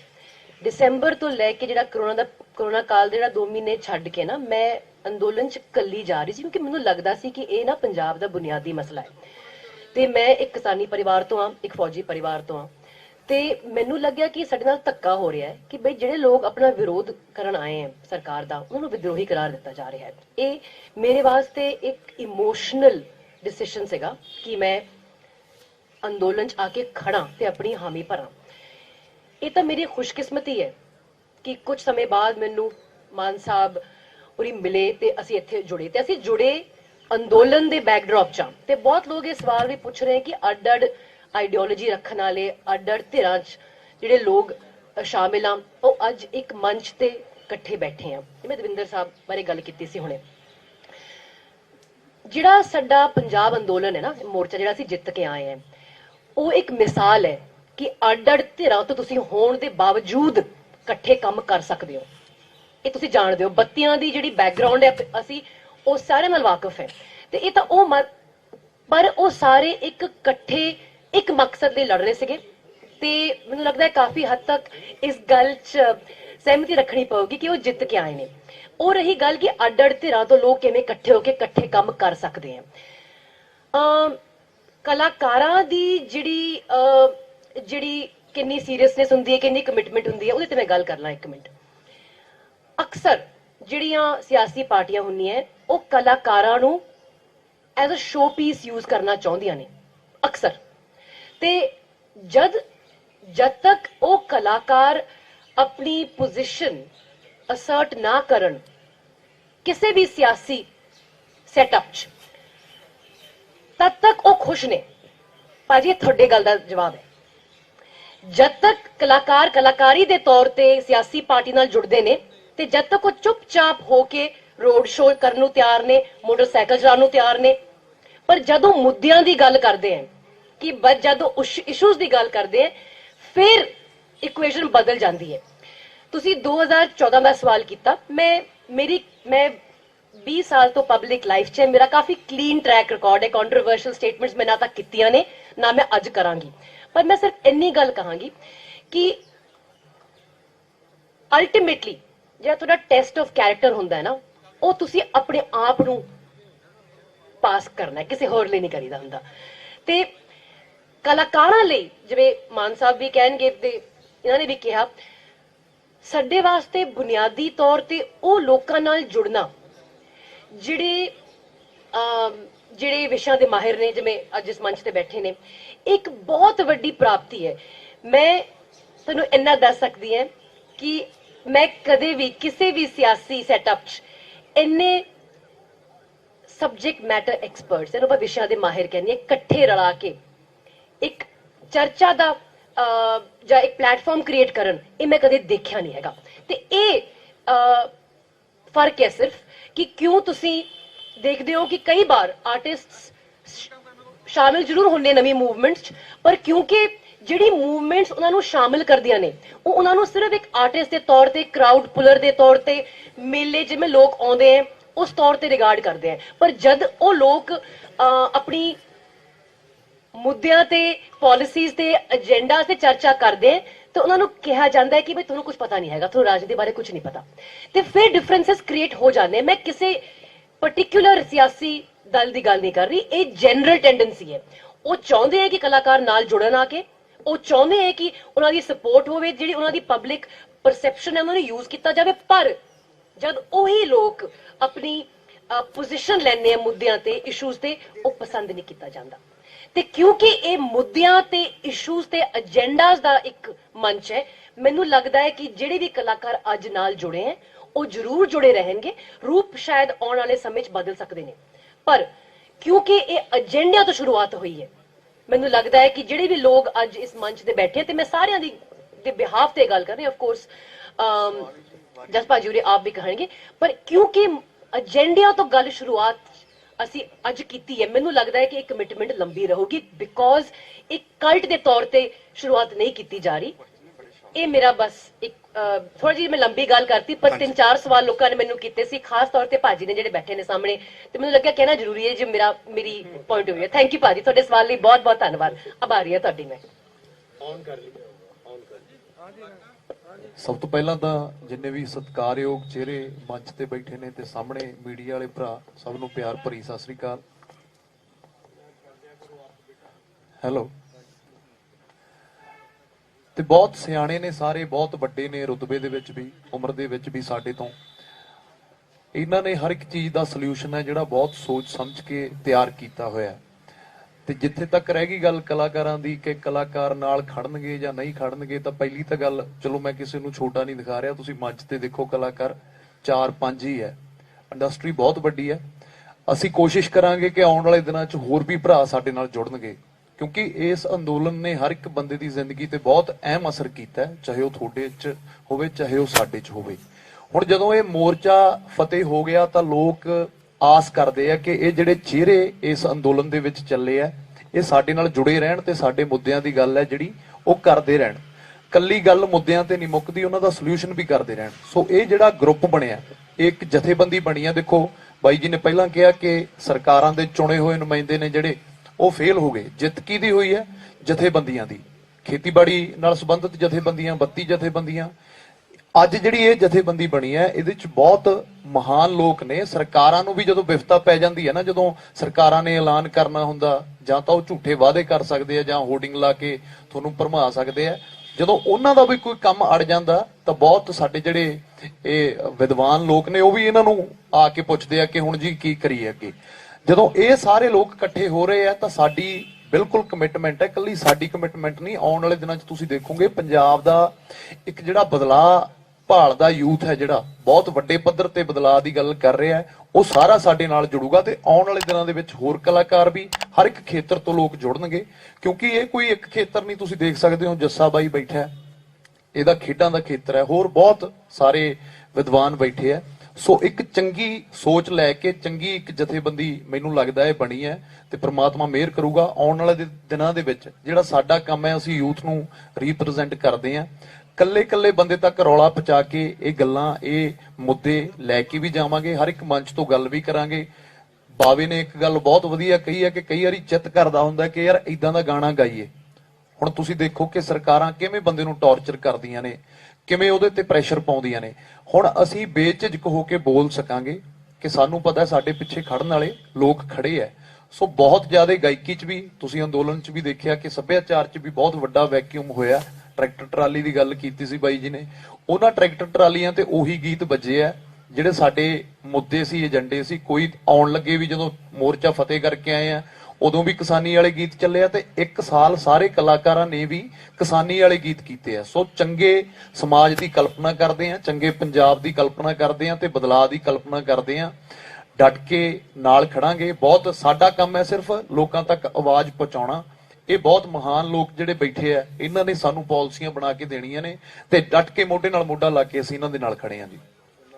ਅਮਤਾਬ ਜੀ ਇੱਕ ਸਵਾਲ ਸੀਗਾ ਸਰ, ਇੱਕ ਤੁਹਾਡੀ ਇੱਕ ਸਵਾਲ ਹੈਗਾ ਛੋਟਾ ਜਿਹਾ ਸਰ। ਖੇਤੀ ਨਾਲ ਸੰਬੰਧਿਤ ਤੁਸੀਂ ਸ਼ੁਰੂਆਤ ਕੀਤੀ ਸੀ ਨਾ, ਮੇਰਾ ਪਹਿਲਾਂ ਹੀ ਸੀ ਜਿਹੜੀ ਉਲਝਣ ਹੈ ਸਭ ਤੋਂ ਵੱਡੀ। ਪਹਿਲੀ 2 ਲੈਣਾ ਚਾਹੀਏ ਤੁਹਾਡੀ ਆਪਸੇ ਕੰਟਰਡਿਕਸ਼ਨ ਹੈਗੀ ਆ। ਅਸੀਂ ਹਲਫਨਾਮਾ ਲਵਾਂਗੇ। ਹਲਫਨਾਮਾ ਤਾਂ ਪਹਿਲਾਂ ਵੀ ਦਿੰਦੇ ਰਹੇ ਨੇ ਲੋਕ, ਤੇ ਨੀਤੀ ਘਾੜੇ ਸੰਸਦ 'ਚ ਵੀ ਜਾਂਦੇ ਰਹੇ ਨੇ, ਤੇ ਵਿਧਾਇਕ ਵੀ ਮੰਨਦੇ ਰਹੇ ਨੇ। ਪਰੰਤੂ ਉਹਨਾਂ 'ਚ ਇੱਕ ਟਕਰਾਅ ਦੇਖਣ ਜਾਂਦਾ ਹੈ ਕਿ ਨੀਤੀ ਘਾੜੇ ਉਹਨਾਂ ਦੀ ਗੱਲ ਨਹੀਂ ਮੰਨਦੇ, ਜਾਂ ਪੋਲੀਟੀਸ਼ੀਅਨ ਕੋਲ ਬਹਾਨਾ ਹੁੰਦਾ ਹੈ ਕਿ ਨੀਤੀ ਘਾੜਾ ਸਾਨੂੰ ਗੁੰਮਰਾਹ ਕਰ ਰਿਹਾ, ਤੇ ਉਹ ਕਹਿੰਦੇ ਨੇ ਜਿਹੜੇ ਨੀਤੀ ਘਾੜੇ ਨੇ ਉਹ ਅਕਸਰ ਇਹੀ ਕਹਿੰਦੇ ਨੇ ਕਿ ਜਿਹੜੇ ਪੋਲੀਟੀਸ਼ੀਅਨ ਨੇ ਉਹ ਸਾਡੀ ਗੱਲ ਨਹੀਂ ਮੰਨਦੇ। ਜਿਸ ਬਾਰੇ ਕਈ ਵਾਰ ਸ਼ਰਮਾ ਜੀ ਨਾਲ ਵੀ ਹੋਇਆ। ਇਹਨਾਂ ਨੇ ਆਪਣੀਆਂ ਐਗਰੀਕਲਚਰ ਪਾਲਿਸੀਆਂ ਦੀ ਕਈ ਚੀਜ਼ ਦਿੱਤੀ ਸੀ। ਮੈਂ ਜਦੋਂ ਕੈਪਟਨ ਅਮਰਿੰਦਰ ਸਿੰਘ ਇਹ ਤੋਂ ਪਹਿਲਾਂ ਮੁੱਖ ਮੰਤਰੀ ਸੀਗੇ, ਉਦੋਂ ਵੀ ਇਹਨਾਂ ਨੇ ਇੱਕ ਪਾਲਿਸੀ ਦਿੱਤੀ ਸੀ ਕਿ ਜਿਹੜੀ ਆਹ ਐਗਰੀਕਲਚਰ ਨੂੰ ਕਿਵੇਂ ਆਪਾਂ ਅੱਗੇ ਲਿਜਾ ਸਕਦੇ ਹਾਂ। ਪਰੰਤੂ ਉਹਨਾਂ ਦਾ ਬਹਾਨਾ ਇਹ ਸੀਗਾ ਜੀ ਕਿ ਜਿਹੜੀ IS ਲੋਬੀ ਹੈ ਉਹ ਨਹੀਂ ਮੰਨਦੀ। ਆਖਰ ਇਹ ਜਿਹਾ ਇਹਦਾ ਹੱਲ ਕੀ ਨਿਕਲੂਗਾ ਕਿ ਲੋਕ ਆਖਰ ਧੋਖਾ ਹੀ ਖਾਂਦੇ ਰਹਿਣਗੇ? ਵੈਸੇ ਇਹਦਾ ਜਵਾਬ ਸਿੱਧੂ ਸਾਹਿਬ ਦੇਣਗੇ। ਮੈਂ ਇਹਦੇ 'ਚ ਇੱਕ ਪਹਿਲਾਂ ਐਡ ਕਰ ਦਿਆਂ ਕਿ ਹਲਫਨਾਮਾ ਸੀਗਾ, ਬਟ ਉਹਦੇ 'ਚ ਇਹ ਨਹੀਂ ਸੀਗਾ ਕਿ ਮੈਂ ਅਸਤੀਫਾ ਦੇਵਾਂਗਾ। ਇਹ ਅਸੀਂ ਐਡ ਕੀਤਾ, ਔਰ ਅਸਤੀਫੇ ਦਾ ਕੀ ਪ੍ਰੋਸੀਜਰ ਹੈ, ਮੈਕੈਨਿਜ਼ਮ ਆ, ਉਹ ਵੀ ਅਸੀਂ ਦੱਸਿਆ। ਸੋ ਇਵੋਲਵ ਹੁੰਦੀਆਂ ਗੱਲਾਂ ਬਣਦੀਆਂ ਜਾਂਦੀਆਂ ਨੇ, ਬਟ ਨੀਤੀ ਘਾੜੇ ਕੀ ਕਰਦੇ ਨੇ, ਐਗਜ਼ੀਕਿਊਸ਼ਨ ਕਿਹੜੀ ਗੱਲ ਦਾ ਹੁੰਦਾ, ਮੈਨੂੰ ਤਾਂ ਬਲਵਿੰਦਰ ਸਿੱਧੂ ਜੀ ਇਹਦੇ ਬਾਰੇ ਬੈਟਰ ਦੱਸਣਗੇ ਕਿਉਂਕਿ ਪੂਰੇ ਐਡਮਿਨਿਸਟ੍ਰੇਸ਼ਨ ਦਾ ਹਿੱਸਾ ਵੀ ਰਹੇ ਨੇ। ਦੇਖੋ ਗੱਲ ਇਹ ਹੈ ਵੀ ਪੰਜਾਬ ਜਿਹੜਾ ਪਿੱਛੇ ਅਸੀਂ ਸੰਤਾਪ ਹੋ ਗਿਆ ਨਾ 80s ਦੇ ਵਿੱਚ ਤੇ 90s ਦੇ ਵਿੱਚ, ਮੈਨੂੰ ਕਈ ਵਾਰੀ ਐਂ ਲੱਗਦਾ ਹੁੰਦਾ, ਮੇਰੀ ਨਿੱਜੀ ਰਾਏ ਹੈ ਵੀ ਅਸੀਂ ਉਹਦੇ 'ਚ ਜਿਹੜੇ ਚੰਗੇ ਰਾਜਨੇਤਾ ਸੀ ਨਾ, ਉਹ ਅਸੀਂ ਸਾਡੇ ਜਾਂ ਤਾਂ ਘਰੇ ਬਹਿ ਗਏ ਤੇ ਜਾਂ ਉਹ ਅਸੀਂ ਖਤਮ ਕਰ ਲਏ। ਬੇਸਿਕਲੀ ਹੁਣ ਕੀ ਹੈ ਕਿ ਪਾਲਿਸੀ ਕੋਈ ਵੀ ਪਾਲਿਸੀ ਜੇ ਅਸੀਂ ਇਹਨਾਂ ਨੂੰ ਲਿਖ ਕੇ ਦੇ ਸਕਦੇ ਹਾਂ, ਅਸੀਂ ਸਰਕਾਰ ਨੂੰ ਵੀ ਲਿਖ ਕੇ ਦੇ ਸਕਦੇ ਹਾਂ। ਔਰ ਮੈਨੂੰ ਮਤਲਬ ਮੈਂ ਇਹ ਗੱਲ ਬੜੇ ਮਾਣ ਨਾਲ ਕਹਿ ਸਕਦਾ ਵੀ ਭਾਵੇਂ ਕੋਈ ਪੋਲੀਟੀਕਲ ਪਾਰਟੀ ਜਿਹੜੀਆਂ ਥੋੜ੍ਹੀਆਂ 3-4 ਇਸ ਵੇਲੇ ਚੱਲ ਰਹੀਆਂ, ਸਾਰੇ ਜਦੋਂ ਆਪਦਾ ਬਣਾਉਣ ਆਉਂਦੇ ਨੇ ਮੈਨੀਫੈਸਟੋ ਮੇਰੇ ਕੋਲੇ ਆਉਂਦੇ ਨੇ, ਮੈਨੂੰ ਮੇਰੀ ਸਲਾਹ ਵੀ ਲੈਂਦੇ ਨੇ, ਕੋਈ ਮੈਨੂੰ ਦਿੱਕਤ ਨਹੀਂ ਹੈ, ਅਸੀਂ ਆਪਦੀ ਸਲਾਹ ਵੀ ਦਿੰਦੇ ਹਾਂ। ਪਰ ਉਹਨਾਂ ਨੂੰ ਪਾਲਿਸੀਜ਼ ਨੂੰ ਲਾਗੂ ਕਰਨਾ ਹੈ, ਉਹਨਾਂ ਪਾਲਿਸੀਜ਼ ਦੀ ਇੰਪਲੀਮੈਂਟੇਸ਼ਨ ਲਈ ਕਿੰਨੀ ਕੁ ਤੁਹਾਡੀ ਇੱਛਾ ਸ਼ਕਤੀ ਹੈ, ਰਾਜਨੀਤਿਕ ਇੱਛਾ ਸ਼ਕਤੀ ਐਕਚੁਅਲੀ ਬੇਸਿਕਲੀ।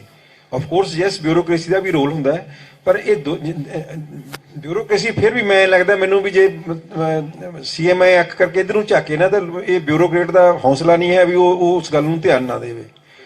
ਬਿਊਰੋਕ੍ਰੇਸੀ ਦੀ ਜਿਹੜੀ ਹੈਗੀ ਹੈ ਐਕਚੁਅਲੀ ਬੇਸਿਕਲੀ ਯੈਸ ਉਹਦੀ ਕਮਜ਼ੋਰੀ ਵੀ ਹੈ, ਪਰ ਉਹਦੇ ਨਾਲੋਂ ਸਭ ਤੋਂ ਵੱਧ ਜਿਹੜੀ ਹੈ ਉਹ ਰਾਜਨੀਤਿਕ ਜਿਹੜੇ ਸਾਡੇ ਨੇਤਾ ਨੇ ਉਹਨਾਂ ਦੀ ਕਮਜ਼ੋਰੀ ਹੈ, ਉਹਨਾਂ ਦੀ ਕਮਿਟਮੈਂਟ ਦੇ ਵਿੱਚ ਕਮੀ ਹੈ। ਤੇ ਨਾਲ ਐਕਚੁਅਲੀ ਜਿਹੜੀ ਇਹ ਮੰਚ ਪੂਰੀ ਕਰਨ ਜਾ ਰਿਹਾ, ਜਿਹੜੀ ਅੰਦੋਲਨ ਨੇ ਸਾਨੂੰ ਦਿੱਤਾ ਹੈ ਅਵੇਅਰਨੈਸ ਲੋਕਾਂ ਦੇ ਵਿੱਚ, ਹੁਣ ਹੋ ਕੀ ਰਿਹਾ, ਮੈਂ ਕਿੰਨੀ ਇੱਥੇ ਸਟੇਜ ਤੇ ਬਹਿ ਕੇ ਗਿਣ ਸਕਦਾ। ਪੀਐਮ ਕਿਸਾਨ ਕੀ ਸਕੀਮ ਹੈ? 6000 ਰੁਪਇਆ ਸਾਲ ਦਾ, 6000 ਰੁਪਇਆ ਸਾਲ ਦਾ ਕਿੱਡੀ ਕੁ ਲੰਬੀ ਚੌੜੀ ਗੱਲ ਹੈ। ਸਰਕਾਰੀ ਪੈਸੇ ਨਾਲ ਵੋਟਾਂ ਖਰੀਦਣੀਆਂ ਵੀ 2019 ਦੀਆਂ ਇਲੈਕਸ਼ਨਾਂ ਤੋਂ ਪਹਿਲਾਂ 3 ਕਿਸ਼ਤਾਂ ਪਾ ਦਿਓ। ਕੀ ਅਸੀਂ ਇਸ ਤਰ੍ਹਾਂ ਦਾ ਨਿਜ਼ਾਮ ਚਾਹੁੰਦੇ ਆ? ਜਾਂ ਇਹਦੇ ਚ ਕਿਹੜਾ ਬਿਊਰੋਕਰੇਟ ਹੈ ਜਿਹਨੇ ਇਹਨਾਂ ਨੂੰ ਸਲਾਹ ਦਿੱਤੀ ਹੋਣੀ ਹੈ? ਇਹ ਰਾਜਨੀਤਿਕ ਲੋਕ ਵੀ ਆਪਣਾ ਹਿਸਾਬ ਕਿਤਾਬ ਦੇਖਦੇ ਨੇ, ਆਫ ਕੋਰਸ ਬਿਊਰੋਕਰੇਟ ਵੀ ਦੇਖਦੇ ਨੇ, ਪਰ ਅਲਟੀਮੇਟਲੀ ਜਿਹੜੀ ਹੈਗੀ ਹੈ ਬੇਸਿਕਲੀ ਮੈਂ ਕਹਿੰਦਾ ਵੀ ਜਿੱਦਾਂ ਲੋਕ ਮੰਗਣ ਲੱਗੇ ਨਾ, ਜਿੱਦਾਂ ਲੋਕਾਂ ਨੇ ਪੁੱਛਣਾ ਸ਼ੁਰੂ ਕਰਤਾ, ਦੇਖੋ ਬਿਨਾਂ ਕਿਸੇ ਗੱਲ ਤੋਂ ਇਹ ਸਾਰੇ ਕਾਨੂੰਨ ਵਾਪਸ ਹੋਏ ਨੇ। ਮੈਂ ਤੁਹਾਨੂੰ ਮੈਂ ਜਿੰਨੀਆਂ ਭਾਰਤ ਸਰਕਾਰ ਨਾਲ ਕਿਸਾਨ ਜਥੇਬੰਦੀਆਂ ਦੀਆਂ ਮੀਟਿੰਗਾਂ ਹੋਈਆਂ ਨੇ, ਮੈਂ ਹਰ ਮੀਟਿੰਗ ਦੇ ਵਿੱਚ ਹਾਜ਼ਰ ਸੀ, ਹਰ ਮੀਟਿੰਗ ਦੇ ਵਿੱਚ। ਤੇ ਈਵਨ ਬੈਕ ਰੂਮ ਦੇ ਵਿੱਚ ਹੀ ਸਾਨੂੰ ਕਿਹਾ ਜਾਂਦਾ ਸੀ ਵੀ ਯਾਰ ਇਹ ਵਾਪਸ ਨਹੀਂ ਹੋਣੇ, ਤੁਸੀਂ ਇਹਨਾਂ 'ਚ ਅਮੈਂਡ ਕਰਾ ਲਓ, ਤੁਸੀਂ ਐਂ ਕਰਾ ਲਓ, ਤੁਸੀਂ ਐਂ ਕਰਾ ਲਓ। ਔਰ ਅਸੀਂ ਬੜੇ ਸੁਝਾਅ ਦਿੱਤੇ, ਇਹ ਨਹੀਂ ਗੱਲ ਕਿ ਅਸੀਂ ਨਹੀਂ ਦਿੱਤੇ, ਇਹਨਾਂ ਨੂੰ ਅਮੈਂਡ ਕਰਨ ਲਈ ਵੀ ਸੁਝਾਅ ਦਿੱਤੇ, ਜਥੇਬੰਦੀਆਂ ਨਹੀਂ ਮੰਨੀਆਂ। ਅਸੀਂ ਇਹਨਾਂ ਨੂੰ ਉਹਨੂੰ ਹੈਲਡ ਇਨ ਅਬੇਅੰਸ ਲਈ ਵੀ ਸੁਝਾਅ ਦਿੱਤੇ, ਬੜਾ ਕੁਛ ਕੀਤਾ। ਪਰ ਅਲਟੀਮੇਟਲੀ ਜਿਹੜੀ ਆਵਾਜ਼ੇ ਖਲਕ ਹੈ, ਜਿਹੜੀ ਲੋਕਾਂ ਨੇ ਮੰਗ ਕੀਤੀ ਨਾ ਸਰਕਾਰ ਨੂੰ, ਉਹਦੇ ਬਾਰੇ ਅਲਟੀਮੇਟਲੀ ਮੰਨਣਾ ਪਿਆ। ਸੋ ਜਦੋਂ ਇਹ ਮੰਚ ਦਾ ਜਿਹੜਾ ਮਕਸਦ ਹੈ ਇਹ ਹੈ ਵੀ ਸਮਾਜ ਦੇ ਵਿੱਚ ਚੇਤਨਾ ਪੈਦਾ ਕਰਨੀ ਹੈ। ਏਜੰਡਾ ਉਹਨਾਂ ਨੂੰ ਦਿੱਤਾ ਹੈ, ਤੁਹਾਨੂੰ ਕਿਹਾ ਸਾਰਿਆਂ ਨੂੰ ਵੀ ਤੁਸੀਂ ਵੀ ਸੁਝਾਅ ਦਿਓ, ਉਹਨਾਂ ਨੂੰ ਵੀ ਕਹਿੰਦੇ ਆ ਸੁਝਾਅ ਦਿਓ, ਇਹਨੂੰ ਏਜੰਡੇ ਨੂੰ ਬੈਠ ਕੇ ਅਮੈਂਡ ਕਰਾਂਗੇ। ਅਸੀਂ ਕੋਈ ਬਾਈਬਲ ਨਹੀਂ ਲਿਖਤੀ ਹੈ ਵੀ ਜਿਹਦੇ 'ਚ ਸੁਧਾਰ ਨਹੀਂ ਹੋ ਸਕਦਾ। ਹਰ ਪਾਲਿਸੀਜ਼ ਰੈਗੂਲਰਲੀ ਇਵੋਲਵ ਹੁੰਦੀਆਂ ਨੇ। ਪਾਲਿਸੀ ਗ੍ਰੀਨ ਜਿਹੜੀ ਹਰੀ ਕ੍ਰਾਂਤੀ ਸੀ, ਕੋਈ ਮਾੜੀ ਪਾਲਿਸੀ ਨਹੀਂ ਸੀ, ਉਸ ਵੇਲੇ ਦੀ ਲੋੜ ਸੀ, ਪਰ ਅਸੀਂ ਉਸ ਨਾਲ ਮੁੜ ਕੇ ਬਹੁਤ ਜ਼ਿਆਦਾ ਦੇਰ ਚਿੰਬੜੇ ਰਹੇ। ਹੁਣ ਸਮਾਂ ਇਹੋ ਜਿਹਾ ਆ ਗਿਆ ਕਿ ਸਾਨੂੰ ਹਰੀ ਕ੍ਰਾਂਤੀ ਤੋਂ ਛੱਡਣਾ ਪੈਣਾ ਹੈ, ਪਰ ਛੱਡਿਆ ਇੱਕ ਦਿਨ 'ਚ ਨਹੀਂ ਛੱਡਿਆ ਜਾ ਸਕਦਾ। ਸਾਨੂੰ ਹੌਲੀ ਹੌਲੀ ਸਟੈਪ ਵਾਈਜ਼ ਉਹ ਤੋਂ ਵਾਪਸ ਆਉਣਾ ਪੈਣਾ ਤੇ ਨਾਲ ਉਹਦਾ ਬਦਲ ਦੇਣਾ ਪੈਣਾ, ਕਿਉਂਕਿ ਬੇਸਿਕਲੀ ਕਿਸਾਨ ਜਿਹੜਾ ਹੈ ਉਹਦੀ ਲਾਈਵਲੀਹੁੱਡ ਹੈ, ਉਹਦੀ ਉਪਜੀਵਕ ਹੈ, ਉਹਦੀ ਰੋਜੀ ਰੋਟੀ ਹੈ। ਉਹਦਾ ਵੀ ਜੀ ਕਰਦਾ ਵੀ ਉਹਦੇ ਬੱਚੇ ਵੀ ਮੇਰੇ ਵਾਂਗੂ ਜਰਸੀ ਜੀ ਪਾ ਕੇ ਬੈਠਣ ਤੇ ਮੋਂਟੋ ਕਾਰਲੋ ਦੀ ਤੇ ਸਾਰਾ ਕੁਝ ਕਰਨ। ਉਹ ਵੀ ਮਤਲਬ ਹਰ ਇਨਸਾਨ ਜਿਹੜਾ ਹੈ ਉਹਦੀਆਂ ਇਸ਼ਾਵਾਂ ਨੇ। ਕੁਛ ਜਿਹੜਾ ਸਾਡਾ ਮੀਡੀਆ ਹੈ ਉਹਨੇ ਜਿਹੜੇ ਕੰਜ਼ਿਊਮਰਿਜ਼ਮ ਦੇ ਇੰਨਾ ਜ਼ਿਆਦਾ ਪਸਾਰ ਕਰ ਦਿੱਤਾ ਹੈ ਕਿ ਉਹਨਾਂ ਜਿਹਦੇ 'ਚ ਨਹੀਂ ਵੀ ਸੀ ਇੱਛਾ। ਜਦੋਂ ਅਸੀਂ ਬੱਚੇ ਸੀ ਸਾਡੇ 'ਚ ਕੋਈ ਇੱਛਾ ਨਹੀਂ ਸੀ। ਮੈਨੂੰ ਯਾਦ ਹੈ ਵੀ ਚਿੱਟਾ ਨੀਲਾ ਕੁੜਤਾ ਚਿੱਟਾ ਪਜਾਮਾ ਪਾ ਕੇ ਅਸੀਂ ਸਕੂਲ ਜਾਂਦੇ ਸੀ, ਜਾਂਦੇ ਰਹੇ 10 ਸਾਲ, ਕੋਈ ਪ੍ਰੋਬਲਮ ਨਹੀਂ ਸੀਗੀ। ਹੁਣ ਸਾਨੂੰ ਵੀ ਲੱਗਦਾ, ਹੁਣ ਮੈਂ ਜਦੋਂ ਉਹਨਾਂ ਨੂੰ ਆਪਦੇ ਬੱਚਿਆਂ ਨਾਲ ਜਾਂ ਹੁਣ ਮੇਰੀ ਗ੍ਰੈਂਡ ਡਾਟਰ ਜਾਂਦੀ ਹੈ, ਮੈਂ ਜਦੋਂ ਉਹਦੇ ਨਾਲ ਕੰਪੇਅਰ ਕਰਦਾ, ਬੜਾ ਫਰਕ ਹੈ। ਤਾਂ ਇਸ ਲਈ ਸਾਨੂੰ ਹਰ ਦੇਸ਼ ਦੇ ਹਰ ਵਾਸੀ ਦੇ ਵਿੱਚ, ਸੂਬੇ ਦੇ ਹਰ ਵਾਸੀ ਦੇ ਵਿੱਚ ਇੱਕ ਚੇਤਨਾ ਪੈਦਾ ਕਰਨੀ ਪੈਣੀ ਹੈ ਵੀ ਸਾਨੂੰ ਸਮੂਹਿਕ ਤੌਰ ਤੇ, ਸਾਡੀਆਂ ਇੰਡੀਵਿਜੂਅਲ ਲੋੜਾਂ ਤਾਂ ਹੈਗੀਆਂ ਨੇ, ਵੀ ਸਾਨੂੰ ਸਮੂਹਿਕ ਤੌਰ ਤੇ ਕੀ ਚਾਹੀਦਾ। ਅਸੀਂ ਇਹਨਾਂ ਤੋਂ ਜਿਹੜੇ ਜਿਨ੍ਹਾਂ ਨੂੰ ਅਸੀਂ ਆਪਣੇ ਰਾਜ ਕਰਨ ਲਈ ਆਪਣੇ ਸਿਰਾਂ ਤੇ ਬਿਠਾ ਰਹੇ ਹਾਂ, ਉਹਨਾਂ ਤੋਂ ਅਸੀਂ ਕੀ ਮੰਗਣਾ ਹੈ। ਤਾਂ ਮੈਨੂੰ ਲੱਗਦਾ ਵੀ ਹੌਲੀ ਹੌਲੀ ਅਸੀਂ ਉਹਦੇ 'ਚ, ਇਸ ਲਈ ਅਸੀਂ ਵੀ ਇਹਨਾਂ ਨਾਲ ਜੁੜੇ ਹਾਂ। ਵਿਚਾਰ ਸਾਡੇ ਵੀ ਇਹੀ ਸੀ ਵੀ ਇਹ ਕਲਾਕਾਰ ਨੇ, ਇਹਨਾਂ ਨੇ ਤਾਂ ਆਪਦਾ 2 ਮਿੰਟ ਆਪਦੀ ਢੋਲਕੀ ਵਜਾਉਣੀ ਹੈ, TRP ਵਧਾਉਣੀ ਹੈ ਤੇ ਚਲੇ ਜਾਣਾ ਹੈ। ਪਰ ਸਾਨੂੰ ਲੱਗਿਆ ਵੀ ਨਹੀਂ, ਕੁਛ ਹੈ ਇਹਨਾਂ 'ਚ, ਕੋਈ ਕਮਿਟਮੈਂਟ ਹੈ, ਤਾਂ ਅਸੀਂ ਵੀ ਆਪਦਾ ਛੱਡ ਕੇ ਆਪਣਾ ਹਰ ਚੀਜ਼ ਸਮਾਂ ਮੰਗਦੀ ਹੈ, ਹਰ ਚੀਜ਼ ਤੁਹਾਡੀ ਕਮਿਟਮੈਂਟ ਮੰਗਦੀ ਹੈ, ਹਰ ਚੀਜ਼ ਤੁਹਾਡੀ ਕੰਟਰੀਬਿਊਸ਼ਨ ਮੰਗਦੀ ਹੈ। ਤੁਹਾਡੇ ਸਮੇਂ ਦਾ ਜਿਹੜਾ ਤੁਹਾਡਾ ਹੈ, ਤੁਹਾਨੂੰ ਆਪਣੀ ਫੈਮਿਲੀ ਵੀ ਇਗਨੋਰ ਕਰਨੀ ਪੈਂਦੀ ਹੈ, ਤੁਹਾਨੂੰ ਕੁਝ ਹੋਰ ਵੀ ਕਰਨਾ ਪੈਂਦਾ। ਐਵੇਂ ਨਹੀਂ ਤੁਸੀਂ ਕੰਟਰੀਬਿਊਟ ਕਰ ਸਕਦੇ, ਭਾਵੇਂ ਸਰਕਾਰੀ ਨੌਕਰੀ ਕਰਦੇ ਆ, ਭਾਵੇਂ ਇਹਨਾਂ ਨਾਲ ਜੁੜੇ ਆ। ਸੋ ਇਸ ਲਈ ਸਾਡਾ ਜਿਹੜਾ ਇਸ ਵੇਲੇ ਮੁੱਦਾ ਇਹੀ ਹੈ ਵੀ ਅਸੀਂ ਵੱਧ ਤੋਂ ਵੱਧ ਹਰ ਆਦਮੀ ਦੇ ਵਿੱਚ ਚੇਤਨਾ ਪੈਦਾ ਕਰ ਸਕੇ ਵੀ ਮੰਗਣਾ ਕੀ ਹੈ, ਤੇ ਉਹ ਜਿਹੜੇ ਸਵਾਲ ਉਹਨਾਂ ਨੂੰ ਕਰਨ ਤੇ ਉਹਨਾਂ ਨੂੰ ਝੰਜੋੜਨ, ਉਹ ਮੁੜ ਕੇ ਜਿਹੀਆਂ ਨੀਤੀਆਂ ਬਣਾਉਣ, ਉਹਨਾਂ ਨੀਤੀਆਂ ਨੂੰ ਇੰਪਲੀਮੈਂਟ ਕਰਨਾ ਸਾਡੇ ਵਰਗਿਆਂ ਦਾ ਕੰਮ ਹੋ ਜਾਣਗੀਆਂ। ਮੈਨੂੰ ਇਹ ਲੱਗਦਾ ਵੀ ਮੈਂ ਅੱਜ ਵੀ ਪੂਰੀ ਤਰ੍ਹਾਂ ਕਮਿਟਮੈਂਟ, ਮੈਨੂੰ ਇਸ ਗੱਲ ਦਾ ਮਾਣ ਅਹਿਸਾਸ ਹੈ ਵੀ ਅਸੀਂ ਪੰਜਾਬ ਦੀ ਖੇਤੀ ਨੂੰ 4 ਸਾਲ 'ਚ ਬਿਲਕੁਲ ਟਰਨ ਅਰਾਊਂਡ ਕਰ ਸਕਦੇ ਹਾਂ। ਕੋਈ ਦਿੱਕਤ ਨਹੀਂ ਹੈ, ਪ੍ਰੋਵਾਈਡਡ ਇੱਛਾ ਸ਼ਕਤੀ ਹੋਵੇ ਜਿਹੜੇ ਸਾਡੇ ਤੇ ਰਾਜ ਕਰਦੇ ਨੇ ਉਹਨਾਂ ਦੀ। ਸਰ ਜੀ ਸਰ ਸਰ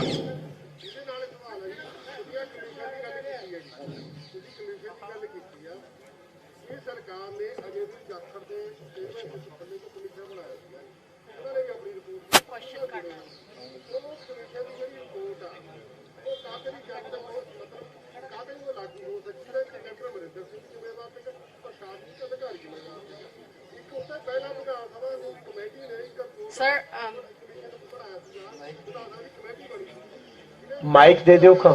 ਸਰ ਅਸੀਂ ਬਹੁਤ ਦੇਰ ਤੋਂ ਵੇਟਿੰਗ 'ਚ ਹਾਂ sir. Sir, I have something to ask. Just wait. ਅੱਛਾ ਤੁਸੀਂ ਸਰ ਦੇਖੋ, ਮੈਂ ਉਹ ਜਿਹੜੀ ਸਟੇਟ ਫਾਰਮਰਸ ਪਾਲਿਸੀ ਸੀ, ਅਸੀਂ ਉਹਦੀ ਇੱਕ ਲਾਈਨ ਲਿਖੀ। ਅਸੀਂ ਉਹਨੂੰ ਸਾਰੀ ਨੂੰ ਅਖਬਾਰਾਂ 'ਚ ਛਾਇਆ ਕੀਤਾ, ਲੋਕਾਂ ਦੇ ਸਲਾਹ ਲਏ, ਸਾਰੀਆਂ ਜਥੇਬੰਦੀਆਂ ਨਾਲ, ਭਾਵੇਂ ਉਹ ਕਿਸਾਨ ਜਥੇਬੰਦੀਆਂ ਸੀ, ਭਾਵੇਂ ਮਜ਼ਦੂਰ ਜਥੇਬੰਦੀਆਂ ਸੀ, ਸਾਰੀਆਂ ਦੀ ਸਲਾਹ ਲਈ। ਉਸ ਤੋਂ ਬਾਅਦ ਉਹਨਾਂ ਦੀ ਸਲਾਹਾਂ ਦੇ ਵਿੱਚ ਤੇ ਉਹਨੂੰ ਫਰਦਰ ਅਮੈਂਡ ਵੀ ਕੀਤਾ। ਪਰ ਮੈਂ ਜਿਹੜੀ ਗੱਲ 2 ਮਿੰਟ ਪਹਿਲਾਂ ਕਹੀ ਸੀ ਵੀ ਉਹਨੂੰ ਲਾਗੂ ਕਰਨ ਵਾਸਤੇ, ਕਿਉਂਕਿ ਕਮਿਸ਼ਨ ਦਾ ਕੰਮ ਹੈ ਰਿਪੋਰਟ ਬਣਾ ਕੇ ਦੇ ਦੇਣਾ, ਉਹਨੂੰ ਲਾਗੂ ਕਰਨਾ ਜਿਹੜਾ ਉਹ ਰਾਜ ਜਿਹੜੀ ਸਾਡੀ ਹੈਗੀ ਆ ਪੋਲੀਟੀਕਲ ਬਿਊਰੋਕ੍ਰੇਸੀ ਉਹਨੇ ਲਾਗੂ ਕਰਨਾ ਹੈ। ਉਹਨਾਂ ਦੇ ਵਿੱਚ ਇੱਛਾ ਸ਼ਕਤੀ ਦੀ ਲੋੜ ਹੈ। ਇਹ ਕੁਐਸਚਨ ਉੱਥੇ ਜਾ ਕੇ ਪੁੱਛਿਓ ਵੀ ਤੁਸੀਂ ਕਿਉਂ ਨਹੀਂ ਲਾਗੂ ਕੀਤੀ। ਸਰ ਜੀ ਮੈਂ ਉਹਨਾਂ ਨੇ ਕਿਉਂ ਨਹੀਂ ਕੀਤਾ ਇਹਦਾ ਜਵਾਬ ਮੈਂ ਦੇਣਾ ਚਾਹੂੰਗਾ। ਤੁਸੀਂ ਪਾਲਿਸੀ ਦੇ ਵਿੱਚ ਕੋਈ ਕਮੀ ਹੈ, ਅੱਜ ਵੀ ਤੁਸੀਂ ਪੜ੍ਹ ਲਓ, ਆ ਏਜੰਡਾ ਜਿਹੜਾ ਹੈ ਇਹ ਹਾਲੇ ਵੀ 50% ਉਸ ਪਾਲਿਸੀ ਦੇ ਵਿੱਚੋਂ ਹੈ। ਸਰ ਜੀ ਮੈਂ ਬੇਨਤੀ ਕਰਨੀ ਚਾਹਣਾ ਕਿ 3-4 ਘਟਨਾਵਾਂ ਇਕੱਠੀਆਂ ਵਾਪਰ ਰਹੀਆਂ ਨੇ। ਰੀਸੈਂਟਲੀ ਕਿਸਾਨ ਅੰਦੋਲਨ ਜਿਹੜਾ ਵਾਪਸ ਹੋਇਆ, ਇਸ ਵਾਅਦੇ ਨਾਲ ਵਾਪਸ ਹੋਇਆ ਕਿ MSP ਵਾਸਤੇ ਕਮੇਟੀ ਬਣੀ ਹੈ। ਦੂਜਾ ਨਾਲ ਹੀ ਇੱਕ ਘਟਨਾ ਇਹ ਵਾਪਰੀ 11 ਤਰੀਕ ਨੂੰ ਪ੍ਰਾਈਮ ਮਿਨਿਸਟਰ ਆਫ ਇੰਡੀਆ ਨੇ ਇੱਕ ਐਲਾਨ ਕੀਤਾ ਕਿ 16 ਤਰੀਕ ਨੂੰ ਕੱਲ 11 ਵਜੇ ਉਹ ਇੱਕ ਪ੍ਰਕਿਰਤਕ ਖੇਤੀ ਦੇ ਉੱਤੇ ਇੱਕ ਕਾਨਫਰੰਸ ਕਰਨ ਜਾ ਰਹੇ ਨੇ ਜਿਹੜੀ ਨੈਸ਼ਨਲ ਵਾਈਡ ਹੋਈ। ਤੀਜੀ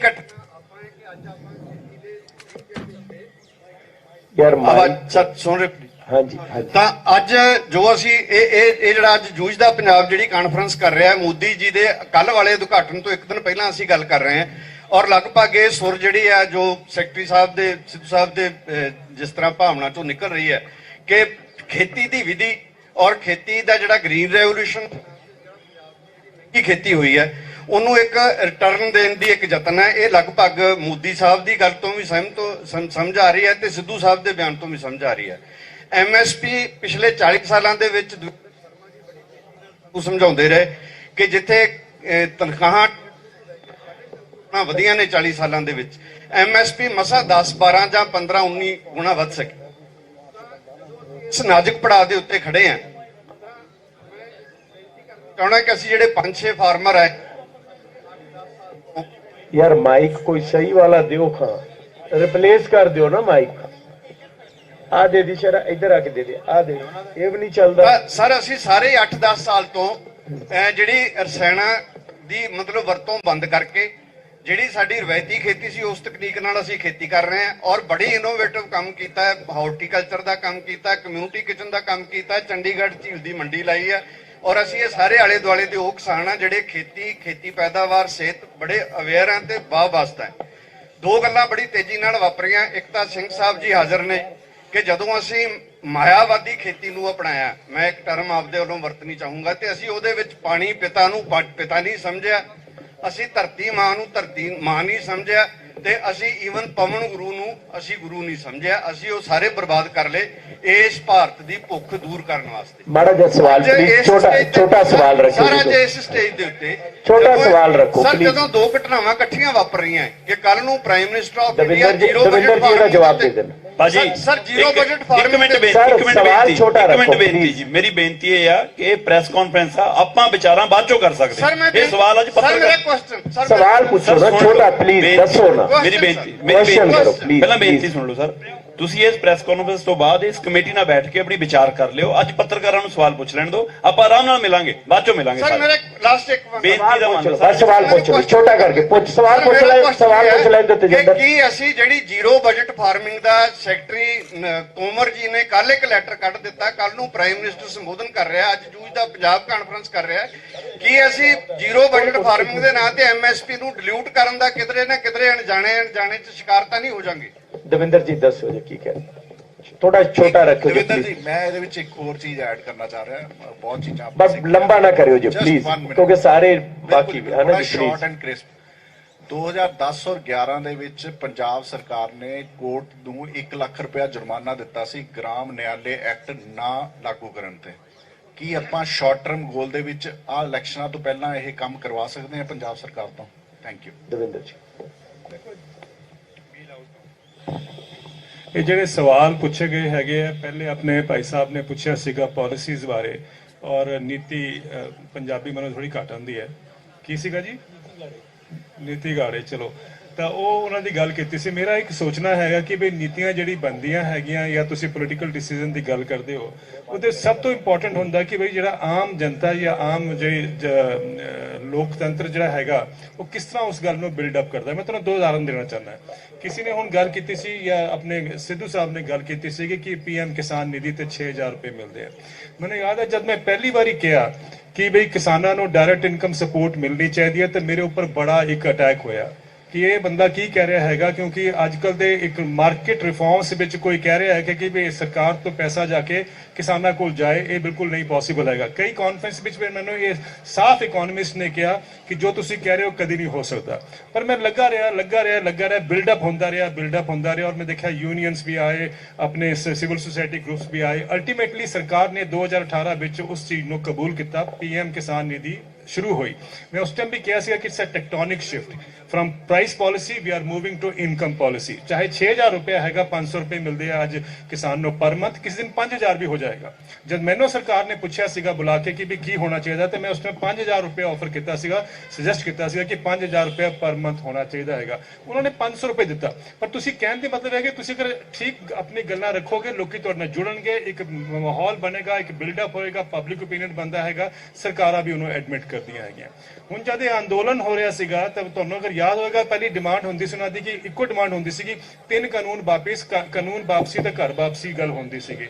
ਜਦ ਮੈਂ ਪਹਿਲੀ ਵਾਰੀ ਕਿਹਾ ਕਿ ਚੌਥਾ ਕਾਨੂੰਨ ਹੋਣਾ ਚਾਹੀਦਾ ਹੈਗਾ ਜਿਹਦੇ ਵਿੱਚ ਇੱਕ MSP ਕਾਨੂੰਨੀ ਅਧਿਕਾਰ ਬਣੇ, ਤਾਂ ਮੈਨੂੰ ਕਿਸਾਨ ਜਥੇਬੰਦੀਆਂ ਨੇ ਕਈਆਂ ਨੇ ਕਿਹਾ ਕਿ ਤੁਸੀਂ ਸਾਡੇ ਵਾਸਤੇ ਪ੍ਰੋਬਲਮ ਕ੍ਰੀਏਟ ਕਰ ਰਹੇ ਹੋ, ਅਸੀਂ ਤਾਂ ਆਏ ਸੀਗੇ 3 ਕਾਨੂੰਨ ਵਾਪਸ ਕਰਨ ਵਾਸਤੇ, ਤੁਸੀਂ ਕਹਿ ਰਹੇ ਹੋ ਇੱਕ ਹੋਰ ਕਾਨੂੰਨ ਹੋਣਾ ਚਾਹੀਦਾ। ਮੈਂ ਉਹਨਾਂ ਨੂੰ ਕਿਹਾ ਕਿ ਤੁਹਾਡੀ ਵਾਪਸੀ ਜਦ ਹੋ ਜਾਏਗੀ ਤਾਂ ਤੁਹਾਡੇ ਹੱਥ ਵਿੱਚ ਤਾਂ ਕੁਝ ਨਹੀਂ ਹੋਏਗਾ ਕਿ you are back to square 1। Crisis ਤਾਂ ਭयंकर ਹੈਗਾ ਐਗਰੀਕਲਚਰ ਵਿੱਚ। ਤੁਹਾਨੂੰ MSP ਨੂੰ ਮੰਨਣਾ ਚਾਹੀਦਾ ਕਿ ਇੱਕ ਲਾਗੂ ਹੋ ਜਾਏ, ਕਾਨੂੰਨੀ ਅਧਿਕਾਰ ਬਣ ਜਾਏ ਤਾਂ ਕਿ ਹਰੇਕ ਨੂੰ ਉਹ ਮਿਲੇ। ਇਹ ਸਮਝਣ ਦੀ ਜ਼ਰੂਰਤ ਇਸ ਕਰਕੇ ਵੀ ਹੈ ਕਿ 2016 ਵਿੱਚ ਸਰਕਾਰ ਨੇ ਆਪਣੇ ਆਪ ਕਿਹਾ ਕਿ ਕਿਸਾਨ ਪਰਿਵਾਰ ਦੇ ਅੱਧੇ ਦੇਸ਼ ਵਿੱਚ 17 ਰਾਜ ਵਿੱਚ ਕਿਸਾਨ ਪਰਿਵਾਰ ਦੀ ਜਿਹੜੀ ਇਨਕਮ ਹੈ ਉਹ 20000 ਰੁਪਏ ਸਾਲ ਦੀ ਹੈ। 20000 ਰੁਪਏ ਸਾਲ ਦੀ ਕਦੀ ਅਸੀਂ ਮੰਨ ਵੀ ਸਕਦੇ ਹਾਂ ਕਿਸਾਨ ਗੁਜ਼ਾਰਾ ਕਰਦਾ ਹੋਏਗਾ। 1700 ਰੁਪਏ ਘੱਟ ਵਿੱਚ ਕਿਸਾਨ ਪਰਿਵਾਰ ਗੁਜ਼ਾਰਾ ਕਰਦਾ 17 ਰਾਜ ਵਿੱਚ। ਅਸੀਂ ਤਾਂ ਗਾਂ ਨਹੀਂ ਪਾਲ ਸਕਦੇ 1700 ਰੁਪਏ ਚ, ਔਰ ਇੱਥੇ ਕਿਸਾਨ ਪਰਿਵਾਰ ਵਿਸ਼ਵਾਸ ਗੁਜ਼ਾਰਾ ਕਰਦਾ ਹੈ। ਜੇ ਤੁਸੀਂ ਦੇਖੋ ਹਰੇਕ ਕਿਸਾਨ ਫੈਮਿਲੀ ਨੂੰ ਜਦ ਜ਼ਿਆਦਾ ਇਨਕਮ ਮਿਲੇਗੀ ਬਾਈ ਵੇ ਆਫ MSP, ਤਾਂ ਇਹ ਜਿਹੜਾ ਕਿਹਾ ਜਾਂਦਾ ਨਾ ਕਿ 7ਵਾਂ ਵੇਤਨ ਆਯੋਗ ਆਇਆ ਸੀਗਾ ਤਾਂ ਉਹ ਹਾਲਾਂਕਿ 4-5% ਪੋਪੂਲੇਸ਼ਨ ਵਾਸਤੇ ਆਇਆ ਸੀਗਾ, ਉਹਦੇ ਨਾਲ ਕਿਹਾ ਗਿਆ ਕਿ it will act as a booster dose for the economy. ਮੇਰਾ ਕਹਿਣਾ ਹੈ ਕਿ ਜਦ MSP ਲੀਗਲ ਹੋ ਜਾਏਗੀ, ਕਾਨੂੰਨੀ ਅਧਿਕਾਰ 100% ਕਿਸਾਨਾਂ ਨੂੰ ਮਿਲੇਗਾ ਜਿਸ ਦਿਨ MSP ਜਾਦੇ, ਤਾਂ ਉਹ ਵੀ ਪੈਸਾ ਮਾਰਕੀਟ ਵਿੱਚ ਆਏਗਾ, ਡਿਮਾਂਡ ਕ੍ਰੀਏਟ ਹੋਏਗੀ, it will act as a rocket dose for the economy. ਇਹ ਸਾਨੂੰ ਸਮਝਣਾ ਹੈਗਾ। ਜਦ ਤੁਸੀਂ ਇਸ ਗੱਲ ਨੂੰ ਕਹਿੰਦੇ ਹੋ ਲੋਕਾਂ ਨੂੰ ਸਮਝ ਆਉਂਦਾ ਹੈ। ਜਿਸ ਤਰ੍ਹਾਂ ਭਾਈ ਸਾਹਿਬ ਨੇ ਮੈਨੂੰ ਉਦਾਹਰਨ ਦਿੱਤਾ ਹੈਗਾ, ਮੈਂ ਬਿਲਕੁਲ ਠੀਕ ਕਹਿ ਰਹੇ ਹੋ। ਮੈਂ ਕਈ ਵਾਰ ਕਿਹਾ ਹੈਗਾ ਕਿ 1970 ਦੇ ਵਿੱਚ ਔਰ 2015 45 ਸਾਲ ਵਿੱਚ ਕਿਸਾਨ ਦੀ ਜਿਹੜੀ ਇਨਕਮ ਹੈਗੀ 19 ਗੁਣਾ ਬੜੀ ਸੀਗੀ ਔਰ EMPLOYEES ਦੀ ਇਨਕਮ 120 ਤੋਂ 150 ਗੁਣਾ ਬੜੀ ਸੀਗੀ। ਪ੍ਰੋਫੈਸਰਾਂ ਦੀ ਇਨਕਮ, ਲੈਕਚਰਰਾਂ ਦੀ ਇਨਕਮ 150 ਤੋਂ 170 ਗੁਣਾ ਬੜੀ ਸੀਗੀ। ਸਕੂਲ ਟੀਚਰਾਂ ਦੀ 280 ਤੋਂ 320 ਗੁਣਾ ਬੜੀ ਸੀਗੀ। ਕਾਰਪੋਰੇਟ ਦੀ 300 ਤੋਂ 1000 ਗੁਣਾ ਬੜੀ ਸੀਗੀ ਔਰ ਪੋਲੀਟੀਸ਼ੀਅਨ ਦੀ ਤੁਸੀਂ ਜਾਣਦੇ ਹੀ ਹੋ ਉਹ ਤਾਂ ਵੱਧਦੀ ਜਾਂਦੀ ਪਈ ਹੈ। ਕਹਿਣ ਦਾ ਮਤਲਬ ਹੈ ਕਿ ਕਿਸਾਨ ਦੀ 19 ਗੁਣਾ ਬੜੀ ਸੀਗੀ। ਜੇ ਕਿਤੇ ਸਭ ਦੀ ਉਸੇ ਰੇਸ਼ੋ ਨਾਲ ਬੜੀ ਹੁੰਦੀ 19 ਗੁਣਾ ਤਾਂ ਮੇਰਾ ਮੰਨਣਾ ਅੱਧੇ ਤਾਂ ਆਤਮ ਹੱਤਿਆ ਕਰ ਚੁੱਕੇ ਹੋਣੇ ਸੀ, ਅੱਧੇ ਨੌਕਰੀਆਂ ਵੀ ਛੱਡ ਚੁੱਕੇ ਹੋਣੇ ਸੀਗੇ। ਅਸੀਂ ਜਾਣ ਬੂਝ ਕਰ ਐਗਰੀਕਲਚਰ ਨੂੰ ਵੀ ਕੈਪਟ ਇਟ ਡੈਲੀਬਰੇਟਲੀ ਇੰਪਾਵਰਿਸ਼ਡ, ਉਹਦੇ ਵਿੱਚੋਂ ਕੱਢਣ ਦੀ ਜ਼ਰੂਰਤ ਹੈਗੀ। ਸੋ ਬੇਸਿਕਲੀ ਪਾਲਿਸੀ ਅਪਰੋਚ ਇਹ ਹੈਗੀ। ਲੇਕਿਨ ਜਿਹੜਾ ਇੱਕ ਭਾਈ ਸਾਹਿਬ ਦਾ ਸਵਾਲ ਸੀਗਾ ਇਹ ਵੀ ਬਿਲਕੁਲ ਠੀਕ ਕਹਿ ਰਹੇ ਹੈਗੇ ਕਿ ਜ਼ੀਰੋ ਬਜਟ ਨੈਚੁਰਲ ਫਾਰਮਿੰਗ ਜਿਹੜੇ ਤੁਸੀਂ ਪਤਾ ਨਹੀਂ ਕਿੰਨੇ ਕੁ ਲੋਕ ਸਮਝਦੇ ਹੋ ਇਸ ਗੱਲ ਨੂੰ, ਉਹ ਇਸ ਕਰਕੇ ਵੀ ਸਰਕਾਰ ਪ੍ਰਮੋਟ ਕਰ ਰਹੀ ਕਿ ਉਹਨਾਂ ਨੂੰ ਜ਼ਿਆਦਾ ਕਿਸਾਨਾਂ ਨੂੰ ਦੇਣਾ ਪਏਗਾ। ਕਿਉਂਕਿ ਇੱਕ ਆਰਗੂਮੈਂਟ ਇਹ ਹੈਗੀ ਕਿ ਵੀ ਨੈਚੁਰਲ ਫਾਰਮਿੰਗ ਨਾਲ ਕਿਸਾਨਾਂ ਦੀ ਉਹ ਲਾਗਤ ਘਟ ਜਾਏਗੀ ਤਾਂ ਉਹਨਾਂ ਨੂੰ ਇਨਕਮ ਜ਼ਿਆਦਾ ਦੇਣ ਦੀ ਜ਼ਰੂਰਤ ਨਹੀਂ ਹੈ। ਸਰਕਾਰਾਂ ਕਿਸਾਨਾਂ ਨੂੰ ਨਹੀਂ ਦੇਣਾ ਚਾਹੁੰਦੀਆਂ, ਇਸ ਕਰਕੇ ਉਹ ਜ਼ਿਆਦਾ ਉਹਨੂੰ ਇਹ ਪੁਸ਼ ਕਰ ਰਹੀਆਂ। ਇਹ ਵੀ ਇੱਕ ਆਰਗੂਮੈਂਟ ਹੈ, ਮੈਂ ਮੰਨਦਾ ਇਹਦੇ ਨਾਲ। ਪਰ ਲੇਕਿਨ ਇੱਕ ਆਰਗੂਮੈਂਟ ਹੋਰ ਵੀ ਹੈ ਕਿਉਂਕਿ ਇਹ ਜਿਹੜੇ ਨੈਚੁਰਲ ਫਾਰਮਿੰਗ ਕਰਦੇ ਹੈ ਜਾਂ ਆਰਗੈਨਿਕ ਫਾਰਮਿੰਗ ਕਰਦੇ ਇਹ पर्यावरण ਦਾ ਬਚਾਅ ਕਰਦੇ ਹੈ ਔਰ ਇਹਨਾਂ ਦੀ ਕੰਟਰੀਬਿਊਸ਼ਨ ਬਚਾਉਣ ਵਾਸਤੇ ਇਸ ਸਾਰੇ এনवायरमेंट ਨੂੰ ਬਹੁਤ ਬੜੀ ਹੈ।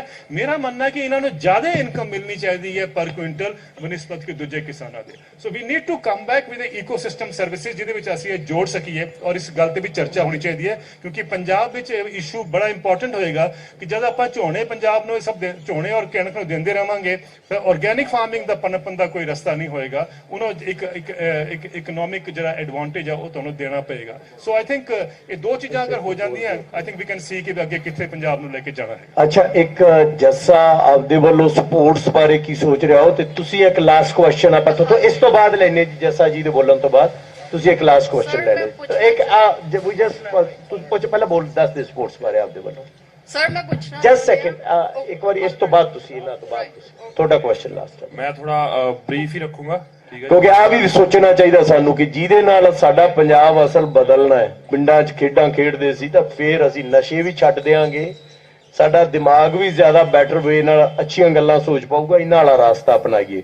ਪਰ ਤੁਹਾਡੇ ਚੋਂ ਵੀ ਕਿਸੇ ਨੇ ਇਹਨਾਂ ਤੋਂ ਕੁਐਸਚਨ ਨਹੀਂ ਪੁੱਛਿਆ, ਦਿਸ ਇਜ਼ ਆਲਸੋ ਨੈਸੈਸਰੀ। ਜੈਸੇ ਪਲੀਜ਼ ਮੈਂ ਉਹੀ ਗੱਲ ਕਰਨ ਲੱਗਾ ਸੀ। ਮੈਨੂੰ ਸਭ ਤੋਂ ਵੱਡੀ ਇਹੀ ਹੈਰਾਨੀ ਵੀ ਕਿਸੇ ਵੀ ਪੱਤਰਕਾਰ ਨੇ ਸਪੋਰਟਸ ਬਾਰੇ ਕੋਈ ਕੁਐਸਚਨ ਹੀ ਨਹੀਂ ਪੁੱਛਿਆ, ਜਦੋਂ ਕਿ ਇੱਥੋਂ ਹੀ ਸਭ ਕੁਝ ਸ਼ੁਰੂ ਹੁੰਦਾ ਬੇਸਿਕਲੀ। ਆਪਣਾ ਕਿਵੇਂ ਪਾਲਣ ਪੋਸ਼ਣ ਹੋਇਆ, ਆਪਾਂ ਛੋਟੇ ਹੁੰਦੇ ਕੀ ਆਦਤਾਂ ਪਾਉਨੇ ਆਪਣੇ ਬੱਚਿਆਂ ਨੂੰ, ਇੱਥੋਂ ਹੀ ਸਾਰਾ ਕੁਝ ਸ਼ੁਰੂ ਹੁੰਦਾ, ਠੀਕ ਹੈ ਜੀ। ਸੋ ਸਪੋਰਟਸ ਬਾਰੇ 4-5 ਮੋٹے ਪੁਆਇੰਟ ਨੇ, ਸੋ ਮੈਂ ਛੋਟੀ ਗੱਲ ਕਰਕੇ ਆਪਣਾ ਖਤਮ ਕਰੂੰਗਾ। ਸਭ ਤੋਂ ਬੇਸਿਕ ਤਾਂ ਇਹ ਹੈਗਾ ਜੀ ਵੀ ਆਪਣੇ ਕੋਲ ਇਨਫਰਾਸਟ੍ਰਕਚਰ ਦੀ ਬਹੁਤ ਜ਼ਿਆਦਾ ਕਮੀ ਹੈ, ਟੈਲੈਂਟ ਦੀ ਕਮੀ ਨਹੀਂ ਹੈ, ਪਰ ਬੱਚਿਆਂ ਨੂੰ ਆਪਣੀ એનર્ਜੀ ਲਾਉਣ ਵਾਸਤੇ ਕੋਈ ਜਗ੍ਹਾ ਹੀ ਨਹੀਂ ਹੈਗੀ। ਮੈਂ ਤਰਨਤਾਰਨ ਜ਼ਿਲ੍ਹੇ ਤੋਂ ਬਿਲੋਂਗ ਕਰਦਾ ਹਾਂ। ਸਾਡੇ ਸਾਰੇ ਜ਼ਿਲ੍ਹੇ ਦੇ ਵਿੱਚ ਇੱਕ ਵੀ ਕੋਈ ਐਸਾ ਮਤਲਬ ਸਪੋਰਟਸ ਸਟੇਡੀਅਮ ਨਹੀਂ ਹੈਗਾ ਜਿਹਨੂੰ ਸਰਕਾਰ ਰਨ ਕਰੇ, ਜਿਹਦੇ ਕੋਈ ਟੈਲੈਂਟ ਹੰਟ ਆਰਗੇਨਾਈਜ਼ ਹੁੰਦੇ ਹੋਣ, ਜਾਂ ਬੱਚਿਆਂ ਨੂੰ ਜਾਂ ਸਕੂਲ, ਸਰਕਾਰੀ ਸਕੂਲ ਕੁਝ ਵੀ ਮਤਲਬ ਉਹਨਾਂ ਨਾਲ ਆਪਸ 'ਚ ਲਿੰਕ ਕਰਕੇ ਉੱਥੇ ਤੁਸੀਂ ਰੈਗੂਲਰ ਬੇਸਿਸ ਤੇ ਜਾਓ ਤੇ ਸਪੋਰਟਸ ਟੈਲੈਂਟ ਜਿਹੜੇ ਉਹਨਾਂ ਨੂੰ ਲੈ ਕੇ ਆਓ ਉੱਪਰ। ਸਿਰਫ ਸਪੋਰਟਸ ਦਾ ਟੈਲੈਂਟ ਦਾ ਮਤਲਬ ਇਹ ਨਹੀਂ ਕਿ ਆਪਾਂ ਸਿਰਫ ਪਲੇਅਰ ਹੀ ਪੈਦਾ ਕਰਨੇ ਨੇ, ਉਹਨਾਂ ਦੇ ਓਵਰਆਲ ਵੈਲਬੀਇੰਗ ਵਾਸਤੇ ਇਹ ਚੀਜ਼ ਸਭ ਤੋਂ ਇੰਪੋਰਟੈਂਟ ਆਈ ਥਿੰਕ, ਠੀਕ ਹੈ ਜੀ। ਸੈਕਿੰਡ, ਸਪੋਰਟਸ ਦੇ ਵਿੱਚ ਸਭ ਤੋਂ ਜਿਹੜਾ ਖਿਡਾਰੀਆਂ ਨੂੰ ਨੁਕਸਾਨ ਹੁੰਦਾ ਬੀਇੰਗ ਅ ਪਲੇਅਰ, ਉਹ ਇਹ ਹੈ ਕਿ ਨੌਕਰੀਆਂ ਬਹੁਤ ਘੱਟ ਨੇ, ਜੇ ਹੈ ਨੇ ਤੇ ਉਹਨਾਂ ਬਾਰੇ ਅਵੇਅਰਨੈਸ ਨਹੀਂ ਹੈਗੀ। ਔਰ ਥਰਡਲੀ, ਸਪੋਰਟਸਮੈਨ ਤੋਂ ਆਪਾਂ ਇਹ ਵੀ ਆਸ ਕਰਦੇ ਹਾਂ ਵੀ ਇਹ ਦੇਸ਼ ਵਾਸਤੇ ਮੈਡਲ ਵੀ ਲੈ ਕੇ ਆਏ ਤੇ ਨਾਲ ਦੀ ਨਾਲ ਪੜ੍ਹਾਈ 'ਚ ਵੀ ਟੌਪ ਕਰੇ। ਉਹ ਪ੍ਰੈਕਟੀਕਲੀ ਪੋਸੀਬਲ ਨਹੀਂ ਆ। ਉਹਦੇ ਲਈ ਸਾਡਾ ਇਹ ਸੁਜੈਸ਼ਨ ਹੈ ਇਹਦੇ ਵਿੱਚ ਵੀ ਜਿਹੜਾ ਵੀ ਬੱਚਾ ਸਪੋਰਟਸ ਦੇ ਵਿੱਚ ਜ਼ਿਲ੍ਹਾ ਜਾਂ ਸਟੇਟ ਜਾਂ ਨੈਸ਼ਨਲ ਜਾਂ ਇੰਟਰਨੈਸ਼ਨਲ ਲੈਵਲ ਤੇ ਜਾਂਦਾ ਆ, ਉਹਦੀ ਮੈਰਿਟ ਦੇ ਹਿਸਾਬ ਨਾਲ ਉਹਨੂੰ ਗ੍ਰੇਸ ਮਾਰਕਸ ਦੇਣੇ ਚਾਹੀਦੇ ਨੇ, ਕੋਈ 5%, 7%, 10%, ਤਾਂ ਕਿ ਉਹ ਉਧਰੋਂ ਵੀ ਨਾ ਪਛੜੇ। ਹੁਣ ਇਹ ਨਾ ਹੋਵੇ ਇੱਕ ਬੱਚਾ ਇੰਟਰਨੈਸ਼ਨਲ ਲੈਵਲ ਤੇ ਮੈਡਲ ਲੈ ਕੇ ਆਉਂਦਾ ਪਰ ਉਹ BA ਕਲੀਅਰ ਹੀ ਨਹੀਂ ਕਰ ਸਕਦਾ। ਜੇ ਆਪਾਂ 올림픽ਸ ਦਾ ਲਾਉਨੇ ਆ, ਜੇ ਆਪਣਾ 올림픽ਸ ਚੋਂ ਮੈਡਲ ਆਉਂਦਾ ਆ ਤੇ ਆਪਾਂ DSP ਲਈ ਐਲੀਜੀਬਲ ਹੋ ਜਾਂਦੇ ਆ ਭਰਤੀ ਹੋਣ ਲਈ, ਬਟ ਉਹਦੇ ਵਾਸਤੇ ਆਪਣੀ ਗ੍ਰੈਜੂਏਸ਼ਨ ਹੋਣੀ ਜ਼ਰੂਰੀ ਆ। ਮੈਂ ਬਹੁਤ ਸਾਰੇ ਐਸੇ ਸਪੋਰਟਸਮੈਨਾਂ ਨੂੰ ਜਾਣਦਾ ਜਿਹੜੇ ਇੱਕ ਫੀਲਡ ਦੇ ਵਿੱਚ ਤਾਂ ਬਹੁਤ ਜ਼ਿਆਦਾ ਉੱਪਰ ਨੇ, ਬਟ ਐਜੂਕੇਸ਼ਨ ਫੀਲਡ ਦੇ ਵਿੱਚ ਉਹ ਬਿਲਕੁਲ ਜ਼ੀਰੋ ਹੋ ਗਏ ਨੇ, ਕਿਉਂਕਿ ਉਹ ਨਾਲ ਨਹੀਂ ਕੰਟੀਨਿਊ ਰੱਖ ਸਕਦੇ, ਠੀਕ ਆ ਜੀ। ਤੇ ਉਸ ਤੋਂ ਬਾਅਦ ਇੱਕ ਮੇਜਰ ਪ੍ਰੋਬਲਮ ਹੈਗੀ ਆ ਪੰਜਾਬ ਦੇ ਵਿੱਚ ਸਟੀਰੋਇਡਸ ਦੀ। ਉਹ ਕਿਸੇ ਵੀ ਗੇਮ ਦੇ ਵਿੱਚ ਹੋਵੇ, ਸਟੀਰੋਇਡ ਅਬਿਊਜ਼ ਬਹੁਤ ਜ਼ਿਆਦਾ ਆ। ਉਹਦੇ ਵਾਸਤੇ ਕਾਉਂਸਲਿੰਗ ਬਹੁਤ ਜ਼ਰੂਰੀ ਆ ਪੇਰੈਂਟਸ ਤੋਂ ਲੈ ਕੇ, ਕਿਉਂਕਿ ਹਰੇਕ ਬੱਚਾ ਸਪੋਰਟਸ ਦੀ ਫੈਮਿਲੀ ਬੈਕਗ੍ਰਾਉਂਡ ਤੋਂ ਨਹੀਂ ਹੁੰਦਾ, ਸੋ ਉਹਨਾਂ ਨੂੰ ਨਹੀਂ ਪਤਾ ਲੱਗਦਾ। ਕਈ ਵਾਰ ਪੇਰੈਂਟਸ ਨੂੰ ਆਪਣੇ ਵੱਲੋਂ ਤਾਂ ਉਹ ਚੰਗੀ ਜਗ੍ਹਾ ਭੇਜਦੇ ਨੇ, ਪਰ ਉੱਥੇ ਜਾ ਕੇ ਬੱਚਾ ਸੁਧਰਨ ਦੀ ਬਜਾਏ ਖਰਾਬ ਹੋਣਾ ਸ਼ੁਰੂ ਹੋ ਜਾਂਦਾ। ਇਹਦੇ ਨਾਲ ਕਈ ਚੀਜ਼ਾਂ ਤੇ ਫਰਕ ਪੈਂਦਾ। ਇੱਕ ਤਾਂ ਜਦੋਂ ਆਪਾਂ ਸਟੀਰੋਇਡ ਕਰਦੇ ਆ, ਆਪਣੀ ਮੈਂਟੈਲਿਟੀ ਜਿਹੜੀ ਅਗਰੈਸਿਵ ਹੋ ਜਾਂਦੀ ਆ। ਜੇ ਆਪਾਂ ਸਪੋਰਟਸ 'ਚ ਕਾਮਯਾਬ ਹੋ ਗਏ ਤਾਂ ਠੀਕ ਆ, ਜੇ ਨਹੀਂ ਹੋਏ ਆਪਾਂ ਹੋਰ ABC ਬਹੁਤ ਕੰਮਾਂ ਵੱਲ ਤੁਰ ਪੈਂਦੇ ਆ, ਲੜਾਈ ਝਗੜੇ। ਚਲੋ ਮੈਂ ਵਰਡ ਯੂਜ਼ ਨਹੀਂ ਕਰਨਾ ਚਾਹੁੰਦਾ, ਬਟ ਫਿਰ ਵੀ ਮਤਲਬ ਗੈਂਗਸਟਰ ਜਿੰਨੇ ਵੀ ਨੇ ਇਹਨਾਂ ਦਾ ਮੋਸਟਲੀ ਬੈਕਗ੍ਰਾਉਂਡ ਸਪੋਰਟ ਸੀਗਾ। ਉਹਦੇ ਸਭ ਤੋਂ ਵੱਡੀ ਕਮੀ ਉਹ ਕਾਉਂਸਲਿੰਗ ਦੀ ਸੀ, ਉਹਨਾਂ ਨੂੰ ਸਹੀ ਟਾਈਮ ਤੇ ਸਹੀ ਗਾਈਡੈਂਸ ਜਿਹੜੀ ਉਹ ਨਹੀਂ ਮਿਲ ਸਕੀ। ਸੋ ਇਹੀ 4-5 ਪੁਆਇੰਟ ਨੇ ਜੀ। Thank you. ਇੱਕ ਨਾ ਅਸੀਂ ਅਵਾਰਡ ਜਿੱਤਣ ਤੋਂ ਬਾਅਦ ਮੈਡਲ ਬੜੇ ਪੈਸੇ ਦਿੰਨੇ ਆ, ਗਵਰਨਮੈਂਟਾਂ ਅਨਾਉਂਸ ਕਰਦੀਆਂ ਨੇ, ਜਦ ਕਿ ਪੈਸੇ ਚਾਹੀਦੇ ਨੇ ਪਹਿਲਾਂ ਦੇ ਨੇ ਕਿ ਉਹ ਮੈਡਲ ਜਿੱਤਣ ਦੇ ਕਾਬਲ ਬਣ ਸਕਣ। ਇਹ ਮਾਈਂਡ ਸੈਟ ਦੀ ਲੋੜ ਹੈ ਬਦਲਣ ਦੀ। ਔਰ ਇਹ ਸਾਰੇ ਪਲੀਜ਼ ਤੁਸੀਂ ਕਹੋ। ਹਾਂਜੀ ਸੌਰੀ, ਅੱਗੇ ਕਿਸੇ ਨੇ ਗੱਲ ਕੀਤੀ ਸੀ ਕਮਿਟਮੈਂਟ ਦੀ, ਉਹ ਫਿਰ ਕੁਐਸਚਨ ਦੂਸਰਾ ਪੁੱਟ ਹੋ ਗਿਆ ਸੀ। ਕਮਿਟਮੈਂਟ ਜ਼ਰੂਰੀ ਨਹੀਂ ਕਿ ਅੱਜ ਆਪਾਂ ਇਸ ਮੰਚ ਤੇ ਬੈਠੇ ਤਾਂ ਸਾਡੀ ਹੁਣ ਕਮਿਟਮੈਂਟ ਸ਼ੁਰੂ ਹੋਈ ਆ। ਅਸੀਂ ਪਿਛਲੇ ਕਾਫੀ ਲੰਬੇ ਸਮੇਂ ਤੋਂ ਸਾਰੇ ਹੀ ਮੇਰੇ ਖਿਆਲ ਨਾਲ ਆਪਣੇ ਰਿਸਪੈਕਟਡ ਫੀਲਡ ਦੇ ਵਿੱਚ ਕੰਮ ਕਰਦੇ ਆ ਰਹੇ ਨੇ। ਹੁਣ ਆਹ ਪ੍ਰੈਸ ਕਾਨਫਰੰਸ ਨੂੰ ਆਈ ਥਿੰਕ ਉਹਨੇ ਲੋਕ ਨਹੀਂ ਵੇਖਣਗੇ ਜਿੰਨਾ ਬੱਬੂ ਮਾਨ ਜੀ ਦਾ ਦਿੜਬੇ ਵਾਲਾ ਖਾਲਾ ਸੁਣਿਆ ਲੋਕਾਂ ਨੇ। ਜਿਹੜੀ ਗੱਲ ਉੱਥੇ ਹੋਣੀ ਆ ਉਹਦਾ ਅਸਰ ਜ਼ਿਆਦਾ ਹੋਊਗਾ ਆਈ ਥਿੰਕ। ਇਹ ਜਿਹੜਾ ਹੈਗਾ ਇਹਦਾ ਇੱਕ ਸਵਰੂਪ ਅਲੱਗ ਹੈ ਗੱਲ ਕਰਨ ਦਾ। ਉਸ ਜਗ੍ਹਾ ਤੇ ਆਪਾਂ ਇੱਕ ਡਾਇਰੈਕਟ ਇੰਟਰੈਕਟ ਕਰਦੇ ਆ ਲੋਕਾਂ ਨਾਲ, ਠੀਕ ਹੈ ਜੀ। ਇਹ ਸਾਰੇ ਬੰਦੇ ਮੇਰੇ ਖਿਆਲ ਨਾਲ ਪਰਚੇ ਪਵਾਉਣ ਤੋਂ ਬਾਅਦ ਵੀ ਇੱਥੇ ਬੈਠੇ ਨੇ, ਤੇ ਮੇਰੇ ਖਿਆਲ ਨਾਲ ਇਹਨਾਂ ਦੀ ਕਮਿਟਮੈਂਟ ਤੇ ਕੋਈ ਸਵਾਲ ਹੋਣਾ ਨਹੀਂ ਚਾਹੀਦਾ। ਤੇ ਮੈਂ ਆਪਣਾ ਪਰਸਨਲ ਦੱਸਦਾ ਹਾਂ ਜੀ ਕਮਿਟਮੈਂਟ ਦਾ। ਅਸੀਂ ਕਾਫੀ ਲੰਬੇ ਸਮੇਂ ਤੋਂ ਸਪੋਰਟਸ ਦੇ ਵਿੱਚ ਕੰਮ ਕਰਦੇ ਆ ਰਹੇ ਹਾਂ। ਅਸੀਂ ਆਪਣਾ ਖੁਦ ਦਾ ਬਿਨਾਂ ਕਿਸੇ ਵੀ ਸਰਕਾਰੀ ਗ੍ਰਾਂਟ ਤੋਂ ਤਰਨਤਾਰਨ ਦੇ ਵਿੱਚ ਸਾਡਾ ਇੱਕ ਆਪਣਾ ਅਖਾੜਾ, ਕਿਉਂਕਿ ਮੈਂ ਰੈਸਲਿੰਗ ਨੂੰ ਬਿਲੋਂਗ ਕਰਦਾ, ਉੱਥੇ 40 ਤੋਂ 50 ਬੱਚੇ ਪ੍ਰੈਕਟਿਸ ਕਰ ਰਹੇ ਨੇ। ਤੇ ਸਾਡਾ ਜਿਹੜਾ ਮੇਨ ਟਾਰਗੇਟ ਇਹ ਹੈ ਕਿ ਉਹਨਾਂ ਨੂੰ ਜੌਬ ਤੱਕ ਲੈ ਕੇ ਜਾਈਏ, ਉਹਨਾਂ ਦਾ ਫਿਊਚਰ ਸਿਕਿਉਰ ਕਰੀਏ। ਤੇ ਇਹਦੇ ਉੱਪਰ ਹੁਣ ਤੱਕ ਆਈ ਥਿੰਕ 1.5 ਕਰੋੜ ਦੇ ਆਸ-ਪਾਸ ਰੁਪਈਆ ਅਸੀਂ ਲਾ ਚੁੱਕੇ ਆਪਣੀ ਜੇਬ ਦੇ ਵਿੱਚੋਂ ਬਿਨਾਂ ਕਿਸੇ ਵੀ ਸਰਕਾਰੀ ਗ੍ਰਾਂਟ ਦੇ। ਸੋ ਮੇਰੇ ਖਿਆਲ ਨਾਲ ਕਮਿਟਮੈਂਟ ਵਾਸਤੇ ਬਹੁਤ ਹੈ ਜੀ। ਇੱਕ ਕਮਿਟਮੈਂਟ ਤੇ ਮੈਂ ਚਾਹੂੰਗਾ ਬੱਬੂ ਵੀ ਜ਼ਰੂਰ, ਕਿਉਂਕਿ ਸਾਰਿਆਂ ਨੇ ਕੁਐਸਚਨ ਚਾਹ ਰਹੇ ਸੀ ਕਿ ਬੱਬੂ ਵੀ ਦੱਸੇ, ਕਿਉਂਕਿ ਉਹਦੀ ਮਸਰੂਫੀਅਤ ਵੀ ਬਹੁਤ ਹੁੰਦੀ ਹੈ। ਮੈਨੂੰ ਤਾਂ ਪਤਾ ਉਹਦੀ ਕਮਿਟਮੈਂਟ ਦਾ ਕੀ ਹੈ, ਕਿਸ ਤਰ੍ਹਾਂ ਨਾਲ ਆਓ। ਮੈਨੂੰ ਲੱਗਦਾ ਰਣਜੀਤ ਤੇ ਜਸ ਤਾਂ ਹਰ ਰੋਜ਼ ਗਾਣੇ ਲਾਉਂਦੇ ਨੇ, ਪਖਾੜੇ ਵੀ ਲਾਉਂਦੇ ਨੇ, ਕਿੰਨੇ ਕੁ ਚਿਰ ਬਾਅਦ ਲਾਉਂਦਾ ਤੇ ਕਿੰਨਾ ਕੁ ਸਮਾਂ ਸੋਸ਼ਲ ਕੰਮਾਂ 'ਚ ਲਾਉਂਦਾ, ਇਹਦੇ ਬਾਰੇ ਦੱਸੇ। ਤੇ ਇੱਕ ਜ਼ਰੂਰ ਮੈਂ ਕਹੂੰਗਾ ਕਿ ਇਹ ਜਿਹੜੇ ਵਿਸ਼ੇ ਨੇ ਨਾ, ਸਮਾਜ ਕੱਲਾ ਸਾਡੇ ਨਾਲ ਨਹੀਂ ਬਦਲਣਾਗਾ, ਜਿਹੜਾ ਤੁਸੀਂ ਕਹਿ ਲਓ ਵੀ ਕਲਾਕਾਰ ਜਾਂ ਸੈਲੀਬ੍ਰਿਟੀ, ਤੁਹਾਡੇ ਨਾਲ ਵੀ ਬਦਲਣਾ ਹੈ। ਵੂਮਨ ਇੰਪਾਵਰਮੈਂਟ ਤੇ ਕਿਸੇ ਨੇ ਕੁਝ ਨਹੀਂ ਪੁੱਛਿਆ, ਬੈਠੇ ਹੋਣੇ ਰਮਨਿੰਦਰ ਜੀ ਗੋਲ ਜੀ, ਕਿਸੇ ਨੇ ਨਹੀਂ ਗੱਲ ਕੀਤੀ। ਸਪੋਰਟਸ ਤੇ ਕਿਸੇ ਨੇ ਨਹੀਂ ਗੱਲ ਕੀਤੀ। ਸਾਨੂੰ ਆਪਦੇ ਸੋਚਣ ਦਾ, ਹਾਂਜੀ ਗਿਆਨੀ ਜੀ ਮੈਂ ਦੇਖ ਲਿਆ, ਸਾਨੂੰ ਆਪਦੇ ਸੋਚਣ ਦਾ ਤਰੀਕਾ ਬਦਲਣਾ ਪਊਗਾ। ਉਹ ਅਸੀਂ ਸਾਰੇ ਸ਼ਾਮਲ ਹੈ। ਮੈਨੂੰ ਹਾਂਜੀ ਉਹਨਾਂ ਦਾ ਲੈਣੇ, ਮੈਨੂੰ ਸਰਬਜੀਤ ਜੀ ਦੇ ਹਮੀਰ ਜੀ ਨੇ ਕਿਹਾ ਸੀ, ਆਂਦੇ ਤੁਸੀਂ ਮੁੱਦੇ ਤਾਂ ਲਿਖੀ ਜਾਂਦੇ ਹੋ, ਸਾਰੇ ਗੱਲਾਂ ਇੱਕ ਦੋ ਮੁੱਦਿਆਂ ਤੇ ਹੀ ਹੋਣੀਆਂ, ਔਰ ਮੈਨੂੰ ਲੱਗਿਆ ਉਹ ਸੱਚ ਵੀ ਹੋਈਆਂ ਨੇ ਗੱਲਾਂ। ਮਾੜਾ ਜਿਹਾ ਖੋਲ ਕੇ ਵਿਜ਼ਨ ਨੂੰ ਚੱਲੀਏ। ਅਸੀਂ ਵੀ ਚੱਲੇ ਹਾਂ, ਅਸੀਂ ਕਲਾਕਾਰ ਤੋਂ ਵੀ ਵੱਧ ਕੇ ਚੱਲੇ ਹਾਂ, ਤੁਹਾਥੋਂ ਵੀ ਉਮੀਦ ਹੈ, ਤਾਂ ਹੀ ਆਪਾਂ ਬਦਲ ਪਾਵਾਂਗੇ। ਲੀਡਰ ਨਹੀਂ ਬਦਲ ਸਕਦੇ, ਲੋਕ ਬਦਲ ਸਕਦੇ ਨੇ। ਆਪਾਂ ਰਲ ਮਿਲ ਕੇ ਹੱਥ ਜੋੜ ਕੇ ਚੱਲੀਏ। ਬੱਬੂ ਜ਼ਰੂਰ ਕਿਉਂ ਜੇ, ਫਿਰ ਤੁਹਾਡਾ ਸਵਾਲ ਲੈਣੇ ਆ ਇਸ ਤੋਂ ਬਾਅਦ ਜੀ। ਇੱਕ ਵਾਰੀ ਇਹ ਕਹਿ ਦੇਣ ਇਸ ਗੱਲ ਨੂੰ। ਦੇਖੋ ਆਪਾਂ ਸਾਰੇ ਇਕੱਠੇ ਹੋਏ ਆ ਕਿਸੇ ਇੱਕ ਸਬੱਬ ਕਹਿ ਲਓ, ਜਾਂ ਇਹ ਬਹੁਤ, ਮੈਂ ਤੇ ਮਤੋਜ ਤਾਂ ਬਹੁਤ ਦੇਰ ਤੋਂ ਲੱਗੇ ਹੋਏ ਸੀ, ਪਰ ਜਿਹੜੇ ਸਾਡੇ ਜਿਹੜੇ ਸੀਨੀਅਰ ਬੈਠੇ ਆ, ਇਹਨਾਂ ਨੂੰ ਪਹਿਲਾਂ ਤਾਂ ਅਪਰੋਚ ਬੜਾ ਔਖਾ ਕਰਨਾ, ਲੱਭਦੇ ਨੇ, ਗੁੰਮਨਾਮ ਜ਼ਿਆਦਾ ਹੈ। ਤੋ ਇਹਨਾਂ ਦੀ ਆਪਣੀ ਦੁਨੀਆ ਹੁੰਦੀ ਹੈ, ਉਹਦੇ 'ਚ ਰਹਿਣਾ ਜ਼ਿਆਦਾ। ਤੋ ਇਹਨਾਂ ਨੂੰ ਸਾਰਿਆਂ ਨੂੰ ਇਕੱਠੇ, ਅਸੀਂ ਤਾਂ ਬਹੁਤ ਦੇਰ ਤੋਂ ਲੱਗੇ ਹੋਇਆ, ਪਰ ਇਹਨੂੰ ਫਿਰ ਜਿਹੜਾ ਅਮਲੀ ਜਾਮਾ ਉਹ ਲੇਟ, ਥੋੜਾ ਜਿਹਾ ਵਕਤ ਲੱਗ ਗਿਆ। ਜਿੱਦਾਂ ਇੱਥੇ ਪੁੱਛਿਆ ਸੀ ਵੀਰ ਨੇ, ਤੋ ਮੈਂ ਤੇ ਮਤੋਜ ਤਾਂ ਬਹੁਤ ਦੇਰ ਤੋਂ ਲੱਗੇ ਹੋਇਆ। ਬਾਕੀ ਆਪਾਂ ਕੀ ਕਰਾਂਗੇ ਇਹ ਕਹਿਣ ਦੀ ਲੋੜ ਨਹੀਂ ਹੁੰਦੀ। ਤੁਹਾਡੇ ਕੋਲ ਸਵਾਲ ਹਰ ਵੇਲੇ ਹੀ ਹੈ। ਕੱਲ ਨੂੰ ਕੋਈ ਗੁਸਤਾਖੀ ਕਰਾਂਗੇ ਤਾਂ ਤੁਸੀਂ ਫੜ ਲਓਗੇ ਬਾਂਹ ਤੋਂ। ਇਸ ਕਰਕੇ ਅੰਦੋਲਨ ਤੋਂ ਬਾਅਦ ਬਹੁਤ ਸੱਜਣ ਰਾਬਤਾ ਕਰਦੇ ਆ, ਔਰ ਉਹਨਾਂ ਦਾ ਖੁਲਾਸਾ ਵੀ ਨਹੀਂ ਕਰਨਾ ਚਾਹੀਦਾ, ਕਿਉਂਕਿ ਬਹੁਤ ਚੀਜ਼ਾਂ ਪਰਦੇ 'ਚ ਰਹਿਣੀਆਂ ਚਾਹੀਦੀਆਂ। ਸੋ ਜਿਹੜੀਆਂ ਤੁਸੀਂ ਗੱਲਾਂ ਕਰਦੇ ਆ ਕਿ ਜੇ ਇਸ ਤਰ੍ਹਾਂ ਦੀ ਕਮਿਟਮੈਂਟ ਤੋਂ ਭੱਜਣਾ ਹੁੰਦਾ, ਸ਼ਾਇਦ ਇਸ ਅੰਦੋਲਨ ਤੋਂ ਬਾਅਦ ਤਾਂ ਬਹੁਤ ਵੱਡੀਆਂ ਕੁਰਸੀਆਂ ਮਿਲਦੀਆਂ ਸੀ। ਆਪਾਂ ਨਹੀਂ ਜਾਣਾ ਚਾਹੁੰਦੇ ਉੱਤੇ। ਸੋ ਸਾਡੀ ਤਾਂ ਦੁਨੀਆ ਤੁਸੀਂ ਹੋ ਜਾਂ ਸਾਡੇ ਲੋਕ ਆ, ਕੁਰਸੀ ਅਹਿਮ ਨਹੀਂ ਹੁੰਦੀ, ਲੋਕ ਅਹਿਮ ਹੁੰਦੇ। ਇਹੀ ਇਸ ਮੰਚ ਦਾ ਕਹਿਣਾ ਹੈ ਕਿ ਲੋਕ ਅਹਿਮ ਹੈ, ਆਵਾਮ ਅਹਿਮ ਹੈ, ਔਰ ਸਿਆਸਤਦਾਨ ਤੁਹਾਡੇ ਹਿਸਾਬ ਨਾਲ ਚੱਲਣ, ਸਾਡਾ ਇਹੀ ਮੰਤਵ ਹੈ। ਹੋਰ ਕੋਈ ਤੁਹਾਡੇ ਮੂਹਰੇ ਸੱਜ ਕੇ ਬੈਠਣ ਦਾ ਕੋਈ ਮੰਤਵ ਨਹੀਂ। ਔਰ ਕਮਿਟਮੈਂਟ ਤੁਸੀਂ ਦੇਖਦੇ ਜਾਓਗੇ, ਜਿਵੇਂ ਜਿਵੇਂ ਚੱਲੀ ਜਾਊਗਾ, ਵਕਤ ਗੁਜ਼ਰਦਾ ਜਾਊਗਾ, ਅਸੀਂ ਤੁਹਾਡੇ ਸਾਹਮਣੇ ਹੋਵਾਂਗੇ। ਸਰ ਥੋੜੀ ਦੇਰ ਪਹਿਲਾਂ ਆਪਾਂ ਪੋਲੀਟੀਕਲ ਸਪੈਕਟਰਮ ਦੀ ਗੱਲ ਕਰ ਰਹੇ ਸੀ। ਈਵਨ ਦੋ ਕਿਸਾਨੀ ਅੰਦੋਲਨ 'ਚ ਆਪਣੀ ਜਿੱਤ ਹੋਈ ਹੈ, ਪਰ ਫਿਰ ਵੀ ਜੇ ਆਪਾਂ ਆਪਣੇ ਪੋਲੀਟੀਸ਼ੀਅਨਸ ਦੀ ਗੱਲ ਕਰੀਏ, ਕਿੱਥੇ ਤਾਂ ਇੰਨੇ ਇੰਪੋਰਟੈਂਟ ਮੁੱਦੇ ਆ ਪੰਜਾਬ ਦੇ, ਵਾਧੂ ਸਾਰੇ, ਬੀਟ ਸਪੋਰਟਸ, ਐਜੂਕੇਸ਼ਨ, ਰੁਜ਼ਗਾਰੀ ਦੀ ਗੱਲ ਕਰ ਲਓ, ਉਹਨਾਂ ਵੱਲ ਧਿਆਨ ਦੇਣ ਦੀ ਬਜਾਏ ਆਪਣੀ ਸਰਪੰਚੀ ਲਈ ਲੜੀ ਜਾਂਦੇ ਆ। ਉਹ ਤੁਹਾਨੂੰ ਕੀ ਲੱਗਦਾ ਹੈ ਅੱਜ ਦੇ ਜਿਹੜੇ ਪੰਜਾਬ ਦੇ ਹਾਲਾਤ ਹੈ, ਉਹਨਾਂ ਦਾ ਜ਼ਿੰਮੇਵਾਰ ਕੌਣ ਹੈ? ਰਮਨਿੰਦਰ ਜੀ ਤੁਸੀਂ ਵੀ ਇਸ ਤੋਂ ਬਾਅਦ ਇਸ ਦਾ ਵੀ, ਪਰ ਇੱਕ ਅੱਜ ਅਸੀਂ ਆਏ ਆ ਨਾ, ਇਸੇ ਲਈ ਲੈ ਕੇ ਆਏ ਆ ਕਿ ਨੰਬਰਦਾਰੀ ਜਾਂ ਸਰਪੰਚੀ ਲਈ ਨਾ ਲੜੋ, ਮੁੱਦਿਆਂ ਦੀ ਗੱਲ ਕਰੋ। ਫਿਰ ਸਰਪੰਚ ਜਿਹੜਾ ਮਰਜ਼ੀ ਬਣ ਜੇ, ਫਿਰ ਨਹੀਂ ਮਸਲਾਗਾ। ਫਿਰ ਭਲਾ ਭਾਜੀ ਹੋਰਾਂ ਨੂੰ ਬਣਾ ਦਿਓ, ਭਲਾ ਤੁਹਾਨੂੰ ਬਣਾ ਦਿਓ, ਕਿਸੇ ਨੂੰ ਵੀ ਬਣਾ ਦਿਓ। ਸਰਪੰਚ ਬਣੋ, ਨੰਬਰਦਾਰ ਬਣੋ, ਪਰ ਮੁੱਦਿਆਂ ਦੇ ਨਾਲ ਬਣੋ। ਪ੍ਰੋਬਲਮ ਇਹ ਹੈ ਕਿ ਮੁੱਦਿਆਂ ਤੋਂ ਬਿਨਾਂ ਬਣਨਾ ਚਾਹੁੰਦੇ ਨੇ। ਇਸੇ ਲਈ ਅਸੀਂ ਏਜੰਡੇ ਦੀ ਗੱਲ ਕਰਨਾ ਚਾਹੁੰਦੇ ਕਿ ਜੋ ਇੱਕ ਗਰਦ ਉੱਠੀ ਹੋਈ ਹੈ ਨਾ, ਜੋ ਅਰਬਦ ਨਰਬਦ ਧੰਦੂਕਾਰਾ ਮੱਚਿਆ ਹੋਇਆ, ਇਸ ਉੱਡੀ ਹੋਈ ਗਰਦ ਦੇ ਵਿੱਚ ਅਸੀਂ ਆਪ ਦਾ ਟੱਟੂ ਨਾ ਭਜਾਈਏ। ਜੋ ਬੱਬੂ ਨੇ ਕਿਹਾ ਕਿ ਮੁੱਖ ਮੰਤਰੀ ਬਣ ਜਾਓ, ਮੰਤਰੀ ਬਣ ਜਾਓ, ਅਸੀਂ ਏਜੰਡਾ ਲੈ ਕੇ ਆਈਏ। ਸਾਡੇ ਸਾਰਿਆਂ ਕੋਲੇ ਬਹੁਤ ਲੋਕ ਆਉਂਦੇ ਨੇ ਐਵਰੀਡੇ, ਕਿਉਂਕਿ ਉਹਨਾਂ ਦਾ ਆਪ ਦਾ ਪਬਲਿਕ ਦੇ ਵਿੱਚ ਵਿਚਰਨਾ ਮੁਸ਼ਕਲ ਹੋ ਗਿਆ। ਸਾਡੇ ਆਸਰੇ ਅੱਗੇ ਜਾਣਾ ਚਾਹੁੰਦੇ ਨੇ, ਤਾਂ ਅਸੀਂ ਕਿਹਾ ਭਾਈ ਅਸੀਂ ਤੁਹਾਡੀ ਉਹ ਲਾਠੀ, ਜੋ ਭਾਜੀ ਹੋਰਾਂ ਨੇ ਕਿਹਾ ਸੀ ਕਿ ਆਉਂਦੇ ਨੇ ਲੈ ਕੇ ਆ ਜਾਂਦੇ ਨੇ। ਗੁੱਲ ਨੇ ਜਵਾਬ ਦਿੱਤਾ ਸੀ ਕਿ ਜਦੋਂ ਅਸੀਂ ਮੁੱਦੇ ਦੀ ਗੱਲ ਕਰਦੇ ਫਿਰ ਉਹਨਾਂ ਨੂੰ ਲੱਗਦਾ ਇਹ ਕਿਉਂ ਕਰ ਰਹੇ ਹੋ, ਕਿਉਂਕਿ ਅਸੀਂ ਤਾਂ ਮੁੱਦੇ ਦੀ ਗੱਲ ਕਰਨੀ ਹੀ ਨਹੀਂ। ਅਸੀਂ ਕਰਾਂਗੇ, ਔਰ ਹਰ ਮੁੱਦੇ ਦੀ ਗੱਲ ਕਰਾਂਗੇ। ਜਿਹੜੀ ਤੁਸੀਂ ਨਹੀਂ ਵੀ ਪੁੱਛੀ ਅਸੀਂ ਉਹ ਵੀ ਲਿਖੀ ਹੈ ਤੇ ਅੱਗੇ ਵੀ ਲਿਖਾਂਗੇ ਕਿ ਇਹਦੇ ਤੇ ਆ बात इधर उधर की ना कर, ये बता ये काफिला लुटा क्यों। काफिला ये हिंदुस्तान है, पंजाब है साडा, ਜਿਹੜਾ ਸਭ ਤੋਂ ਮੋਹਰੀ ਹੁੰਦਾ ਸੀ, ਜਿੱਥੇ ਜੱਸੇ ਵਰਗੇ ਮੁੰਡੇ ਨਜ਼ਰ ਆਉਂਦੇ ਹੁੰਦੇ ਸੀ, ਉੱਥੇ ਅੱਜ ਨਸ਼ੇ ਦੀ ਗੱਲ ਹੋ ਰਹੀ ਹੈ ਔਰ ਅਸੀਂ ਸਰਪੰਚੀਆਂ ਲਈ ਲੜ ਰਹੇ ਹਾਂ।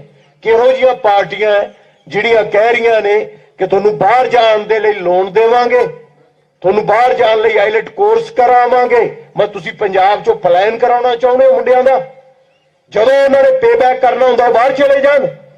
ਕੀ ਇਹ ਅਸੀਂ ਉਹਨਾਂ ਨੂੰ ਐਟਮੋਸਫੀਅਰ ਨਹੀਂ ਦੇ ਸਕਦੇ ਜਿਹਦੇ 'ਚ ਉਹ ਇੱਥੇ ਰਹਿਣਾ ਪਸੰਦ ਕਰਨ? ਇਹ ਜ਼ਿੰਮੇਵਾਰੀ ਕਿਹਦੀ ਹੈ? ਮੈਨੂੰ ਲੱਗਦਾ ਸਾਨੂੰ ਸਾਰਿਆਂ ਨੂੰ ਅਸੀਂ ਧਿਆਨ ਦੇ ਰਹੇ ਹਾਂ ਇੱਧਰਲੇ ਪਾਸੇ, ਤੁਸੀਂ ਵੀ ਨਾਲ ਜੁੜੇ ਹੋ, ਹੱਥ ਨੂੰ ਹੱਥ ਹੁੰਦਾ ਹੈ। ਔਰ ਫਿਰ ਜਿਵੇਂ ਸਾਰਿਆਂ ਨੇ ਕਿਹਾ ਆਵਾਜ਼ੇ ਖਲਕਤ ਨਗਾੜਾ ਹੈ ਖੁਦਾ, ਫਿਰ ਗੱਲ ਮੰਨਣੀ ਪੈਂਦੀ ਹੈ। ਕਿਸਾਨ ਅੰਦੋਲਨ ਨੇ ਸਾਬਤ ਕਰਤਾ ਹੈ। ਰਮਨਿੰਦਰ ਜੀ ਇਹਨਾਂ ਨੇ ਤਾਂ ਨਹੀਂ ਪੁੱਛਿਆ, ਸੌਰੀ ਟੂ ਬੀ ਇੰਟਰਪਟ, ਇੱਕ ਮਿੰਟ ਕਰ ਦਿਓ ਸਵਾਲ। ਇੱਕ ਇਧਰੋਂ ਦੀਪਤੀ ਜੀ, ਤੁਸੀਂ ਵੂਮਨ ਇੰਪਾਵਰਮੈਂਟ ਬਾਰੇ ਅਸੀਂ ਵਿੱਚ ਮੈਂਸ਼ਨ ਕੀਤਾ ਵਿੱਚ ਕਿ 33% ਹਰ ਲੜਕੀ ਜਾਂ ਔਰਤ ਨੂੰ ਜਾਂ ਵੂਮਨ ਨੂੰ ਪਾਰਟੀ ਆਪਦੇ ਵੱਲੋਂ ਸੀਟ ਦੇਵੇ। ਅਸੀਂ ਸੰਵਿਧਾਨਕ ਕਾਨੂੰਨ ਨਹੀਂ ਬਣਾ ਸਕਦੇ, ਉਹ ਪਾਰਲੀਮੈਂਟ ਦਾ ਜਾਂ ਅਸੈਂਬਲੀਆਂ ਦੇ ਕੰਮ ਨੇ।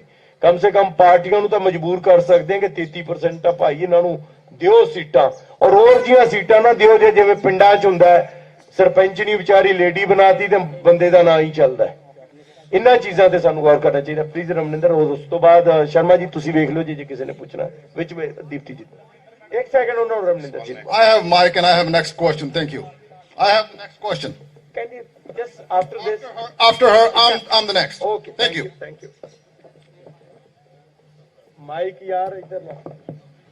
ਵਿਮਨ ਐਮਪਾਵਰਮੈਂਟ ਦੀ ਗੱਲ ਤਾਂ ਜੋ ਹੈ ਤੁਸੀਂ ਏਜੰਡਾ ਹੈ ਪੜ੍ਹੋਗੇ, ਸੈਲਫ ਐਕਸਪਲੇਨੇਟਰੀ ਹੈ। ਮੈਂ ਐਸ ਜਰਨਲਿਸਟ ਵੀ ਗੱਲ ਕਰਨਾ ਚਾਹੁੰਦੀ ਹੈਗੀ ਹਾਂ। ਮੈਂ ਵੀ ਇੱਥੇ ਬੈਠਦੀ ਰਹੀ ਹਾਂ ਬੜੇ ਸਾਲ, ਔਰ ਅਸੀਂ ਕਿੰਨੇ ਮੁੱਦੇ ਚੱਕੇ ਔਰ ਕਿੰਨੇ ਮੁੱਦੇ ਲੋਕਾਂ 'ਚ ਲਿਆਉਣ ਦੀ ਕੋਸ਼ਿਸ਼ ਕੀਤੀ ਹੈਗੀ ਹੈ। ਇਹ ਜਿਹੜੀ ਐਸ ਜਰਨਲਿਸਟ ਜਿਹੜੀ ਤੁਹਾਡੀ ਰਿਸਪੌਂਸਿਬਿਲਿਟੀ ਹੈ, ਮੇਰੀ ਵੀ ਰਿਸਪੌਂਸਿਬਿਲਿਟੀ ਰਹੀ ਹੈ, ਉਹ ਇਹ ਨਹੀਂ ਹੈਗਾ ਸੀ ਆਈ ਐਕਸੈਪਟ ਵੀ ਜਿਹੜੇ ਤੁਹਾਡਾ ਸਕੈਪਟਿਸਿਜ਼ਮ ਹੈ ਜਾਂ ਜੋ ਤੁਸੀਂ ਸਵਾਲ ਪੁੱਛ ਰਹੇ ਹੋ ਜ਼ਰੂਰੀ ਹੈ, ਕਿਉਂਕਿ ਜੋ ਲੋਕ ਸਾਹਮਣੇ ਆਉਂਦੇ ਨੇ ਉਹਨਾਂ ਦੇ ਕ੍ਰੈਡੈਂਸ਼ੀਅਲਸ ਚੈੱਕ ਕਰਨੇ ਵੀ ਜ਼ਰੂਰੀ ਹੈਗੇ ਨੇ। ਪਰ ਐਟ ਦ ਸੇਮ ਟਾਈਮ ਮੈਂ ਇਹ ਗੱਲ ਕਹਿਣਾ ਚਾਹਾਂਗੀ, ਇਹ ਜਿਹੜਾ ਮੰਚ ਹੈਗਾ ਹੈ ਉਹ ਉਹੀ ਮੁੱਦੇ ਚੁੱਕ ਰਿਹਾ ਹੈ ਜੋ ਤੁਸੀਂ as society we should be asking or politicians or rulers, ਔਰ ਉਹ ਮੁੱਦਿਆਂ ਨੂੰ ਜੇ ਤੁਸੀਂ ਇਹਨਾਂ ਦੇ ਨਾਲ ਪੜ੍ਹੋ, ਇਹਨਾਂ ਦੇ ਨਾਲ ਵਾਕਿਫ ਹੋਵੋ ਔਰ ਤੁਸੀਂ ਇਹਨਾਂ ਦੇ ਨਾਲ ਜੇ ਇਤਫਾਕ ਰੱਖਦੇ ਹੋ ਤੇ we would like all of you to join us, ਔਰ ਸਾਨੂੰ ਸੁਜੈਸ਼ਨਸ ਦਿਓ। ਜੇ ਇਹਨਾਂ 'ਚ ਕੋਈ ਕਮੀ ਪੇਸ਼ੀ ਹੈ ਉਹ ਵੀ ਦੱਸੋ ਸਾਨੂੰ। ਆਓਗੇ ਨਾਲ ਇਕੱਠੇ ਹੋਵਾਂਗੇ। ਕੋਈ ਲਾਲਸਾ ਨਹੀਂ ਇੱਥੇ ਕਿਸੇ ਨੂੰ ਵੀ ਕਿਸੇ ਪਾਵਰ ਸੈਂਟਰ ਬਣਨ ਦੀ ਜਾਂ ਖੁਦ ਪਾਵਰਫੁਲ ਬਣਨ ਦੀ। ਆ ਕੇ ਸਾਡੇ ਨਾਲ ਜੁੜੋ ਔਰ ਸਾਨੂੰ ਹੋਰ सोसाइटी में शक्तिशाली बनाओ ताकि असी एज सिटीजन्स अपने राइट्स वास्ते लड़ सकीए और राइट्स लै सकीए। ਉਹਦੇ ਵਿੱਚ ਵਿਮਨ ਰਾਈਟਸ ਵੀ ਆ ਜਾਂਦੇ ਹੈਗੇ ਨੇ, ਔਰ ਜਿਵੇਂ ਏਜੰਡੇ ਵਿੱਚ ਗੱਲ ਕੀਤੀ ਹੈ 30% ਐਸ ਜਰਨਲਿਸਟ ਅਸੀਂ ਜਾਣਦੇ ਹੈਗੇ, ਸਾਨੂੰ ਸਾਰਿਆਂ ਨੂੰ ਪਤਾ ਹੈ ਔਰਤਾਂ ਨੂੰ ਪਿੱਛੇ ਰੱਖ ਕੇ ਬੰਦੇ ਅੱਗੇ ਆ ਕੇ ਸਰਪੰਚੀਆਂ ਵੀ ਦਿਖਾਉਂਦੇ ਰਹੇ ਨੇ ਔਰ ਬਾਕੀ ਜਗ੍ਹਾ ਵੀ, ਔਰ ਹੱਸੀ ਵੀ ਆਉਂਦੀ ਸੀ ਔਰ ਰੋਣਾ ਵੀ ਆਉਂਦਾ ਸੀ ਵੀ ਅਸੀਂ ਸਿਰਫ ਲਿਪ ਸਰਵਿਸ ਪੇ ਕਰਦੇ ਰਹੇ ਹਾਂ ਹੁਣ ਤੱਕ। ਕਾਨੂੰਨਾਂ ਨੂੰ ਅਕਾਊਂਟੇਬਿਲਿਟੀ ਮੰਗਣ ਦੀ ਲੋੜ ਹੈਗੀ ਹੈ ਇਸ ਵੇਲੇ ਸੋਸਾਇਟੀ ਵਿੱਚ ਲੀਡਰਾਂ ਤੋਂ, ਔਰ ਉਹ ਅਕਾਊਂਟੇਬਿਲਿਟੀ ਮੰਗਣ ਵਾਸਤੇ ਤੁਸੀਂ ਸਾਰੇ ਸਾਡੇ ਨਾਲ ਜੁੜੋ। This is what we want. Thank you. Last ਸਵਾਲ ਪਲੀਜ਼। ਇੱਕ ਔਰ ਨਾਲ ਮਾਈਕ ਉਧਰ ਲੈ ਲੈ। Thank you. ਮੇਰਾ ਕੁਐਸਚਨ ਇਹ ਹੈ ਜੀ, ਪਹਿਲਾਂ ਤਾਂ ਮੈਂ ਇਹ ਮੇਕ ਸ਼ੋਰ ਕਰਨਾ ਚਾਹੁੰਦਾ ਵੀ ਜਿਹੜੇ ਤੁਸੀਂ ਸਾਨੂੰ ਟੀਚ ਕਰ ਰਹੇ ਹੋਗੇ, ਅਸੀਂ ਸਟੂਡੈਂਟ ਆ, ਤੁਸੀਂ ਟੀਚਰ ਹੋ, ਤੁਹਾਡੇ 13 ਬੰਦੇ ਤੁਸੀਂ ਬੈਠੇ ਹੋਗੇ। I just want to make sure you all read this book. ਜਿਹਨੇ ਵੀ ਰੀਡ ਨਹੀਂ ਕੀਤੀ, can you raise your hand? ਤੁਸੀਂ ਆਪਣਾ ਹੱਥ ਖੜਾ ਕਰ ਸਕਦੇ ਹੋ ਜੇ ਕਿਸੇ ਨੇ ਨਹੀਂ ਰੀਡ ਕੀਤੀ। ਪਲੀਜ਼ ਅੱਗੇ ਸਵਾਲ ਪੁੱਛ ਲਓ ਜੀ। ਕੋਈ ਪੜ੍ਹ ਕੇ ਸਾਰੇ ਪੜ੍ਹ ਕੇ ਆਏ ਨੇ ਤੁਸੀਂ। All right, so let's do it. So I will not go out of syllabus for sure. I will stay in this book. I'll try my best. ਇਹਦੇ ਵਿੱਚ ਇੱਕ ਤਾਂ ਪ੍ਰੋਨਾਂਸੀਏਸ਼ਨ ਦੀ ਜਿਹੜੀ ਚੀਜ਼ ਹੈ ਜੀ, ਅਸੀਂ ਕਿਸਾਨ ਅੰਦੋਲਨ ਜਿੱਤਿਆ, ਸਾਨੂੰ ਕਿਸੇ ਨੇ ਜਿਤਵਾਇਆ ਨਹੀਂ ਹੈਗਾ। ਅਸੀਂ ਜਿੱਤਿਆ, ਅਸੀਂ ਆਪ ਜਿੱਤਿਆ, ਅਸੀਂ ਉਹਨੂੰ ਲੜਿਆ, ਲੜਵਾਇਆ ਨਹੀਂ ਹੈਗਾ। ਤੇ ਤੁਹਾਡੀ ਬੁੱਕ ਦੇ ਵਿੱਚ ਇੱਕ ਬੜੀ ਵੱਡੀ ਪ੍ਰੋਬਲਮ ਹੈ, ਇਹਦੇ ਵਿੱਚ ਲਿਖਿਆ ਯਕੀਨੀ ਬਣਾਉਣ, ਕੋਈ ਯਕੀਨੀ ਬਣਾਵੇ, ਕਰਵਾਏ ਜਾਣ, ਕੋਈ ਕਰਵਾਵੇ, ਕੀਤਾ ਜਾਵੇ, ਕੋਈ ਕਰਵਾਵੇ, ਕੀਤੀ ਜਾਣੀ ਚਾਹੀਦੀ ਹੈ। So we are addressing somebody, ਆਪਾਂ ਕਿਸੇ ਨੂੰ ਐਡਰੈਸ ਕਰ ਰਹੇ ਹਾਂਗੇ। Who is addressing, who is getting address, that's not sure. Please ਇੱਕ ਜਲਦੀ ਕੰਕਲੂਡ ਕਰ ਦਿਓ ਜੀ। ਨਹੀਂ ਕੋਈ ਸਵਾਲ ਕੰਕਲੂਡ ਕਰ ਦਿਓ ਜੀ। ਓਕੇ, ਮਤਲਬ ਤੁਹਾਨੂੰ ਲਿਖਣੀ ਤੇ ਗੱਲ ਹੈ ਤਾਂ ਮੈਂ ਦੱਸ ਦਿੰਦਾ। ਕੋਸ਼ਿਸ਼ ਇਹ ਹੈ ਜੀ। ਕੋਈ ਗੱਲ। ਹੁਣ ਮੇਰਾ ਕੁਐਸਚਨ ਇਹ ਹੈ ਜੀ, ਆਮ from US I grew up there. ਰਾਜਾਂ ਨੂੰ ਮਜ਼ਬੂਤ ਕਰਨ ਦੇ ਪੱਖ ਤੋਂ ਫੈਡਰਲਿਜ਼ਮ ਨੂੰ ਅਮਰੀਕਾ ਦੀ ਤਰਜ਼ ਉੱਤੇ ਮਜ਼ਬੂਤ ਕਰਨਾ ਚਾਹੀਦਾ ਹੈ। ਇਹ ਮੇਰਾ ਕੁਐਸਚਨ ਹੈਗਾ ਜੀ ਰਣਜੀਤ ਬਾਵਾ ਜੀ ਨੂੰ, what is American federalism? अच्छा, मैं एक ਤੁਹਾਨੂੰ ਇਸ ਗੱਲ ਦਾ ਇੱਕ ਜ਼ਰੂਰ ਕਰਨਾ ਚਾਹੂੰਗਾ। ਇਧਰ ਮੇਰੇ I will understand that. ਨਹੀਂ ਉਹ ਤੁਹਾਨੂੰ ਦੱਸਦਾ, ਮੈਂ ਦੱਸਦਾ ਪਹਿਲਾਂ ਤੁਹਾਨੂੰ ਇੱਕ ਗੱਲ ਤੁਹਾਨੂੰ ਮੈਂ ਦੱਸਾਂ, ਕਿਉਂਕਿ ਕੁਐਸਚਨ ਨੂੰ ਅਸੀਂ ਕੁਐਸਚਨ ਵਾਂਗੂ ਲਈਏ, ਲੜਨ ਵਾਂਗੂ ਨਾ ਲਈਏ। ਨਹੀਂ ਤੁਹਾਡਾ ਆ ਸਾਰੇ ਆਪਣੇ ਵੇਖ ਰਹੇ, ਬਟ ਆਰਾਮ ਨਾਲ ਸੁਣ ਲਓ ਨਾ, ਮਾਈਕ ਨੂੰ ਮਾੜਾ ਥੱਲੇ ਕਰ ਲਓ। ਤੁਸੀਂ ਬਹੁਤ ਚਿਰ ਅਸੀਂ ਤੁਹਾਨੂੰ ਬੋਲਣ ਨੂੰ ਦਿੱਤਾ ਆਰਾਮ ਨਾਲ ਭਾਜੀ। ਕੁਐਸਚਨ ਵਾਂਗੂ ਹੋਣਾ ਚਾਹੀਦਾ, ਪਹਿਲਾਂ ਤਾਂ ਉਹ ਮਰਿਆਦਾ ਹੋਣੀ ਚਾਹੀਦੀ ਹੈ, ਲੜਨ ਵਾਂਗੂ ਨਹੀਂ। ਇਹ ਲਿਖਿਆ ਮੈਂ ਤੁਹਾਨੂੰ ਦੱਸਦਾ ਕਿਉਂ ਲਿਖਿਆ, ਤੂੰ ਕੁਝ ਹੁਣ ਖੜ ਕੇ ਸੁਣ ਵੀ ਲਈ ਦੀ ਗੱਲ ਹੈ ਨਾ, ਬੋਲਣ ਚ ਨਹੀਂ ਇੰਟਰਸਟ। ਆਪਾਂ ਪ੍ਰੋਬਲਮ ਆਇਆ ਕਿ ਸਾਡਾ ਮੂੰਹ ਇੱਕ ਕੰਨ ਦੋ ਹੈ, ਬਟ ਅਸੀਂ ਬੋਲਣ ਚ ਜ਼ਿਆਦਾ ਇੰਟਰਸਟਡ ਹੁੰਦੇ ਆ। ਕਰਾਇਆ ਜਾਵੇ ਇਸ ਲਈ ਕਿ ਅਸੀਂ ਅਥਾਰਟੀ ਨਹੀਂ ਗਏ, ਅਸੀਂ ਕੁਐਸਚਨ ਕਰ ਰਹੇ ਹਾਂ, ਅਸੀਂ ਡਿਮਾਂਡ ਕਰ ਰਹੇ ਹਾਂ। ਉੱਥੇ ਇਹ ਨਹੀਂ ਕਿਹਾ ਜਾਂਦਾ ਅਸੀਂ ਕਰਾਂਗੇ। ਅਸੀਂ ਕੋਈ ਮੁੱਖ ਮੰਤਰੀ ਨਹੀਂ ਬੈਠਾ ਸਾਡੇ ਚ, ਅਸੀਂ ਮੁੱਖ ਮੰਤਰੀ ਨਹੀਂ ਕਿ ਅਸੀਂ ਕਹੀਏ ਅਸੀਂ ਕਰਾਂਗੇ। ਜਿੱਥੇ ਕਰਾਂਗੇ ਵਾਲੀ ਗੱਲ ਆ, ਉਹ ਚ ਅਸੀਂ ਸਟੇਟ ਸੈਂਟਰ ਇੰਟਰਨੈਸ਼ਨਲ ਉਹਨਾਂ ਨੂੰ ਡਿਵਾਈਡ ਵੀ ਕੀਤਾ ਕਿ ਕਿਹੜੀ ਚੀਜ਼ ਸਟੇਟ ਕਰ ਸਕਦੀ ਹੈ, ਕਿਹੜੀ ਪਾਰਲੀਮੈਂਟ ਕਰ ਸਕਦੀ ਹੈ, ਔਰ ਜਿਹਦੀ ਅਸੀਂ ਗੱਲ ਇੰਟਰਨੈਸ਼ਨਲੀ ਬੋਲੀਏ